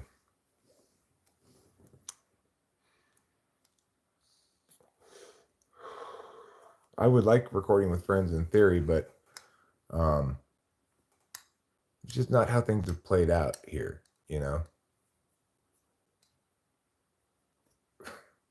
Maybe it gets me out. We'll see.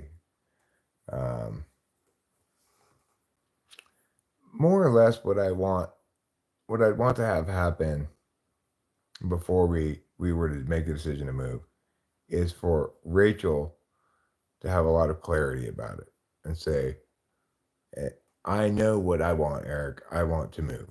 And I want to move to West Virginia because I believe we can get as nice a house, if not maybe, even a little bit nicer, on a lot more land, have change left over and a lower cost of living. It sustains a good life for us for a longer period of time, hopefully indefinitely. And it doesn't change our overall life really at all, because our life is spent hanging out around our house and live streaming mostly. Dreamsy Smoke says West Virginia is so cheap, I really want to sell and move there. Well, that's what we're talking about doing, So, but I want Rachel to feel a great deal of clarity and certainty about this, and to be like saying, yes, this is what we should do. Let's get it done, Eric. Then we'll get it done.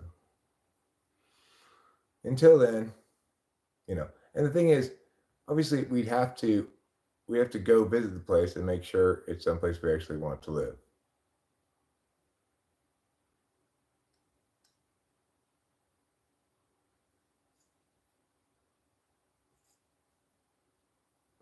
A 5-bedroom, 4-bath on 8 acres, just over $215,000. Crazy, huh? Jackson Mullen says, I live in West Virginia, it fucking sucks. Well, the thing is,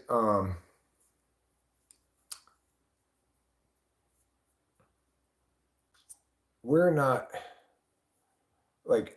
particularly integrated into our community here. There are a couple things we do, maybe, but basically what we do is stay at our house and live stream. We need our house to be comfortable. We have to go to town periodically and get food. We don't want to be engaged with a larger community, really. So I'm not worried about West Virginia being exciting or anything like that, right? Neither of us are trying to marry our cousins.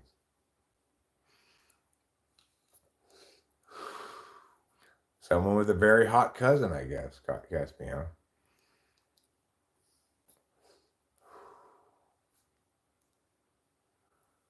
God forbid you or your wife get sick. West Virginia ranks Mississippi. I mean, doctors are doctors, Take it easy, gunpowder. Gunpowder is an interesting nickname.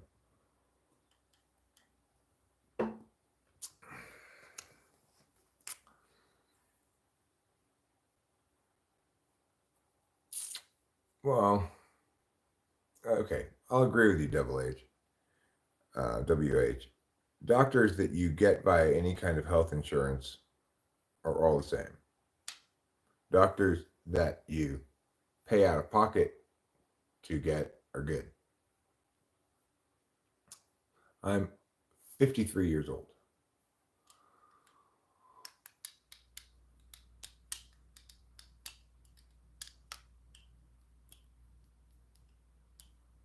Oh, you're 70, huh? Yeah. Well,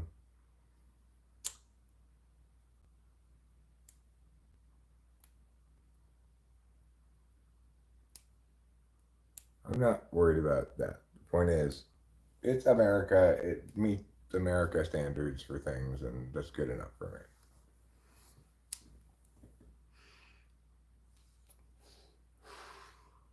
me. I don't really believe in doctors unless you have a specific serious problem. They can either fix it like a broken arm or something, they can set it no problem, or they can't, in which case, time spent with them is time wasted.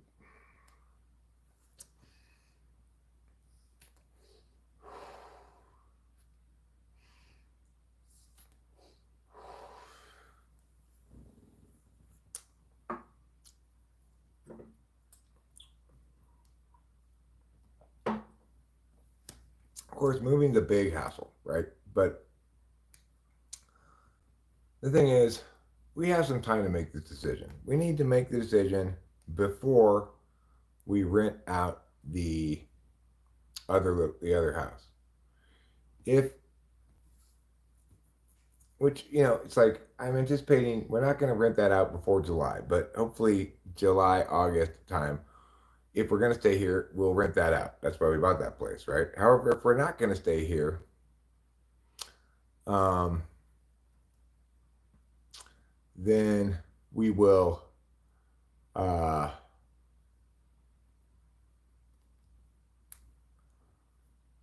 we will use the middle house, the little house, the 3-bedroom house down there. It takes the same number of bedrooms technically as this house, but it's a much smaller house. We'll use that as an intermediate house for us to stay in. After we sell this house, we'll free up the equity to buy that house. We'd stay in this house, then we'd go visit places, shop, and decide what we want, and then we'd move, and then we'd sell the other house, right? So if we are going to move, this is the time to do it. We need to make the decision in the next couple of months, because if we are going to move, we need to have that decision made before we rent the other house. Florida. Lakeland, Florida.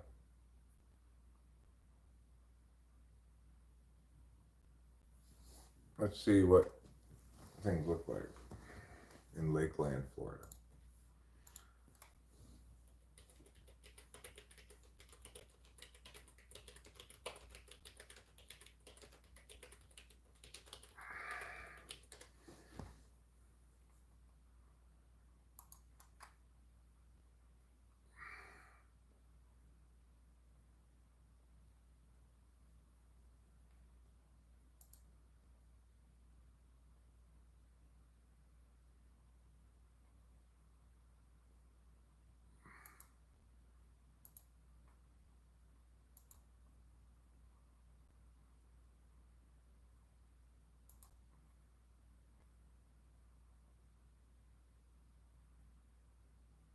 I mean, it's way too expensive.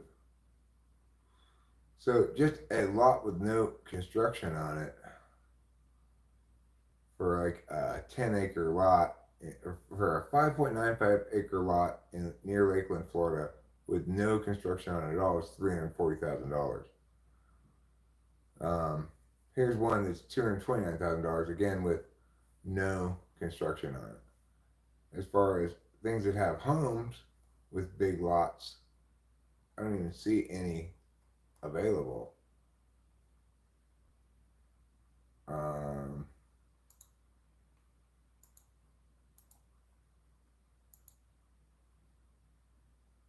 there are 0 matches for 3-bedroom plus homes on more than 5 acres near Lakeland, Florida.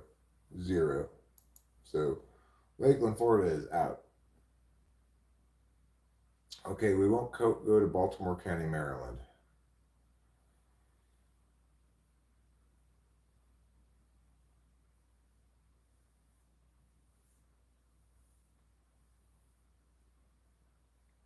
I mean, West Virginia seems strikingly less expensive than really any other place that I've looked at, right? Looks like the Rizzler is gonna inch out Skibidi.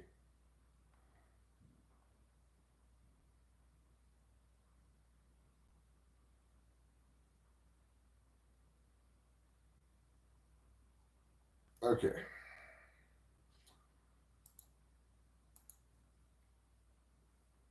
So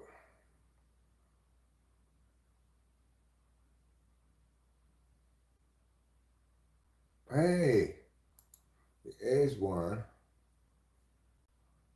Again, now they're 15-17. What do you think about that?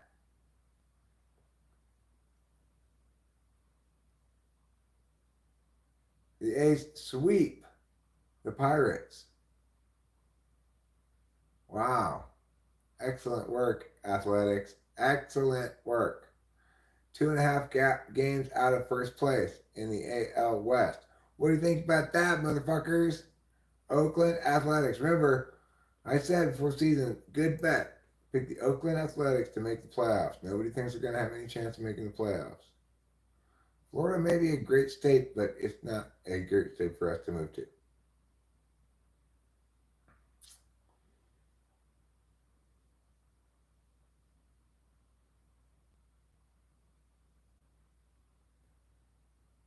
Tennessee is affordable-ish. West Virginia is even more affordable. West Virginia seems like clearly the best choice. I don't think we're gonna find any place as inexpensive as that.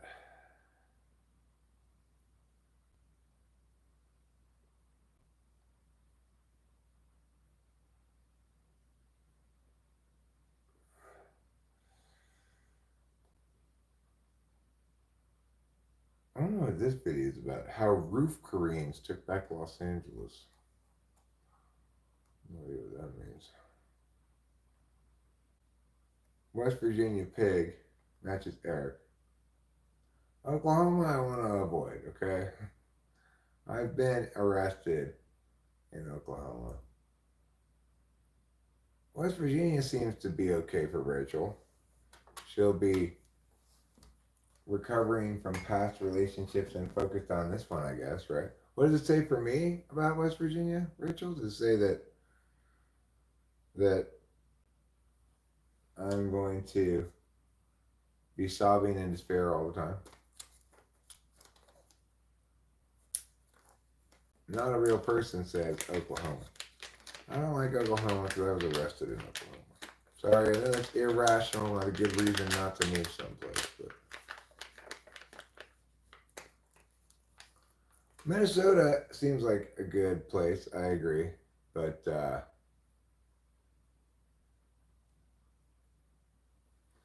I think Minnesota's fairly pricey.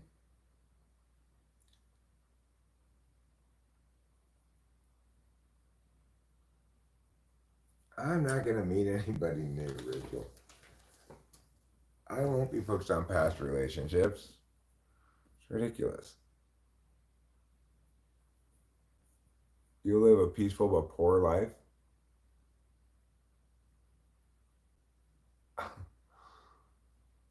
Well, do you think that the expectation,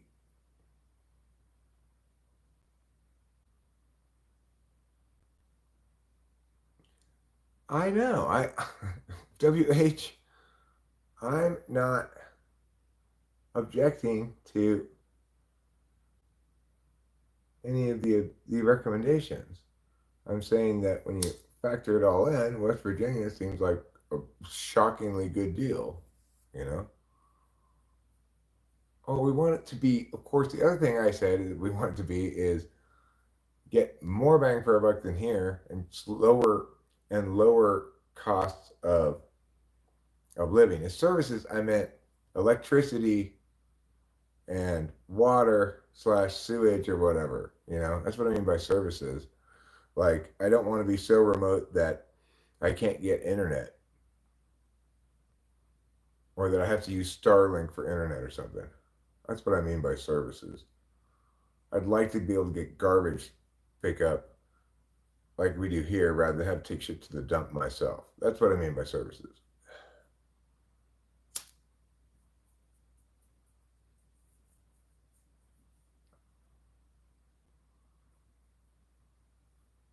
Right, West Virginia is just so much cheaper than California. It's hard to justify being here, really. Yeah, I mean we're on propane here. It's expensive, It's $1,500 or so to get the whole thing filled up, and it seems like we got to get it filled up more than twice a year. In West Virginia, you can just burn your garbage. Well, I don't really want to burn my garbage, but I guess if when in Rome. We currently live in California, in Mariposa, California, which is one of the few rural, low-density population California counties here in the mountains that is a good place to live, really. But because people are apparently going to build across the street from us, and we don't want that, we started exploring the possibility of maybe moving. Not sure what we're going to do yet, but we're going to sleep on it for a while before we make any firm decisions. Okay, well, yes, we throw out our garbage like normal here. We drag our cans up to the street, and the garbage truck comes by and picks up the garbage and throws it away for us. Some of our neighbors, however, they don't choose to have trash services, and they take their own trash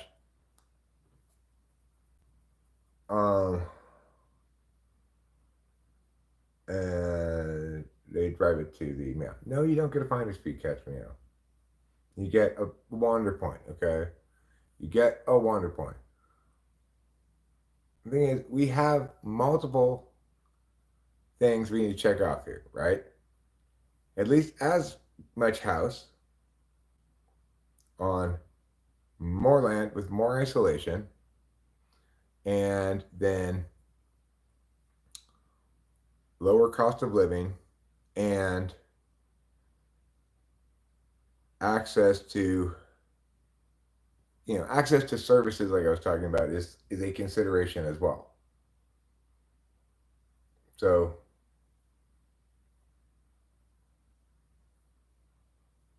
social fucking blows.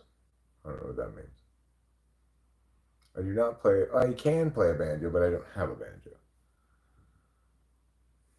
Southern California is fine. It's not a disaster, but we're done with cities. We want to live in a rural place in isolation because we get all the socialization we possibly want from this.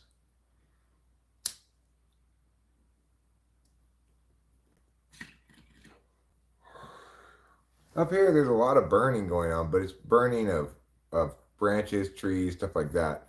It's in order to prevent fire fuel from gathering up on your property. Colorado would be cool too. I think Colorado is pretty expensive though. So it's like when you factor in all the different things we're looking for, we don't really have that many choices.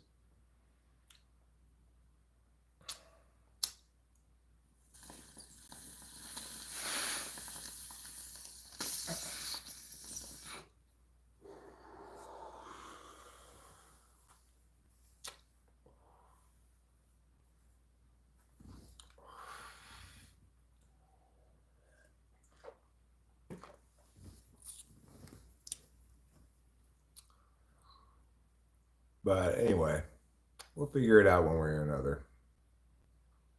We'll take our time, think about it.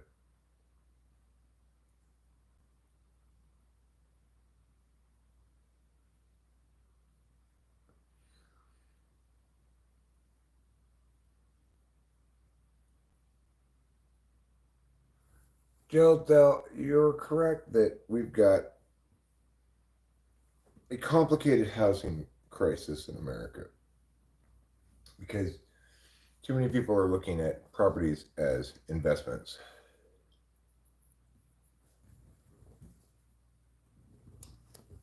Housing properties, you know? Minnesota's cool, you know?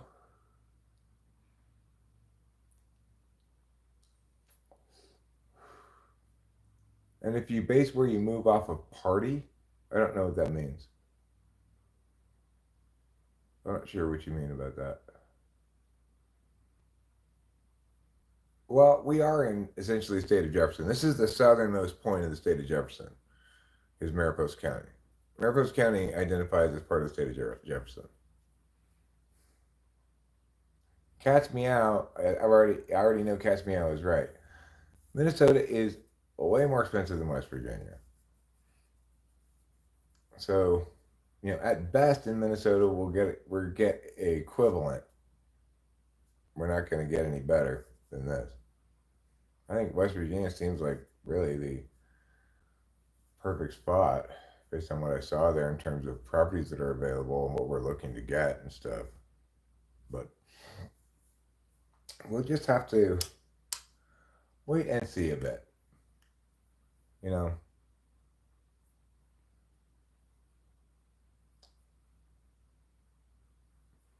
I think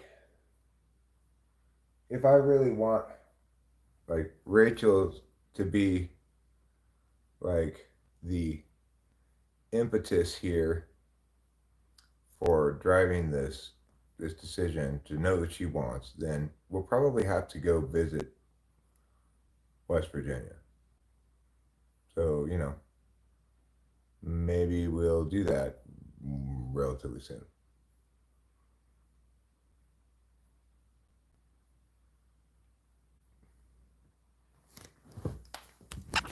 Let's see if I've got another poop in me. Well, again, plus WH, we've got to look at the other factor. We're looking for a property where a house of equivalent comfort, size, goodness, quality to this house on more land, so we're more isolated. Is that something we can get for the total equity in this house in Minnesota? And having looked at it a bit, I think the answer is no.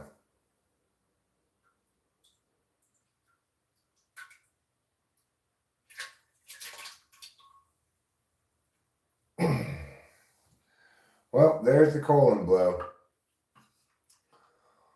I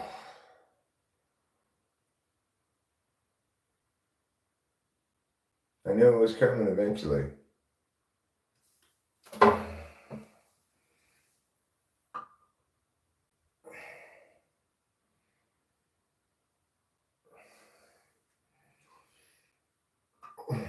I still don't feel like the entirety of my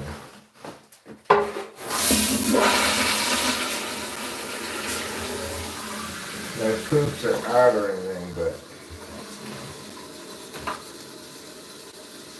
that certainly helped.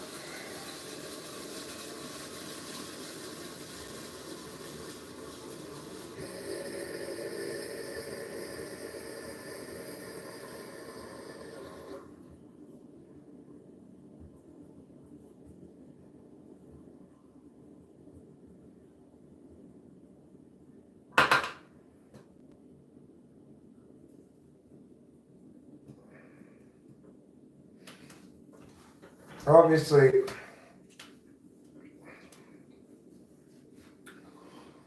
I don't think either Rachel or I likes the idea of moving. Moving is a big hassle, kind of traumatic.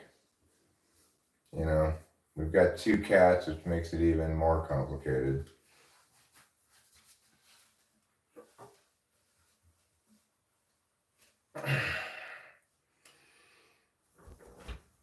But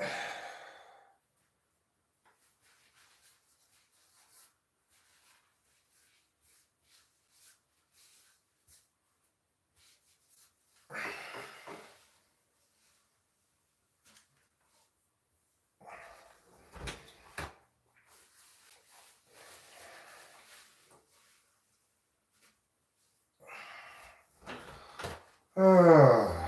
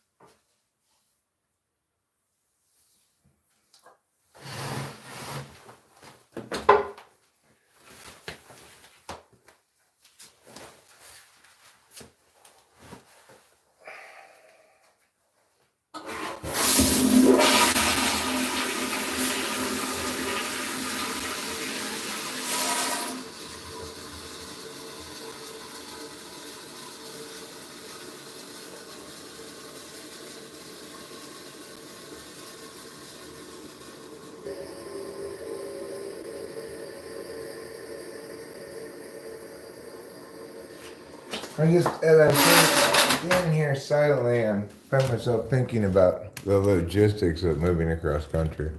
It's doable, you know. It's a big pain in the ass, but Rachel and I could do it. We've made shit happen like this before, you know. It wasn't long after my dad died that I was like, I want to sell this house and move away right now. We just kind of freaked out and just like, we're selling this house right now. So we did.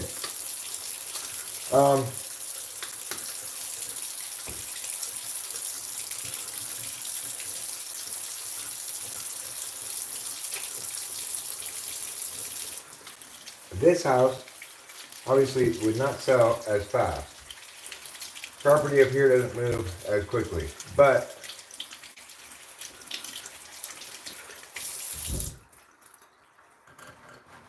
when the people who we bought it from originally had it on the market, they had it at like $575. So, you know, I'm thinking we could list this at $525. Be okay with waiting a bit. Then maybe drop the price 10 grand to 515 if we don't get it and not much action on it. Or also be understanding that we might take a deal less than 525 or something like that. If we could get that 525, we'd get, you know, after taxes and stuff, close to our money back. Maybe 530, we need to get our money back probably. But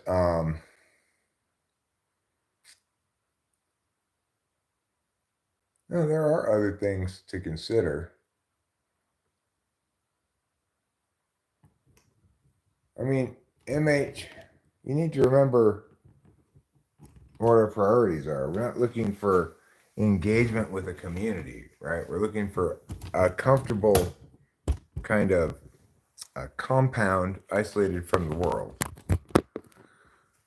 And in California, we can't get here anyway. This house on 10 acres for less than, yeah. The point is, I know there's more to it than that. There's also a possibility we could check out Tennessee, which also has good deals on land, not as good as West Virginia. I could check out Upper Peninsula of Michigan and Northeast Lower Michigan and see what that looks like. Obviously, we're not made up any decisions to do anything. Before we make a decision to move anywhere, we need to visit the place and maybe even look at some houses, you know? that are for sale.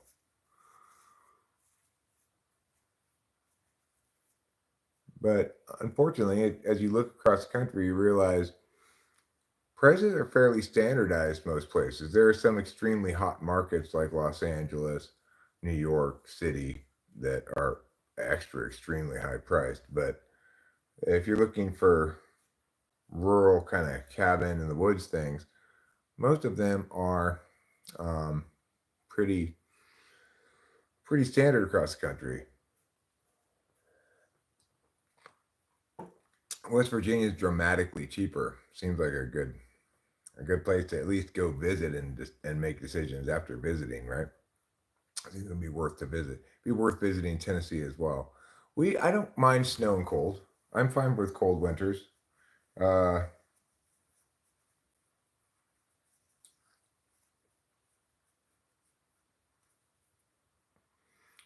what we don't really like having neighbors. We live kind of far back here in the woods, isolated from the rest of the world mostly. But as a neighborhood, the lots here are an acre, half an acre, and we have neighbors that we can see right there. We have neighbors across the hill that we can hear, although they're kind of hidden by some trees and stuff. We got neighbors across the gully that I can see, and it was all fine and dandy. It's good enough, whatever, until we discovered that people might be building a house right across the street from us. It would be situated looking directly into our upstairs windows. It would just destroy any illusion of isolation that we currently have. We only have 1 acre currently.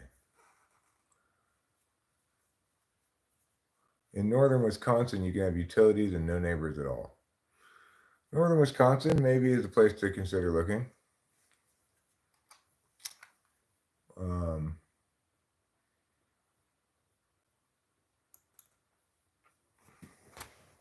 Let's see what it says here.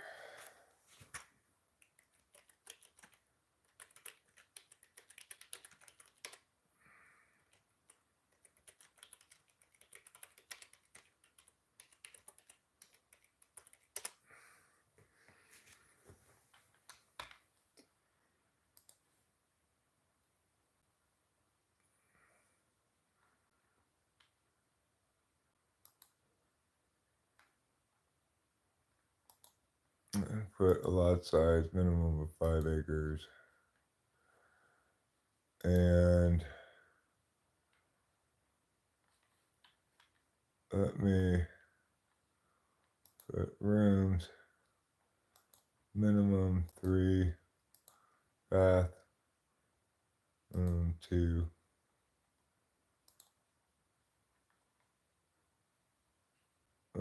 Price, let's put max price of, doesn't have 500 as a possible max price. It's 200, 400, 600. I guess I'll put 600. All right, so 5 bedroom, 2 bath, 2,600 square feet on 15 acres for $174,000. What? It's kind of crazy.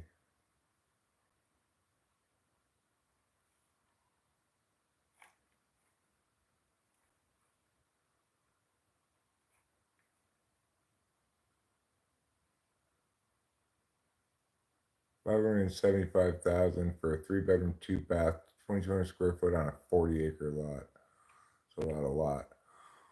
$445 for a 3 bed, 2 bath on a 9.3 acre lot.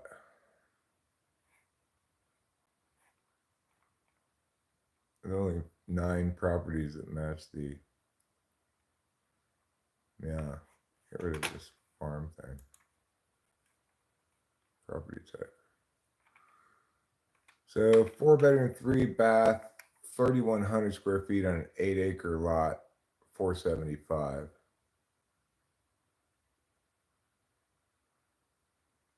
$439 for a 4 bedroom, 2 bath, 1,800 square feet, 5 acre lot. This house looks really nice.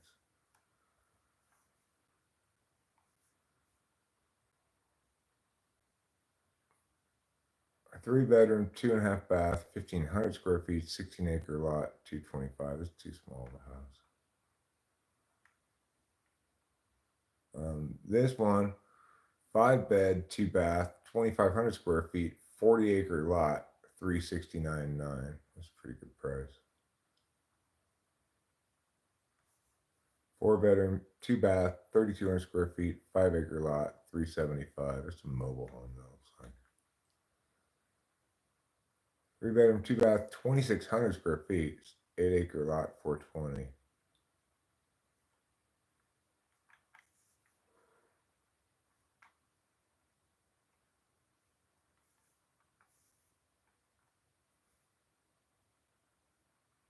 There are definitely some nice options here. 4-bedroom, 2-bath, 2,500 feet, 18-acre lot, 339.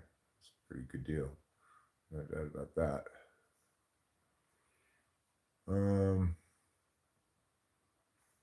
4-bedroom, 3-bath, 2,480 square feet, 5-acre lot, 460. So it's right by the highway though.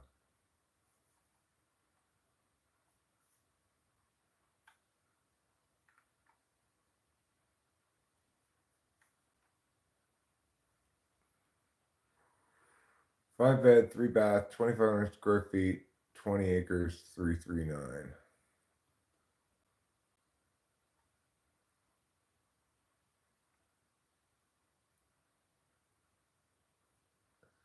Three-bed, 3-bath, 2,400 square feet, 20-acre lot, 374.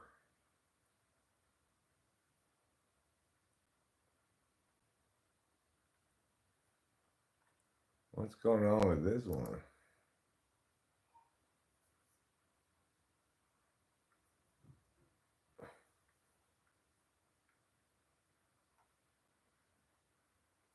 What's wrong with this house? Doesn't have any pictures of the house up close. Just has it from far away. Huh. Does it say anything? It's got like no information about it either. It's weird. This is 9-bed, 11-bath, 5,200 square feet on a 7-acre lot for $169,000. It's like, okay, what's wrong with this exactly? Something's wrong with it, obviously.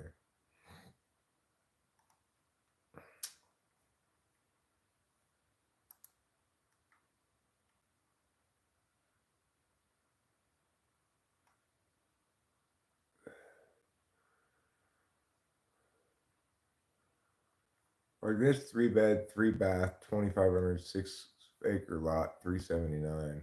Looks like a nice place. Northern Wisconsin's a possibility for sure.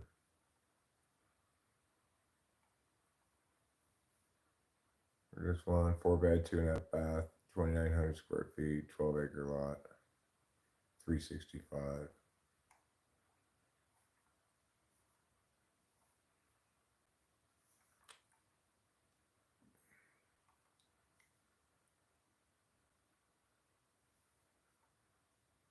Five-bed, 2-bath,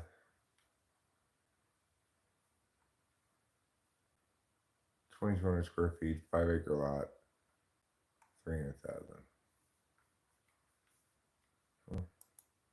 That's certainly a possibility, Northern Wisconsin seems like a reasonable possibility.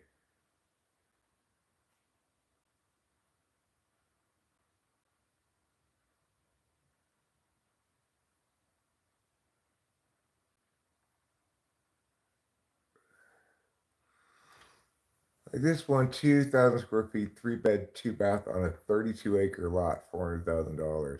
That seems like you're getting a lot there for your 400,000.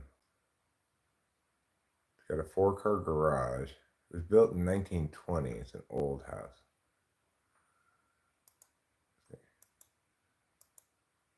Looks like it's in good shape though. Nice kitchen. Nice little dining room. Got a fireplace. I don't like how they've decorated it currently, but looks It's got some kind of upstairs. Got it filled with dumbass crap at the moment, but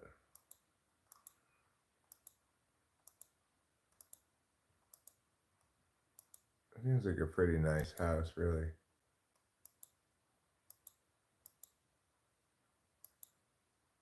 It's got like a barn or something too. It's kind of crazy.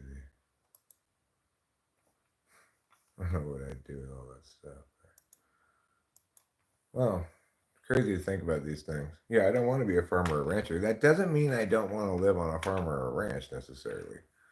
I don't care if they call it a farm or a ranch or whatever. I just don't want to farm or ranch anything. I could still live on a farm or a ranch without farming or ranching anything, right? Just because I have facilities for animals doesn't mean I have to use them.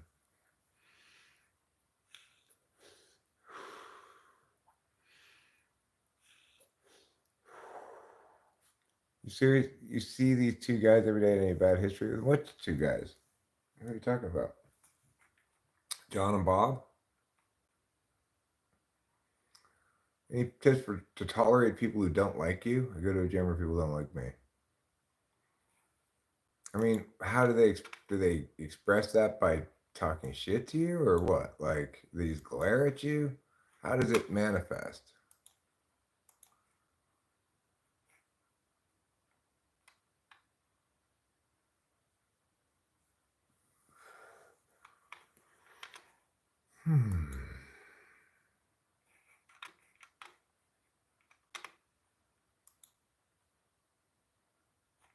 I think I'll put the hockey game on in the background.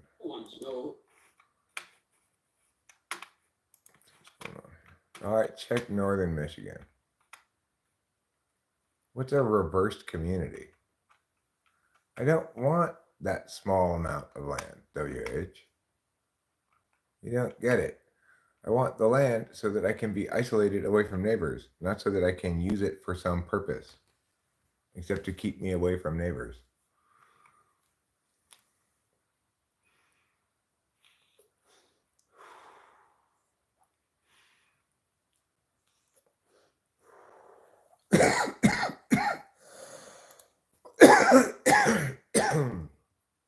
Fine, I'll check Northern Michigan. I think it's going to be too expensive, but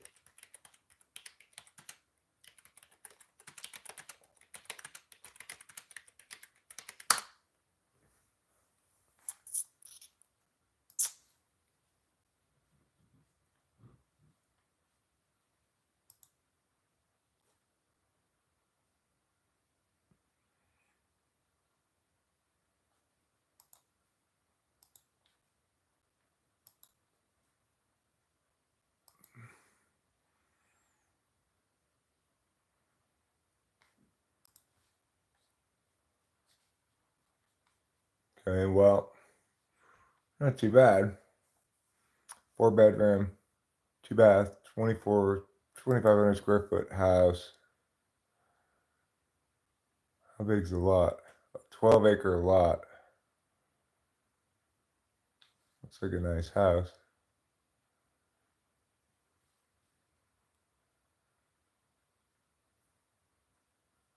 There's a bunch of stuff for horses that I don't. Home has newer gutters, high energy furnace, lots of storage space, and true stream internet.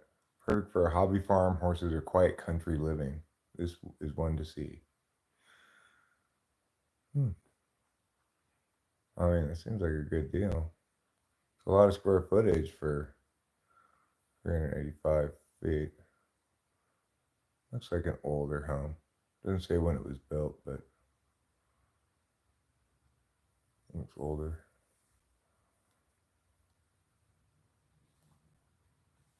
Back to search.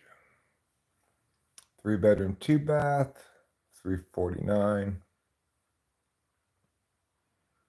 7 bedrooms, 4-bath, but only 2,900 square feet. 200,000. Ridiculous. 4-bedroom, 2-bath, 275. 5-bedroom, 3-bath, 250. This one's 3 bedroom, 3 bath, 2,700 square feet, 500 grand basically.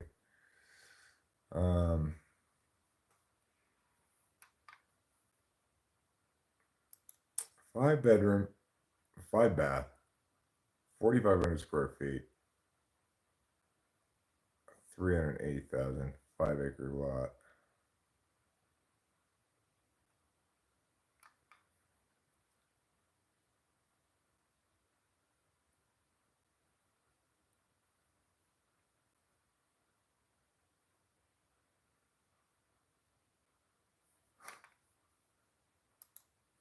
This is nuts. It's called Preston's Antique Gaslight Village. You could just live there, I guess, if you wanted to.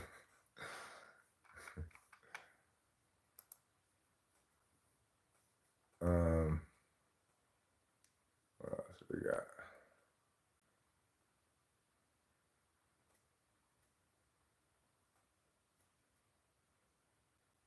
I mean, Northern Michigan seems quite affordable as well. Certainly a possibility. This place looks great. It's like kind of an old house, but 3 bedroom, 2 bath, 2,500 square feet on a 47-acre lot. What?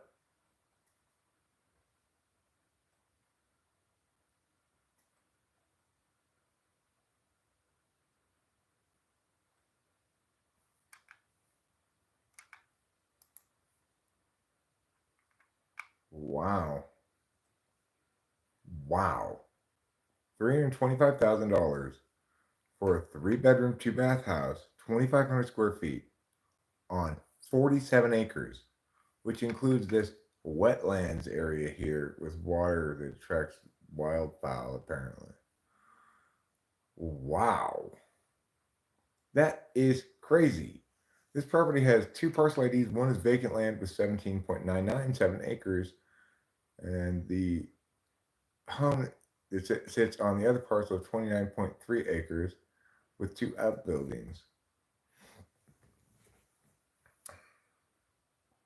Crazy.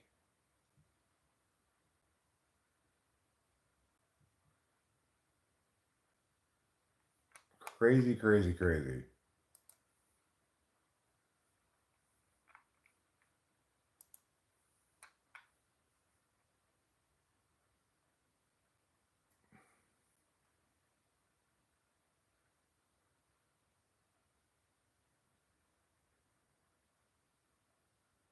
Pure WH.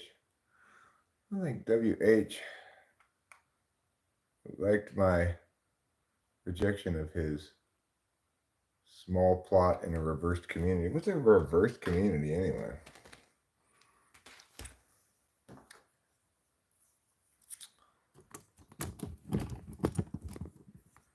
I don't know.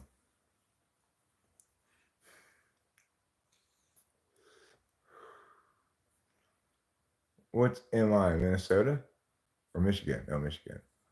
All right. What's Minnesota's letters?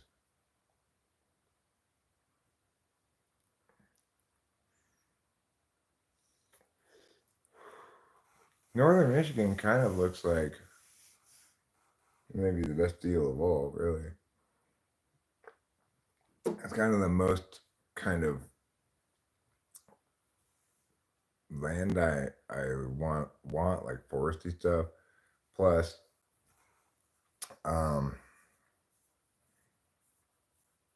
seems like you can get a lot of acreage and house for the money up there too. So I don't know. Maybe Michigan is. Oh, Minnesota's MN, Michigan's MI. Okay, cool. Thank you for that.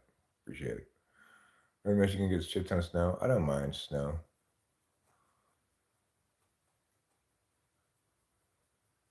I mean, maybe we aren't prepared for that much snow. I'm not sure.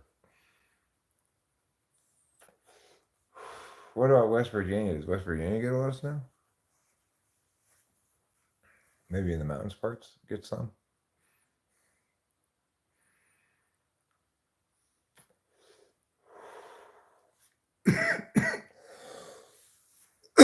it's certainly an interesting question. So, I don't know. The more we discuss it, possible places to move, etc., the more I look at different properties. Probably not too much snow except in the mountains. Probably the more realistic this discussion becomes as we really start to narrow down options and stuff. It may turn out this turns out to be the plan kind of at some point, but at the moment it's all just still speculative. We're not even sure we're moving, etc. It may be that we need to visit a couple of these places before we even make that decision and firm,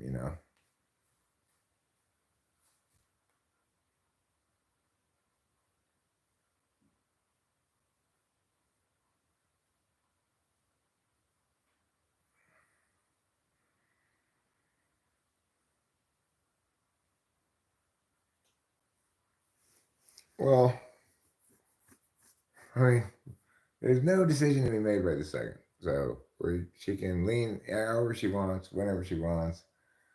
We will make a determination in a sensible fashion over time as need be. The moment we're just kind of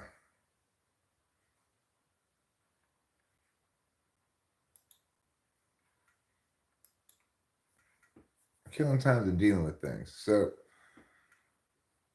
we are going to get the termite thing done this week. It's going to cost $1,000, and we're going to get these shutters put in upstairs. That's going to cost $1,000. That's $2,000 we're putting into this house. That will presumably be helpful in the selling of it if we do sell it, because these shutters will be upstairs as well. Plus, we'll have proof of termite treatment and such.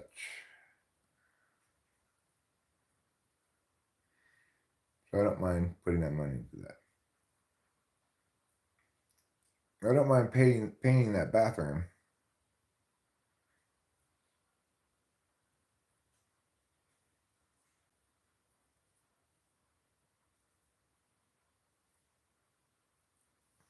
I'm not sure that's what I'm looking for from a home. Catch me out, the ability to shit in the woods. Like on my current land, I know I explore almost none of my meager 1 acre anyway. In part because it's hill, I don't like going down this steep hill. And me getting out. I have restless finger syndrome. Maybe I do. Maybe I do.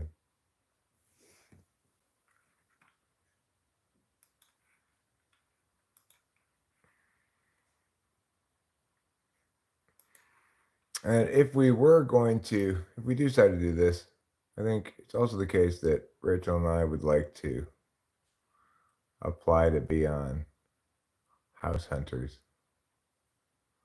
It's from the cigarette habit. Maybe. This Vegas Dallas series is tied 2 games apiece. It's tied 2-2 in the game right now in the second period. Deuce is wild, as Vince Cole used to say.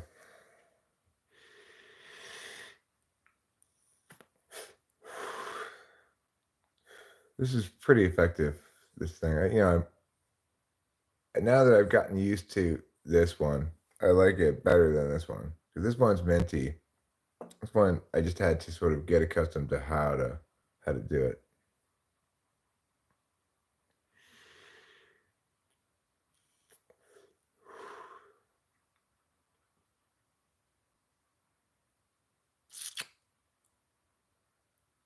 At any rate, I think I'm going to wrap up this live stream now and maybe take a shower. Maybe, yeah. That doesn't matter to me. Catch me out. And then maybe I'll stream again later. So I think it's time for some TV, maybe some hockey, some cartoons. Maybe take a shower, etc. So anyway, I'll see you all later. Thank you all for being here. You are wonderful people, the best people in the world because you're here. So I'll see you later.